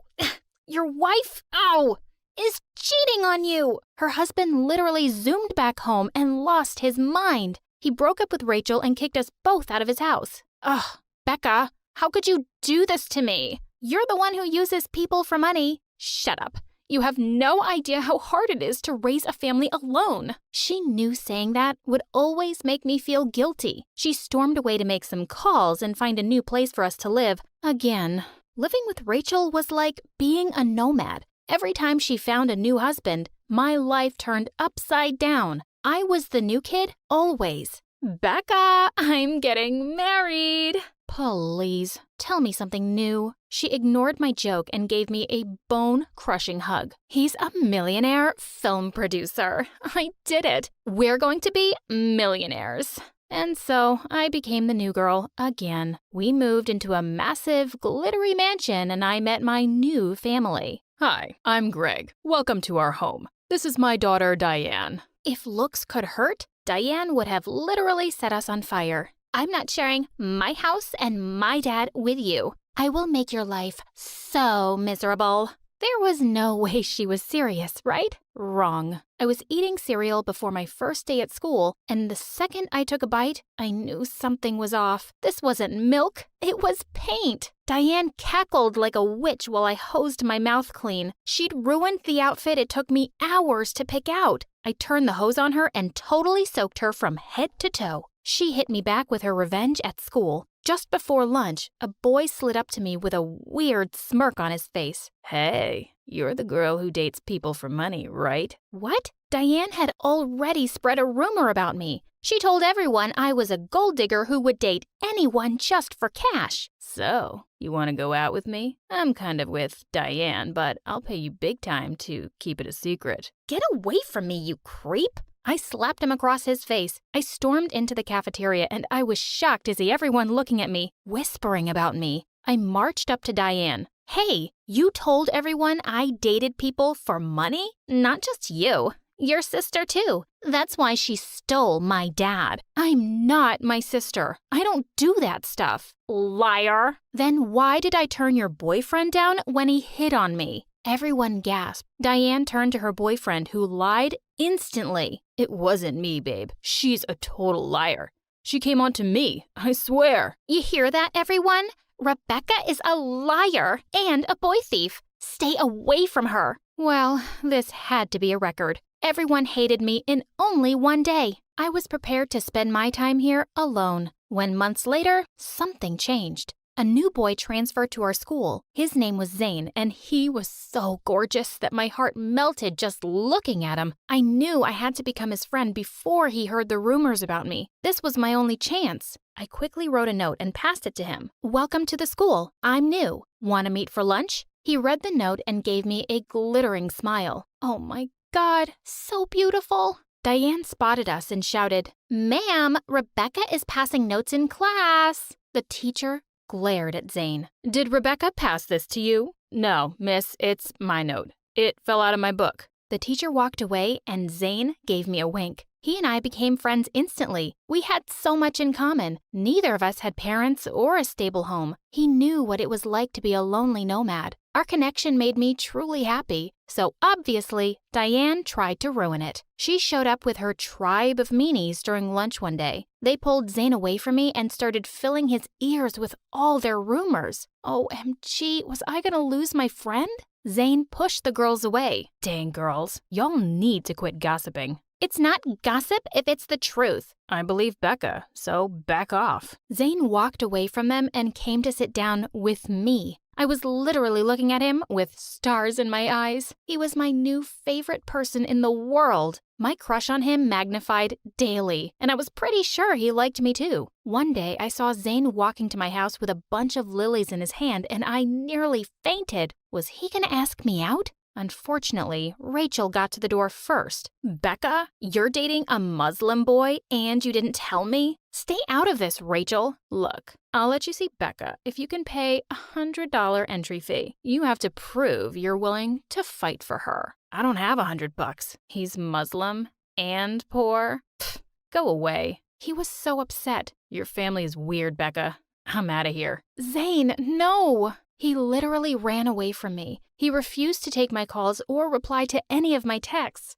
I cried my eyes out over that boy for days. I liked him so much. Even Diane noticed it. She came up to my room one day. I heard your sister asking Zane for money. You were trying to stop her? I told you I'm not a gold digger. Then stand up to Rachel. Date that poor, hot Muslim guy. And why are you helping me? Hey, I'm a nice person.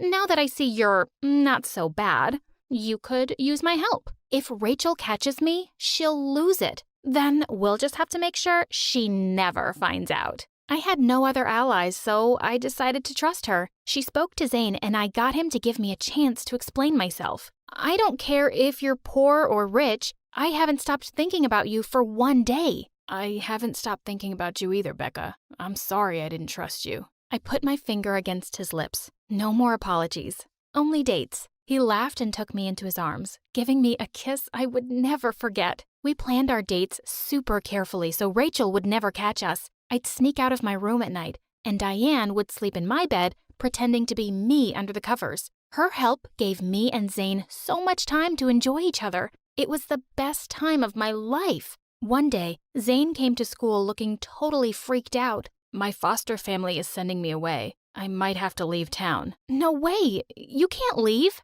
I have nowhere to stay, no money to spend. I have no choice. Diane and I shared only one look before we both yelled, "You can live with us! We're millionaires and we live in a giant mansion. We can totally support you." But your sister hates me. So what? In such a big house, she'll never find you. We snuck Zane inside and gave him the room in the corner of the mansion where no one ever went. We'd take his meals to his room and sneak him out for school every day. One time, Rachel spotted him in the garden and she went, "Excuse me, who are you?" Zane made his voice all weird and deep. The gardener. Bye now." He ran away before she could get a look at his face. Whew. Rachel was starting to notice how friendly Diane and I had become. One day, she started grilling us. "What do you both keep doing in the corner of the house?" Making out? Ew, you're stepsisters. Not related by blood. That was enough to get rid of Rachel for now. With Diane's help, I continued to do whatever I wanted right under her nose. After so many years of being lonely, I was finally happy. I had a friend and a loving, adorable boyfriend. Things were going great. So of course, Rachel did a Rachel thing and messed it all up. I came home from school early one day and found her making out with some guy on the couch. "You're cheating again?" OMG, Becca, get out. "No, you get out. You strange man, whoever you are. Out!" I kicked her boy toy as far away as I could. Then I turned to her with literal steam coming from my ears. Don't be angry, Becca. I was kissing him because I'm pregnant with his baby. "You're what?" I basically fainted then. Once Rachel revived me, she told me how she'd fallen in love with this emerald mine owner in the last month. They'd had a moment of weakness and now she was pregnant. This guy is even richer than Greg, so We're leaving, Rebecca. Nuh-uh. No way. Oh, come on. When you see his helicopter pad, you'll thank me. I put my foot down. I was not leaving this place. Not after I just started loving it here. We had the most intense shouting match of our lives before I could finally convince Rachel to stay. Fine. We will stay here on one condition. I will tell Greg this baby is his. You cannot blow my cover. You're gonna lie about that? If he finds out the truth, he'll kick us out. If you want to stay here, keep it quiet. I had no choice. I kept Rachel's secret, and 9 months later, she gave birth to a beautiful baby boy, who Greg lovingly named Greg Jr. Awkward. One day, Rachel asked me to babysit Greg Jr. right when I was headed for a date with Zane. This was a super important date, our 2-year anniversary. So, I decided to take the baby with me. Big mistake. The owner of the diner where we ate called the cops on us because he thought we stole the baby. No amount of explanations could convince him. So finally, Rachel had to come down to the police station and get us out. She was furious. Going out with babies? Dating poor people? You are grounded forever, Becca. I mean, look who's talking. But I had something more important to deal with right now. We had to leave Zane outside some random house that he pretended was his. He had to walk all the way to our house and climb up the drain pipe to reach his room. I apologized so hard. It was so dumb of me to bring the baby, but Zane put a finger on my lips. No more apologies. Only dates. Aww. He kissed me deeply and I wrapped my arms around him. I couldn't believe we'd been together for 2 whole years. Suddenly the door burst open. Rachel was standing outside looking completely mental, and Diana was right behind her looking scared. Oh my God, how did she know we were here? Suddenly, I realized Greg's baby monitor was still in my jacket. Rachel had heard us. She went completely nuts. She woke up the whole house and threatened to call the cops on Zane. He's our friend and he needed a place to stay. He's probably a criminal and he's using us for a roof. He's my boyfriend and he loves me. Ugh, I am not gonna let some poor boy trick you out of your money. I'm calling the police. No, you will not call the cops on Zane, and if you do, you'll what? I'm gonna tell everyone your secret. Rachel looked at me like I was a ghost. I have stood by your side through everything. Just do this one thing for me. Let Zane stay. No, I won't, and you're bluffing. You'd never choose these strangers over your own sister. Well, I chose the strangers and revealed Rachel's secret. The moment Greg heard the truth about his baby, he started crying. Diane looked at me with complete betrayal. How could you not tell me? We were friends. She ran away, and I knew I'd broken her trust completely. Greg booked a hotel for Rachel and kicked her out of the house. When I started packing my things, he stopped me. You and Greg Jr. are still my children. You can stay if you like. You too, Zane. I literally burst into tears at this point. This place was home to me. Greg forgave me much sooner than Diane, who didn't talk to me for almost a year after that drama. But eventually we became friends again, and she was even my maid of honor when I married Zane 5 wonderful years later.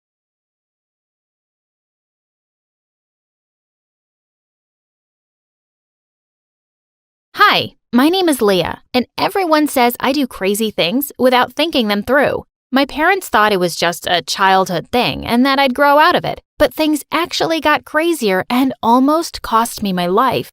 Once when I was 5 years old, I woke up startled in the middle of the night. I definitely heard some noise downstairs. I jumped out of bed and crept down the stairs to find a robber in the study. I ran to the kitchen, grabbed a big frying pan, and sneaked up on the robber. The minute he turned around, I hit him smack in the face and he dropped to the floor. Seconds later, my parents came running at the noise and called the police. I thought they'd praise me for being a hero, but instead, they lost it with me.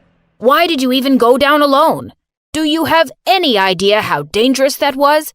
What were you thinking, Leah? To be honest, I wasn't thinking. My brain just told me to do it, so I did it. See? Crazy enough? Not only that, I also feel rather ugly. I wasn't as pretty as my older sister Amy, who mocked me for being a gingerhead all the time. So one day in the 2nd grade, I decided to do something to look pretty like my sister. I slapped some pink wall paint onto my hair and sprinkled glitter on it. I thought I looked uber cool, but the principal didn't seem to agree, and I got grounded for the 700th time at home. I tried my best to feel bad, but just then, I spotted the cutest cat limping on the street. Oh no, what if a car hit her? Without another thought, I was out the window. Just as I'd picked up the poor kitty, I stared in horror at a bus racing down the road straight towards me.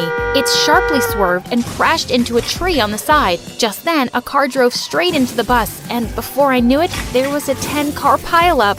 Suddenly, someone grabbed my hand and yelled, "Run!" We both dashed away and hid behind some bushes. When I caught my breath, I saw a ginger-haired boy my age smiling at me. "Wow, you saved that cat's life. You're a hero. Also, your hair is really cool." And that's the day this boy River became my best friend. He moved into the neighborhood recently, and we became inseparable. Amy was one of the popular girls in school, and she and her friends were always bullying me and River. She wasn't that smart, so she often made me do her homework. One time in the 8th grade, I said I was too busy, and the next day she stole my cat. As River and I marched furiously up to her, we found her making fun of poor Lulu with her minions. "Look, Lulu, Mommy and Daddy are here. Why don't you two get married already and have 100 more ginger cats? It would definitely be an ugly family of losers." Oh yeah? Maybe we will. And we won't be inviting you to the wedding.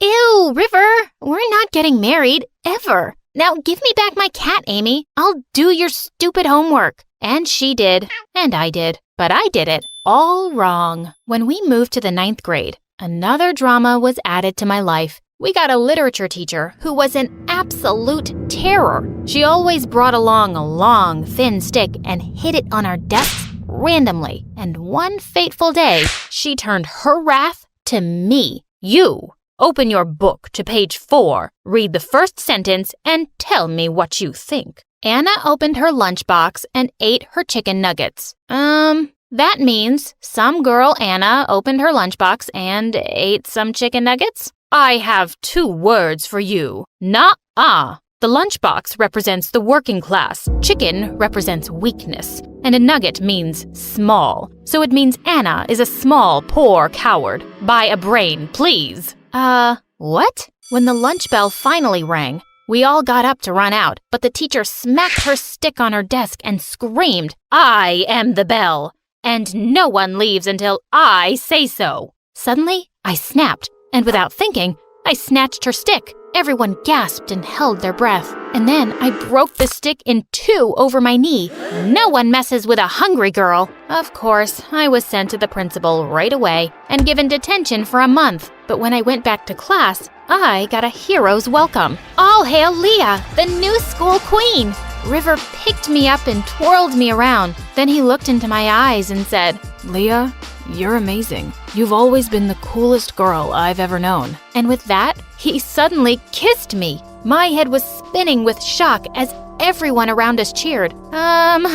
What just happened? I didn't have the heart to reject him in front of everyone, so I just kissed him back and smiled. Gosh, I never knew he liked me. That night, he left me a box of chocolates and flowers outside my window with a note. I'm so glad you feel the same way. I'm the luckiest guy in the world. This was a nightmare. By the next day, word had spread, and I was suddenly experiencing something new to me, popularity. I had people high-fiving me in the corridors, and boys were smiling at me. But there was one boy in particular who sent my heart fluttering. No, not River, Dylan. He was the captain of the baseball team, and I could see Amy turning all shades of green as he joined me at my lunch table. Hey, I heard what you did, and that was really cool. I was wondering, would you like to go to the spring dance with me? Would I? Without thinking twice, I said yes. As he walked away, I spotted River, and my heart suddenly sank. OMG, how was I going to tell him I had a date with someone else?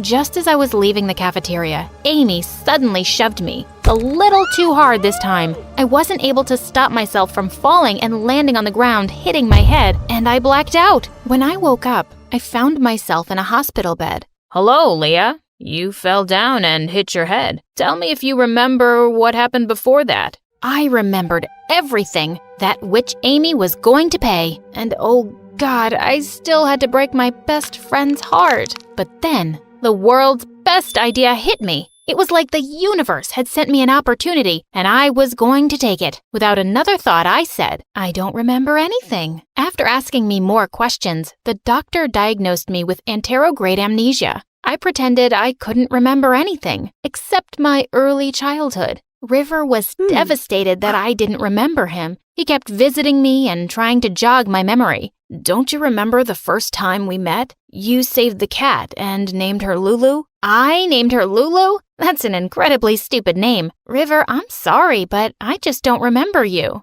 It's okay. I'll keep waiting till you do. No, I won't remember you. I don't think so. Ow! My head hurts. I went to the spring dance with Dylan and had the most amazing evening with him. When he dropped me home, I could see Amy spying on us from her window. On impulse, I pulled Dylan close and kissed him. He kissed me back. And honestly, this kiss felt just right. Also, it made Amy super mad, so life was kinda perfect. Except that it wasn't perfect. You see, it broke my heart to see River look so sad whenever I saw him, and I really missed my best friend. I didn't know how to fix this mess I'd made, but that situation took care of itself soon enough. One evening, when I was getting ready for a date with Dylan, Amy suddenly barged into my room and slapped pink paint onto my head. What are you doing? Oh, I'm sorry.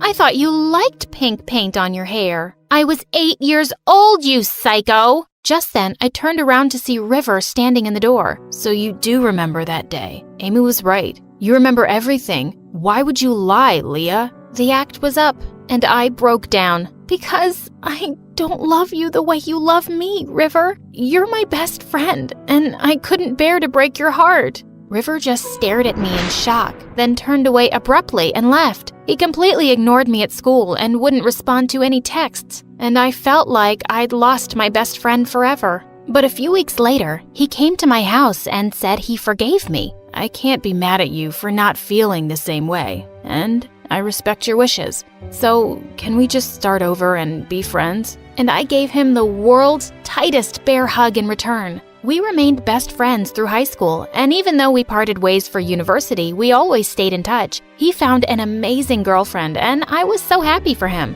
I dated Dylan all through university and graduated with honors. So, studying engineering was the worst decision of my life. Joking, not joking. And the best thing that happened to me in this college is that I'm about to leave it. I would also like to thank YouTube and Google for helping me throughout my studies. And also, of course, my wonderful boyfriend Dylan, who God knows what he's doing right now, but he's coming to me, and now he's on his knees. Wait, what? To my shock, Dylan was holding a ring. Will you marry me, crazy girl? Of course, I said yes. And a month later at our wedding, River was my best man. A year later, I was blessed with a beautiful baby girl, Lisa. When it was time to go back to work after my maternity leave, I couldn't bear to leave her behind. So without another thought, I just sent in my resignation letter and quit. Dylan asked me if I was sure about my decision, and I said, of course, I'm totally ready to be a stay-at-home mom and cuddle with this patootie all day. But it turns out, being with a baby all the time can get really exhausting and sometimes just boring.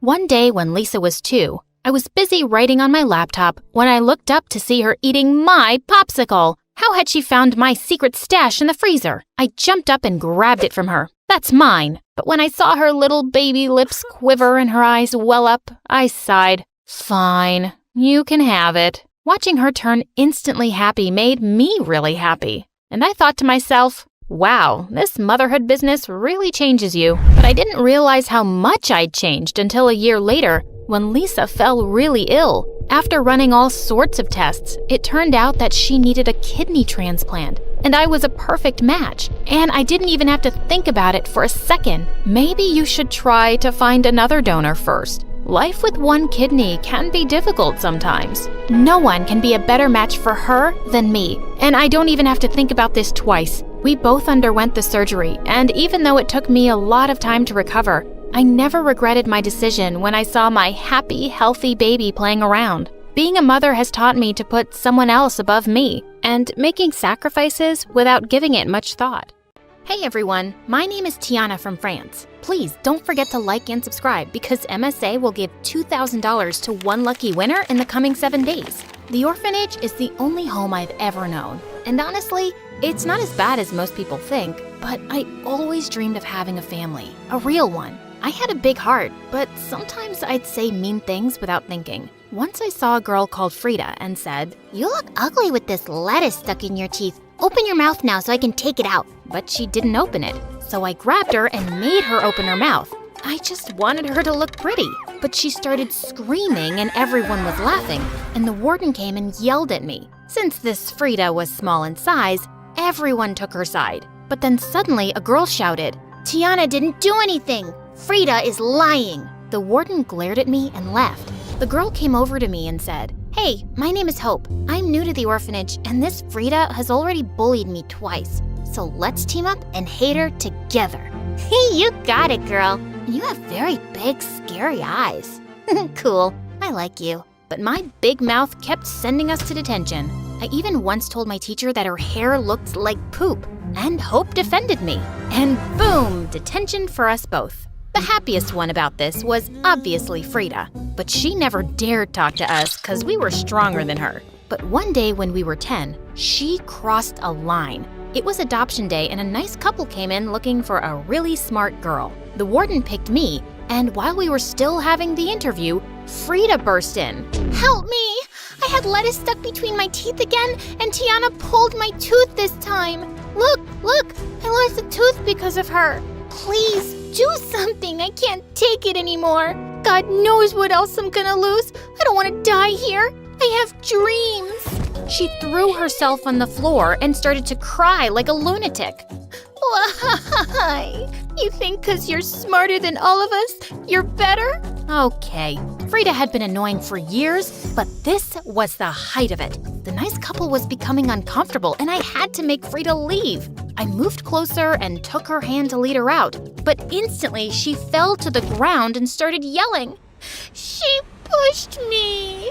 Okay, that was it. I pushed her hard for real this time, and poof, the couple ran out. Why would you do this, you witch? If you think you're gonna get adopted before me, think again. I was so upset. Frida ruined my chance of having a family, and I wouldn't forgive her. One day, Hope and I were playing in our room when we got called to the warden's office. When we got there, we saw this glamorous couple and Frida. The woman was so nice and hugged all of us, but the man just kept staring at his phone. They wanted to adopt 2 of the prettiest girls, and the warden brought us. 2 girls? That meant Hope and I would get to be sisters forever. But the craziest thing happened. You all seem lovely, but I'm going to adopt Tiana and Frida. What? This couldn't be happening. What? Her? But what, dear sister? Aren't you excited? is something wrong, honey? I don't want... But Hope spoke up instead. She is fine, ma'am. Super excited. We stepped out of the room and Hope couldn't contain her joy. You finally got a family. I'm so happy for you. I can't leave you. Everything is gonna be different now. You have a family. Don't let Frida ruin your dreams again. Hope was right. So I said yes. On the day we left the orphanage, Hope and I cried till we ran out of tears. I would miss her so much. My new mom's name was Wendy. Their house looked like it belonged in fairy tales. It turned out that she was a big-time actress and her husband was a director. I was fascinated by the house and soon began to study it. Mom was happy to show me around the house, and I was excited. Frida, however, had different interests. She loved Mom's clothes and would spend hours raiding Mom's wardrobe. I always wanted a daughter to pass on my wardrobe to. Come on, Tiana. Try some clothes on too.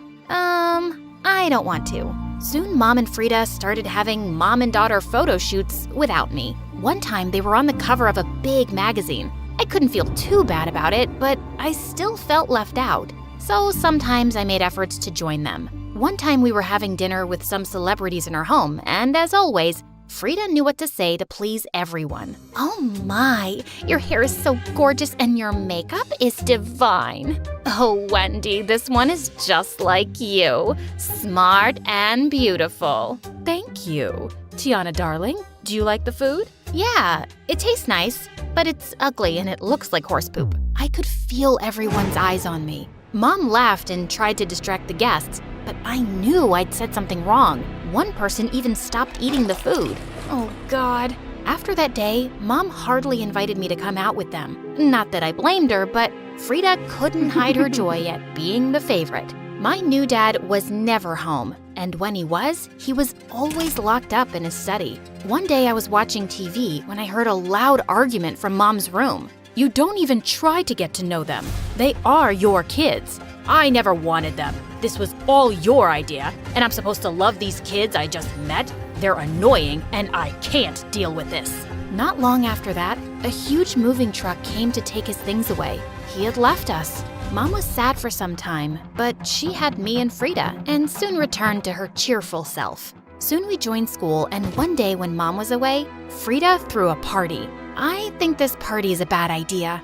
Not as bad as the idea Mom had when she adopted you. I spit at her and left. Our house was packed full and everything was so loud. I stayed in my room, and while I was reading a magazine, someone barged in. Oh, I'm so sorry. I thought this was the bathroom. Hey, is that magazine about houses and construction? My dad has a lot of them and I read them all the time. Is this the one about the skyscrapers? Yeah, it is. His name was Tom.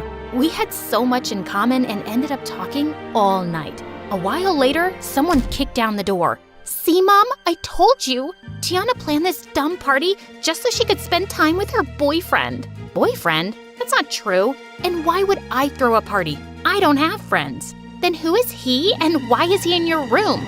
We should be asking you. This is your party. Mom, look at her ugly, revealing clothes. These are the clothes of wannabe bimbos throwing parties and smoking all night. Ugh, how I wish I could burn all your clothes. You disgust me. Stop it. I'm so disappointed in you, bringing strange people in my house. And you, Mr. Boyfriend, get out and never come back. Told you, Mom. You shouldn't have adopted her. You're a successful actress. You need a pretty, delicate daughter like me. For your image, Mommy. And to my shock, Mom said nothing to that. She just left. Frida had become a full-blown villain. She was always setting me up, and no matter how hard I tried, Mom always believed her because next to me, Frida looked like an ant and I was a giant. But Mom always forgave me in the end, and it drove Frida mad. And soon, she snapped. One day, I was watching TV with Mom when we heard Frida scream. We ran to her room and found her on the floor crying. It's all ruined.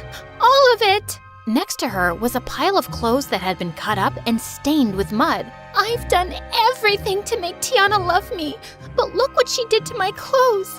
She said she'd ruin them the other day, Mom. You heard her.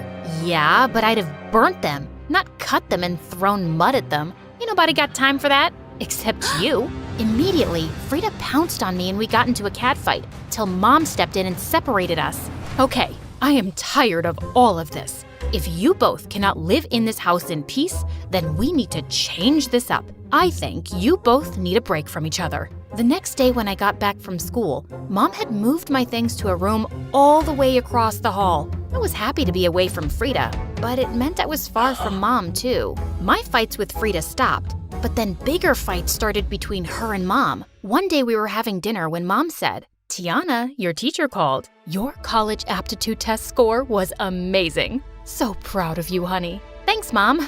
"And Frida, what about yours?" Oh, I didn't write that. I figured that since I'm just gonna be an actress, I don't need it. You're going to be a what? Just get one of your friends to cast me. It should be a movie that shows how pretty I am. No, I'm not doing that. I don't want that life for you. You will go to college, and when you are older, you can make better decisions.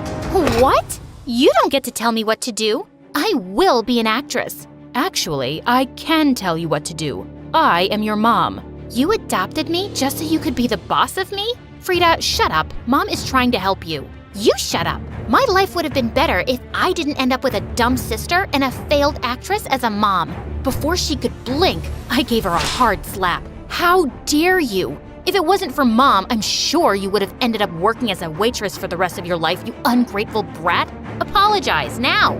I was ready to fight her, but instead, she moved to the mantel and threw down all our pictures. I hate you both. And after that, Frida got worse. She skipped school and was like a tiger ready to attack if anyone talked about it. She failed our last year in high school and wasn't going to graduate with me. What is wrong with you, Frida? I told you, I don't want to go to school anymore. Well, this is my house, and if you're under my roof, you will do as I say. Well, I guess I'll just leave your house then. Frida, stop it. But the next day, she was gone. We looked everywhere, but she just seemed to have disappeared. A few days before my graduation, I walked in on Mom crying in the living room. "What's wrong, Mom?" "I'm a terrible mom. I think Frida was right. Your lives would have been so much better if I'd never adopted you." "Oh no, don't say that. You're the best thing that happened to me. I'm sure of it." Funny how things work out, isn't it? I always favored Frida because she seemed more like me, and I found it easier to bond with her. I didn't make the effort to understand you better, and you've been nothing but amazing. I'm really sorry if I made you feel ignored. I should have tried harder. I did feel overlooked at times, and I wished we had a better bond, but I still love you, Mom. Well, let me start fixing things. Let's go get you a graduation dress. Whatever you want. On graduation day, Mom's smile was the widest in the room. I went off to college soon after and graduated top of my class to become an architect. One day after work, I stepped out of the office and noticed it was raining cats and dogs, and I had no umbrella. Just then, a man with the most beautiful smile walked up to me. "Hey, do you need this?" As he got closer, I realized I knew him. "Tom? Oh my God, it's you, the girl with the magazines. I'm really happy to see you again." We went on a date the next day, and it wasn't long before we were in love. A year later, we got married and moved to another city, and soon I was pregnant. One night, Tom and I were sleeping when we heard a loud crash downstairs. Tom immediately ran down holding a baseball bat, with me right behind him. "Who is that? Show yourself." Wait, Frida? Tiana? Yes, it's me. I'm not feeling well. And she fell with a loud crash. We called an ambulance and took her to the hospital immediately. Throughout the ride, I couldn't help thinking how weak she looked. At the hospital, the doctor told us she had fainted because she hadn't eaten in days and needed rest. Where am I? You're in the hospital, but you're gonna be okay. I'm right here. I'm sorry about last night, but I didn't know where else to go. Oh, Tiana, I've really messed up. I understand why Mom didn't want me to go into acting. It's really hard, but I was foolish and ungrateful, and now I'm jobless and alone. And believe me, I've really missed you and Mom. I'm so sorry. Will you give me a second chance, please? Will you beg Mom to forgive me? She must hate me so much. It's okay. Well, you're really messed up, but everything will be fine now. Of course I forgive you, and Mom could never hate you. I'm sure she'll be really happy to see you. How is Mom? She's fine. Ouch! Ugh, I think I'm having my baby now. Oh my God, really? I'm gonna be here the whole time, Tiana? Yeah, and call Mom.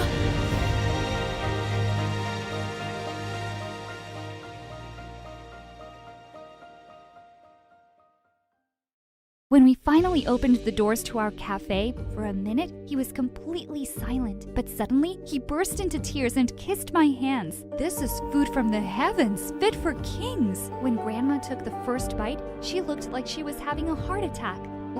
What? How? When did you learn to bake like that? I've never had something so amazing in my entire life. I'm telling you, this girl is doing witchcraft.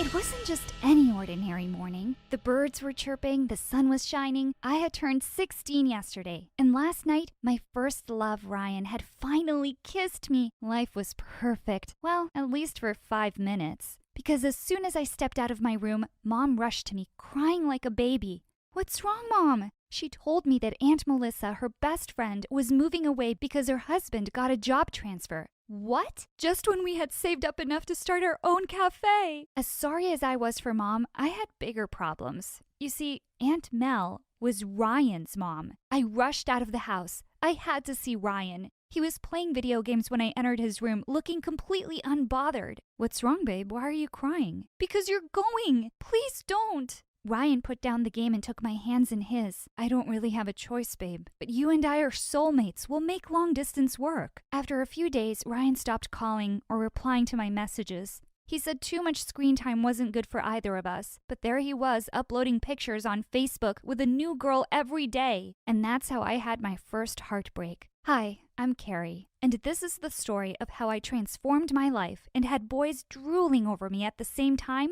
after my childhood crush left me high and dry. Please click on subscribe and I'll continue my story. Thanks. I'd been moping around long enough over Ryan. I decided I needed a change, and Mom agreed to send me to visit my grandmother in Provence, France. I was glad I was going there. Maybe I'd meet some nice guy. I deserved to meet someone great and move on from that jerk Ryan. Wow, Ryan had nothing on the cute French boys here. My heart was about to be healed very soon. The moment I arrived, I could see this group of boys looking at me. One of them walked up to me and said, "Hey, gorgeous, what's it like looking at the man of your dreams?" Okay, this is going to be easier than I thought. It was Grandma's 60th birthday, and I decided to bake her a cake. How hard could it be? I'd seen Mom do it a million times. The whole neighborhood had gathered on her birthday. When Grandma took the first bite, she looked like she was having a heart attack. Was it that bad? Finally, she managed to say, "What?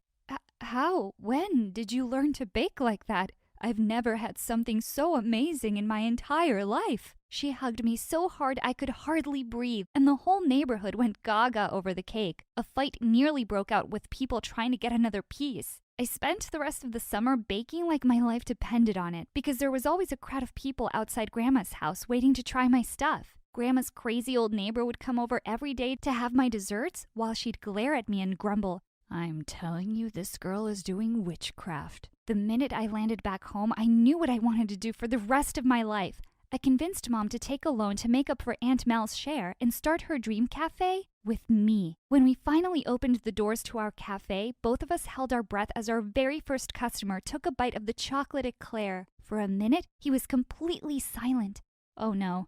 He hated it, but suddenly he burst into tears and kissed my hands. This is food from the heavens, fit for kings. Turns out he was a famous food critic. After his review, word of our quaint French cafe spread like wildfire. People were lining up to the end of the street to try my desserts. But soon enough, I realized they kept coming back for me too. Boys would hang out around the cafe for hours just to catch a glimpse of me. How are you so perfect? You've got the face of an angel and the hands of one too. By the end of the month, Time magazine had me and my creations on the front cover with the title Beauty and Her Feast. And Cosmopolitan said that at Sweet 16, I was all the sweetness people needed in their lives. My Instagram followers shot up, and my mailbox was getting flooded with love letters. One day, as I was unloading flour sacks out of the van, I saw a group of school kids come around the corner. Among them was the school heartthrob, Sean. As our eyes met, he smiled at me. I turned away when I saw one of the girls with him glaring at me with crazy jealous eyes. I knew she was his ex. Didn't need any of that drama. 5 seconds later, as they came closer, she accidentally pushed me. Watch out! Sean jumped forward to catch the sack, and before we knew it, we were both on the ground, covered in flour from head to toe and looking like ghosts. We glanced at each other and burst out laughing. I told him he could come inside to clean up, and he asked his friends to go on without him. His ex looked like her head was gonna explode. Once he'd cleaned up, I made him some creme brulee. He nearly fell off the chair after the first mouthful. Wow, I could eat this every day for the rest of my life. This is even better than I thought it would be. You're thinking about my food? Well, not just about the food. Suddenly he leaned forward, and I thought he was going to kiss me, but he said I'd missed a spot and brushed some flour off my nose. My heartbeat went wild. Just then, Mom came into the kitchen and glared at us as I introduced Sean. Of course she wasn't happy. She'd always wanted me to be with Ryan. By the end of the month, Sean and I started dating, after he showed up at the cafe to serenade me. Ryan was just an old heartbreak now, and so yesterday. Meanwhile, Sean was fun and caring and very much in love with me. Life was pretty much perfect. Little did I know, I had spoken too soon. As soon as I entered school the next day, there was quite a commotion. Apparently a new guy was on the basketball court giving Sean a run for his money. It really was a tough match that ended in a draw. But just then, I caught a glimpse of the new boy, and I couldn't believe my eyes. It was Ryan! It had been over a year since I'd last heard from him. Why had he come back? Sean saw me and came running over. He's really good, isn't he? We'll be a much stronger team with him around. Before I could say anything, Ryan jumped to hug me. Carrie, I missed you! And instantly, I pulled away from him. I'm sorry, I think you have the wrong person. I walked away as fast as I could. I needed time to process this. I took a sick leave and went home early. I went running to Mom's room and stopped in my tracks when I saw Aunt Mel sitting with her. She pulled me in for a hug. Did you see Ryan in school? He wanted to surprise you. Surprise me, he did. I was just telling Aunt Mel how much you missed Ryan. I did not. Aunt Mel acted like she hadn't even heard me. It's a good thing we're back then. Then she said that she and Mom would finally be able to run their dream cafe together. Wait, what? Thanks for helping out when I wasn't around, kiddo. But it's my cafe. It's famous because of me. But I'm sure you have your hands full with school, sweetheart. Don't worry, Aunt Mel is here now. I was so annoyed. Later that day, Sean dropped by to see me. We were sitting on the porch when a car came into my driveway. I didn't need to look twice to see who it was. Ryan walked up to us, completely ignoring Sean. Babe, I've been looking for you everywhere. I felt Sean get tense as he put his arm around me. How do you know each other again? Oh, we go way back. We have a shared past. Yeah, and that's where I'd like to leave you too, in the past. I told Sean I'd call him later and went inside. Ryan immediately followed, the little leech. The minute he saw Mom, though, he practically pushed me aside and went screaming to hug her tight. Oh, you're even handsomer than before, and have you grown taller? Stupid vain boy. He started making crepes along with Mom, and watching him in our kitchen just made me feel angrier. Thinking about me? You wish. I'm not going to forgive you just because you're making me crepes once. Then I'll keep making them till you do. But don't eat too many. We don't want you getting fat. And he finally left. My mom couldn't stop talking about how wonderful it would be if the two of us got together. Mom, I'm with Sean now. Well, yes, but you can break up with him. Both Mel and I would be thrilled. I stormed off to my room. Why did Mom keep forgetting Ryan was a jerk who broke my heart? Come to think of it, Aunt Mel was a bit of a jerk too. And a bossy one at that. She wanted to change everything about the cafe. One day I came home from school to find her painting the beautiful lavender walls an ugly shade of pink. She kept picking faults with the menu, but she still always wanted to know more about my recipes. One afternoon, I came to the cafe and was horrified to see that she had changed the signboard outside. Now her name was on it too. She had even managed to convince Mom to open another bank account. Without me. Another day, I walked into the kitchen to hear her saying to Mom, I saw that you recently had a couple of bad reviews online. That's what happens when you let a child do everything. I hated her poking her nose in my business, but that's not all I had to worry about. One Saturday, when I went to open up the cafe with Mom, we stopped short in horror. All across the window, someone had painted, "Take your stupid desserts and leave our town." Just then, Aunt Mel turned up behind us, staring at the view in shock, and then she burst into tears. Who would do such a horrible thing to me? I bet it's that old witch down the street who keeps complaining our customers are too noisy. While Mom consoled her, I tried not to imagine what it would be like to punch her, and I couldn't help wondering who would do such a thing to my cafe. As if all this wasn't annoying enough, Ryan had begun to constantly hover around me. He started following me around in school, not leaving me alone with Sean for a second. I was sitting with Sean one day and having French fries when he popped up out of nowhere and took away my plate. You shouldn't be eating fried food. Sean, how could you let her? I'm not her dad, and neither are you. Before I could even say anything, he threw the fries in the garbage and put a salad in front of me. And why aren't you wearing sunscreen? Your skin looks spotty. After school, he was always over at the cafe, telling everyone he worked there as a waiter. And later, he'd turn up at my place in the evening, sticking to me like glue while Mom and I were watching TV. One evening when Mom was out, I called Sean over to a romantic dinner for two. Just as he was leaning over the table to kiss me,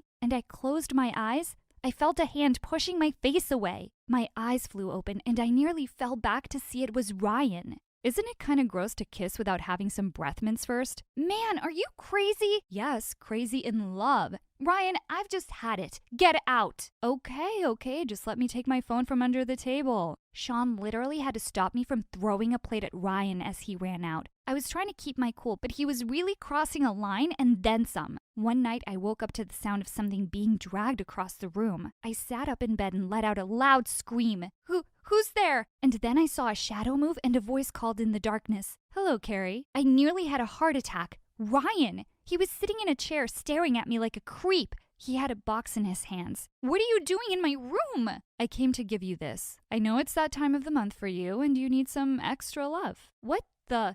How do you know? Oh, I just installed the same period app that you use and asked your mom about your last date. Now, use the heating pad and herbal tea and don't eat all the chocolates. Mom!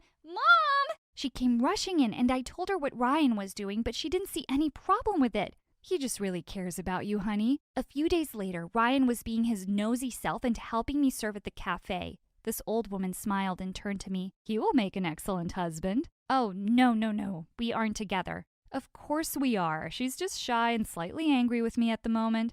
To be young and in love. Seems like it was all the encouragement Ryan needed. He put his arm around my shoulder, and before I knew it, he pulled me in for a kiss. Get your paws off me! Sean came in just then, looking furious. He punched Ryan and knocked him to the floor. Everyone stared in shocked silence. Ryan glared at us, brushed himself off, and walked out of the cafe without a word. Ryan wasn't talking to me anymore, and I wasn't complaining. Mom and Aunt Mel were both really cold to me, though, but we all had more troubling stuff to deal with right now. Someone had complained that our kitchens were filthy and had rats running around. The Food Inspection Authority came to check, to find our kitchens spotless, of course. I was furious. Even though these rumors were false, they weren't good for business. A few days later, Sean came to me, literally jumping with excitement. Babe, I've got brilliant news for you. My dad's cousin is a huge rock singer and he's getting married and he wants you to cater. There will be so many famous people there. I was thrilled. This was the biggest order I'd ever gotten and it could really make or break me. The three of us spent weeks preparing everything. I was almost glad for Aunt Mel right now. We needed all the help we could get. The entire neighborhood was excited about their local bakery catering for a celebrity wedding. On the day of the wedding, we got to the venue and unloaded the tiered cake onto the trolley. Suddenly, a wheel slipped out, the trolley tilted, and the cake went sliding away. Sean flew towards it and somehow managed to save it just before it hit the ground. Aunt Mel shrieked, "Oh dear God, I feel faint. Someone give me my smelling salts." "It's okay, we're okay. I have extra frosting, we can fix it." We carried off the cake to the kitchen and I fixed up the smudged parts in no time. I let out a sigh of relief as Sean and Ryan carried out the cake to the garden. Just then, I noticed some frosting on my hand and I licked it. What? Why did it taste so disgusting and salty? I stared at the scene in front of me in horror. The bride and groom were cutting the cake. OMG, I couldn't let anyone eat this. No! I ran towards the table like a maniac, and just when I was close, I tripped over my own shoelaces. I practically flew and landed straight into the cake, and half of it went flying onto the bride's dress. She screamed in fury while the groom hopped around because some had landed in his eye. He stepped over the bride's dress, and we all heard a loud rip. I looked up from the cake, wishing I could just disappear magically. The bride was wailing loudly while everyone stared at me in horror. I don't remember how we made it back to the cafe. We all sat around in stunned silence. I finally spoke up. Only one way to find out who tampered with the cake. I had a secret camera installed here last month, just to keep a check on things. We waited breathlessly around the TV, looking at the footage, and sure enough, we saw 2 people sneak into the kitchen 2 nights ago with a bag of salt. And those 2 people were Ryan and Mel. We looked around to see the 2 sprinting away, but the 3 of us were right behind them and tackled them to the ground. Mom stared at Mel in shock. "I can't believe you would do something like this to your own friend. Were you behind everything else that's been happening too?" Aunt Mel looked like a crazy person. "The cafe was my idea. All this praise and money should be mine, and this idiot child took away everything. Now that your reputation is down the gutter, you'll both get what you deserve." I looked at Ryan, and he just shrugged. If you'd shown me the appreciation I deserved, I might have stopped her. I was absolutely furious now. "You!" But before I could continue, Sean was already holding him by the collar of his shirt. "If you love your face, leave and don't come back." As the 2 scurried away, we just stood there silently for a moment. Then Mom pulled me in and hugged me tight. "I'm so sorry for trusting her blindly. We will fix this, just you and me." Suddenly, she pulled in Sean as well. "And you too." Turns out the crazy wedding video went viral, and while I thought that would be a really bad thing, it just ended up making our cafe more popular. We had more people coming around than ever. Last I heard of Mel and Ryan, they left town before word of what they'd done spread around. I still always check under the table every time I'm on a date with Sean, though. Hi, I'm Chloe from Oregon. Please like and subscribe. I was born to an activist mom who was so crazy about saving the world that she gave birth to me in the jungle while protesting against the cutting of trees. This craziness was the reason Dad divorced her a long time back, but I had to live with it. Wake up, Chloe. We have to save the dolphins. Let's go, Chloe. The old beggar near the church needs our help. If she could, she'd probably help ants move their food. But that wasn't all. She was so careful about the environment that we lived in a tiny house and grew our own veggies and never used a vehicle to drive around. Even though she was kind of weird, she was a good mom. She was always there for my school functions, baked cookies for my friends, and never forgot my birthdays. Honey, I made you this cake. Oh, Mom, I love you. But just as I was about to cut the cake, she whistled and a bunch of kids came storming into the house. These are some kids from the homeless shelter. You can share your cake with them, right, honey? Well, I didn't want to, but I had no option, so I forced a smile. But the next morning, something bizarre happened. My favorite doll, Sally, was gone. Mom, I can't find Sally anywhere. I think one of those kids took it. Oh, no, dear. I gave it to them. You what? Some kids never get to play with dolls, honey. You must learn to be charitable. Yeah, but not my doll. I was so mad at her, and it just got worse with time. If anyone came asking for help, she gave my clothes and things away without even asking, leaving me with nothing but damaged goods.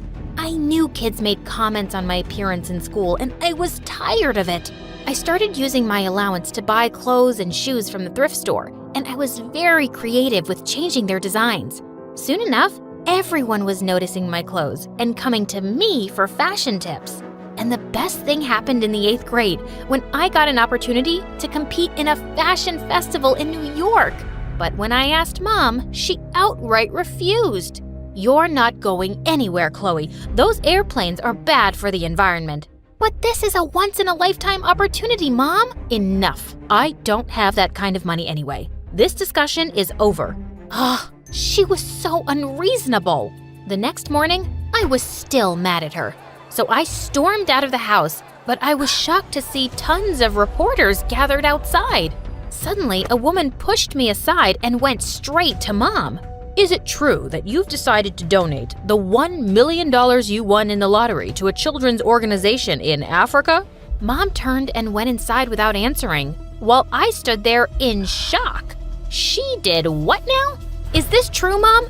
You won $1 million lottery and you're giving it all away? Chloe, think of how many lives I can change. Those kids need it. And what about me, Mom? You said you didn't have money for my New York trip, and you were gonna give everything away without even telling me? I was gonna tell you. I was even gonna take you along. On a plane? Or are you walking to Africa? Gosh, you're really something. I'm not going with you anywhere. You care for every kid in the world except your own. I hate you. But soon after, she dropped another bombshell on me. She was leaving the next day for Africa, and I'd have to stay with my dad till she returned. Mom and Dad hated each other, so I'd never gotten to know him. And now I had to live with him? This was insane. But when I reached his gigantic mansion in California, I couldn't help feeling a bit excited. Our house was a matchbox compared to this. Dad gave me an awkward hug and welcomed me into his home. I'm running really late for a meeting, but I'll see you at dinner, okay? And he just rushed off in a car. That wasn't weird at all. Soon after he left, a girl my age walked over to me and introduced herself as Jenny, my stepsister. Dad told me you were coming, and I'm sure we're gonna have a great time together. Come with me. Jenny led me to a huge room and opened a giant wardrobe for me. What do you think? I picked out all your clothes myself. Are you kidding? I love them. You're amazing. I know. I'm the coolest girl in our school, and no stepsister is gonna ruin my reputation by looking shabby. That was kinda mean, but I forgot about it as she showed me around the house. And later we binged on ice cream and talked about fashion and guys. She seemed all right. A week later, I joined school and Jenny introduced me to her friends. They seemed cool, and I was enjoying being part of their girl gang. But one day I was in the library when I got a text from Jenny to come immediately to the schoolyard. When I got there, I saw some kids protesting with banners. And then I spotted Jenny and her friends on the side. And suddenly they started throwing eggs and tomatoes at the protesters. What are you doing? Having some fun with these losers. Join us. No, just stop this. But they didn't listen to me. And when Jenny saw some teachers coming, she ran away with her minions. Such a witch.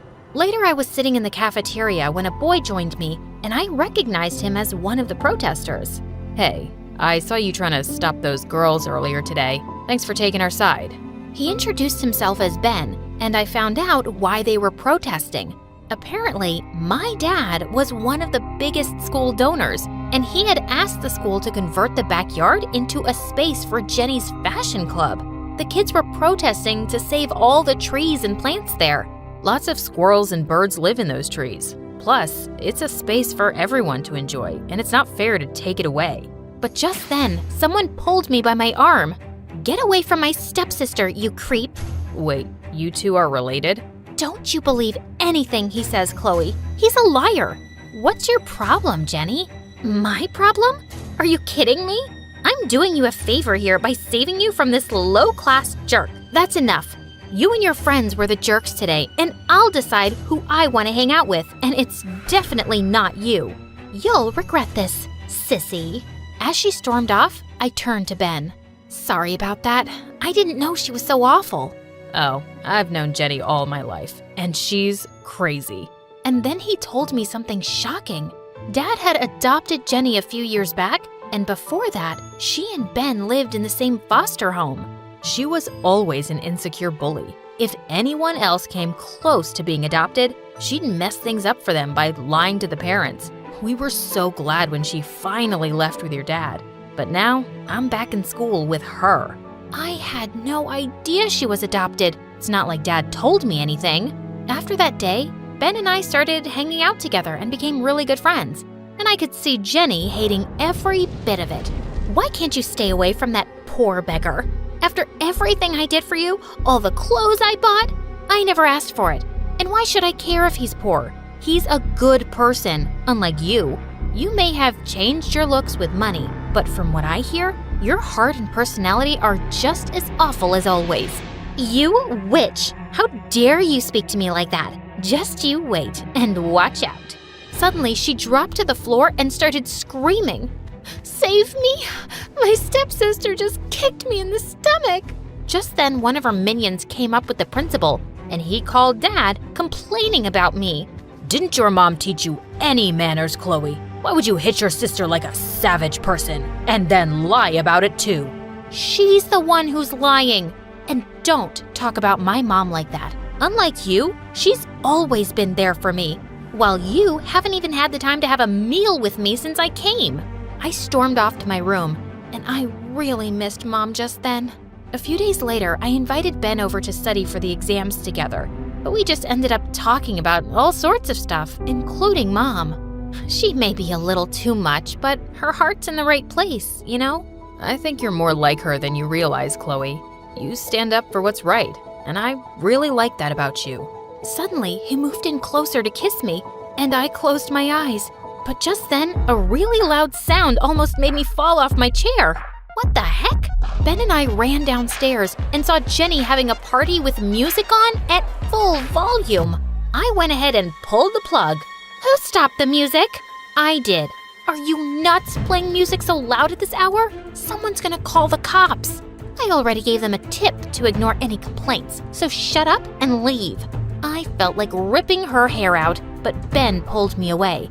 As I was leaving, I heard Jenny say to her girlfriend, "Ignore her, guys. Her mom's a total lunatic. That's why she's a little, crazy." That was it. I pushed her into the pool, and she looked super mad. The next morning, Dad called me, and I knew I'd get scolded because Jenny must have fed him lies. But to my surprise, he hugged me tight. Oh, you must be so worried about your mom, Chloe. It's gonna be okay, I promise. Why are you hugging her, Dad? You're supposed to scold her and ground her. Jenny, now is not the time for your tantrums. Dad, what's going on? Why would I be worried about Mom?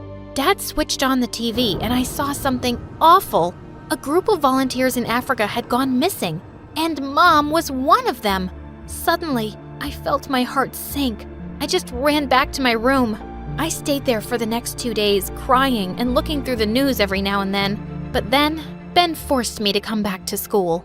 I know you're worried about your mom, Chloe, but she'd want you to be brave and not lose hope. She'll come back. I just know it. He pulled me close and I felt so much better. He was right. I had to get myself together and do good things, just like Mom. I convinced Dad to take back his request for converting the backyard into a space only for the fashion club. I had other ideas for that space, and he agreed to donate money for it. I talked to the members of the fashion club and suggested that we redecorate the school backyard and turn it into an open-air showplace. They seemed to like my ideas, and when it was finally done, everyone was stunned. OMG, this is amazing. It's like a place for everyone. Everyone was happy and praised me for my idea, except for Jenny. What rubbish is this? And how could you guys go behind my back and support this good-for-nothing loser? Did she use her mom's sub story to get your sympathy? I was about to tell her to shut up, but all the kids spoke in my favor instead. Chloe came up with the best idea to utilize the space without destroying the trees. And it's time you stop being a mean witch, Jenny. It's getting really old now. Everyone seemed angry at Jenny, and I expected her to throw a tantrum. But surprisingly, she turned around and ran away. Something was definitely up, so I followed her and found her weeping in the bathroom. Jenny, are you okay? No, I'm not. Ever since you came, everything's gone wrong. You became close with the kids at school in no time, and even Dad's been favoring you lately and ignoring me. I just hate that everyone loves you and thinks I'm the bad guy. Well, she was, But maybe it wasn't the right time to bring it up. You have it all wrong, Jenny. Everyone likes me because I'm nice to them. And Dad hasn't made any effort to get to know me my whole life. He's just being nice to me right now because of Mom going missing. Otherwise, he'd probably be the same. So, you mean you don't want to snatch him away from me? No, why would I do that? If anything, I'd want him to be nicer and kinder to both of us. Suddenly, she wiped her tears and hugged me. I don't understand this. I've been nothing but a witch to you, but you're still being nice to me. Why? 'Cause that's how my mom raised me, and I'm proud of it. I just wish I told her that. You can tell me now. I turned around, and Mom was standing right in front of my eyes. Mom! OMG, am I dreaming? Just then, Jenny pinched me real hard and made me scream. I'm so glad you're back, Mom. I missed you so much. I missed you too, honey. I realized I must have given you quite a scare, so I flew back as soon as I could. You cut your trip short? For me? There's nothing I wouldn't do for you, love. Unless someone else's need is greater. Oh, Mom.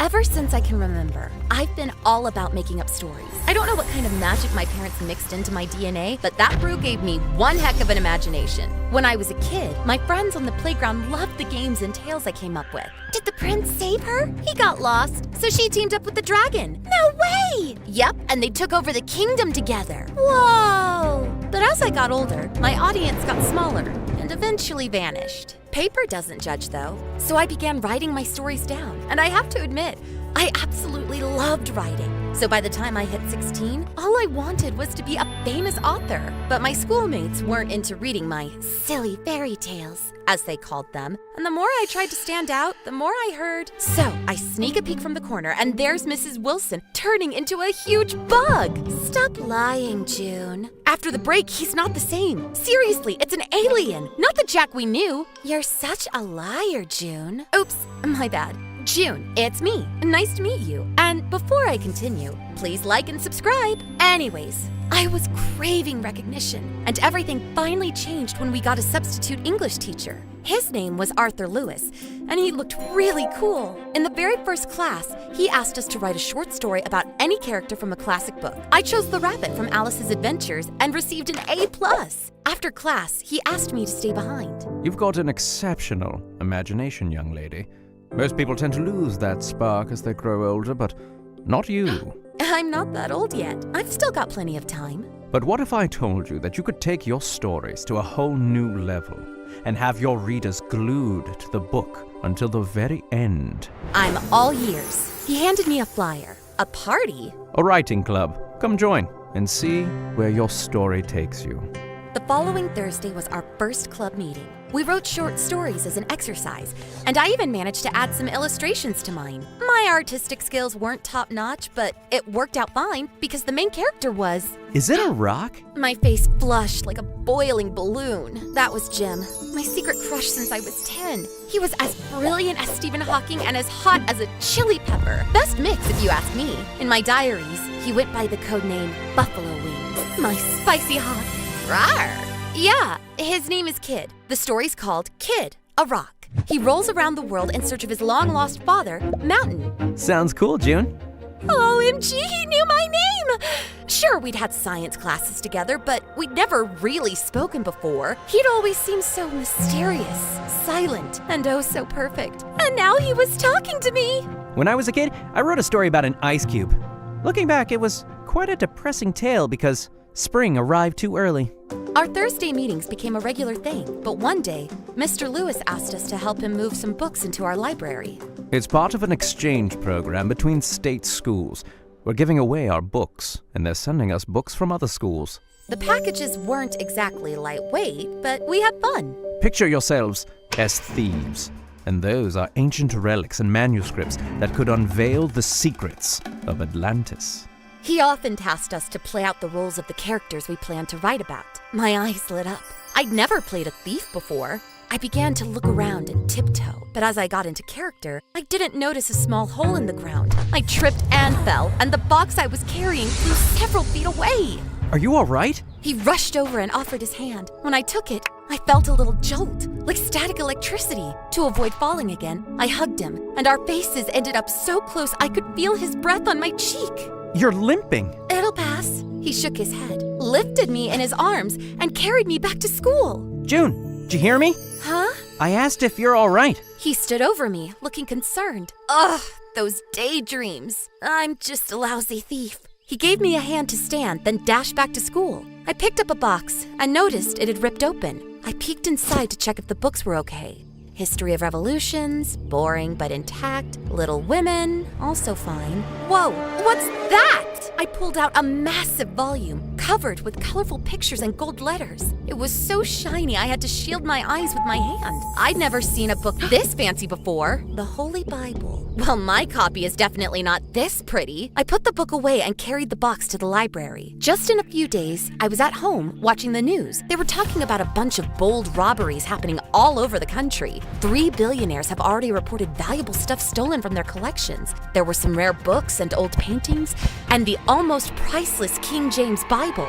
I sat there, mouth wide open, a spoon in my hand, jam dripping from it. The Bible they showed on TV was exactly the same as the one I saw in that box. It's my teacher who stole it. Sweetie, come on, we talked about this. All made-up stories go in the notebook. But it's true. Right, and I guess he's also a cult leader, huh? That would be a cool twist, Dad. I knew this story was a goldmine. It could change everything, but I needed evidence, so I decided to play detective. I put on a trench coat and went on a mission. I hid in the bushes near the school, using my dad's binoculars to keep a close watch. The cheerleaders were in the locker room near the field. One of the girls was bragging about her new Chanel bag, even though I saw her yesterday in a replica store. Another was adding fake hair to her ponytail, and the third was copying something from one sheet to another. I zoomed in. Those were the answers for tomorrow's test. Seriously? And they called me a liar? What are you up to? I jumped, accidentally banging my head on something. Playing detective. It's for a story. I'd ask if I could join, but I don't think I'm allowed to spy on the girls in the locker room. My cheeks flushed like ripe strawberries. It's not about them. I'm spying on Mr. Lewis. Oh? Why? I spilled the beans about that weird book and the robberies happening around, and how badly I needed some proof for the cops. Honestly, I was pretty sure he wouldn't buy it. He'd likely go, "You're just making stuff up," or "Quit with the lies." But instead, he just nodded and said, I'm in. I was shocked, staring at him in disbelief. I couldn't even remember the last time someone had trusted me so easily. You really believe me? Why shouldn't I? It's just the others. Well, I'm not like the others. I know what it's like to be different. It was like a daydream coming to life. My eyes filled with tears and I started sobbing. Jim came closer and hugged me. He smelled like Christmas cookies, ginger and spice. Then he shared that he lost his mom when he was just a kid. His dad, a big shot inventor, was always knee-deep in tech stuff or jet-setting around the world. Jim, though, wanted more of his dad's time, so he began shadowing him and even tinkering with his own inventions. He totally loved it, even though his interests zoomed past what was normal for someone his age. And you know, kids can be pretty harsh when they see someone who's different. So I learned to stay quiet and keep everything to myself. I gazed into his eyes, deep as the ocean. I just wished he'd grab my hand and we'd dash into the sunset together. So we dove into spying on Mr. Lewis. Days passed with no sign of anything fishy, but Jim brought some cool gadgets, like an invisible UV ink pen or a dice with a hidden camera. Are you like a real spy or something? I made these for fun after binge watching James Bond. Never tried them out for real, so no guarantees they'll work. He pulled something out from his pocket, a super cute necklace with a black stone. He gently placed it around my neck. Is this for me? It's a voice recorder. Just tap it here and it'll start recording. OMG, I totally forgot how to breathe. Is it even legal to be this perfect? Oh, it's him! Mr. Lewis was speedwalking, holding a package. He glanced back before vanishing into the alley behind the school. Hurry, or he'll slip away. We sprinted after him, trying to stay low, trailing him until he reached what seemed like an old factory building. He entered. Darn it, we've got to follow. I looked around. There was an open window about 7 feet off the ground. Jim crouched down. I stepped on his hands, and he boosted me up. I grabbed the frame and pulled myself inside, with Jim following. June, you do know that we just freely walked through the door, right? Shh, that's my story. So, what did I say? Oh yeah, we ended up in this massive warehouse. Rows upon rows of shelves stacked with boxes. We snooped around a bit, found some ancient stuff, paintings, and books. Sick! I snapped a few pics with my phone. We moved on, trying to be all stealthy. That's it? We both froze. My heart was pounding like crazy, so I grabbed Jim's hand for comfort. He gave it a reassuring squeeze. The last one. We better move. I've got a bad feeling. But what? Just pack everything up and be ready tomorrow. I heard footsteps fading away and peeked from behind the shelves. Nobody. Quick, over here! There was a table piled with papers, some documents and maps. I didn't know if any of it mattered, but I took some snaps and sneaked a dice with a camera between the stacks. We gotta find that book. This one? All kinds of stuff happened at once. I jumped up. Someone's grip clamped painfully onto our arms from behind. Ouch! Two burly men had us locked down tight. No way to squirm free. Mr. Lewis leaned against a wall, holding the stolen Bible. Well, well, my best students. Playing detective, I suppose? He strolled over and picked up the dice, checking it out. Impressive. A camera. Clever move. He tossed it on the floor and crushed it underfoot. Darn it! I wished I could free my hands and activate the necklace recorder, but the dude behind me wasn't giving me any room to work. You stole all that stuff. Why? He took the phone from my pocket and began deleting the photos I'd snapped earlier. As he did, he explained that he swiped identities to use as a cover while robbing rich jerks who hoarded rare items and locked them away in dark rooms, hidden from the world. I aim to open a museum where everyone can see these treasures. Noble cause, but why stealing? He mumbled something about rich morons who'd never understand. I was done with it. I twitched and sank my teeth into the burly man's hand. He howled in pain and shoved me away. Quick as lightning, I sprung back up, landing a solid punch right on his nose. Don't mess with me! Jim seized the chance and delivered a swift kick to his captor's shin. Take that! We were fighting like a team. We were furious. We were on fire. It was like we had a superpower that made us invincible. I paused to scan the area, but there was no sign of Mr. Lewis. And then, a sudden blow, and everything faded to black. I woke up to soft touches. Jim loomed over me, gently wiping my forehead with a damp towel. Note to self, never get on your bad side. I chuckled, and he explained that when one of the guards knocked me out, he got really freaked out. So he decided to even the score by giving them a few knocks, and then carried me away. Oh, my white knight, the hero of my story! But we still don't have any proof against Mr. Lewis. He flashed a sly grin and removed my necklace. I switched it on when I pretended to kiss you. Pretended? My heart sank. I thought. It didn't take long to convince the cops when we handed over the recording. Sadly, by the time they arrived to arrest Mr. Lewis, he'd vanished without a trace. But hey, at least all the stolen stuff found its way back to their rightful owners.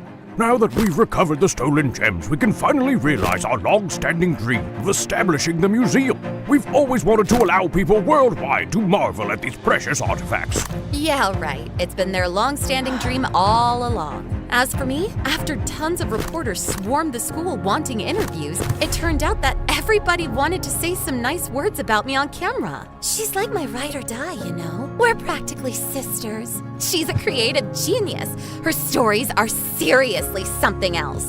Honestly, I didn't care. I was too busy writing a book. It hit the shelves in a month and went straight to bestseller status. I didn't hold a grudge against Mr. Lewis. Even if he was a bad guy, I did take my stories to a whole new level, just like he promised. And you know what? I feel like my rock finally found its mountain. Wait, I thought mountain was like its dad.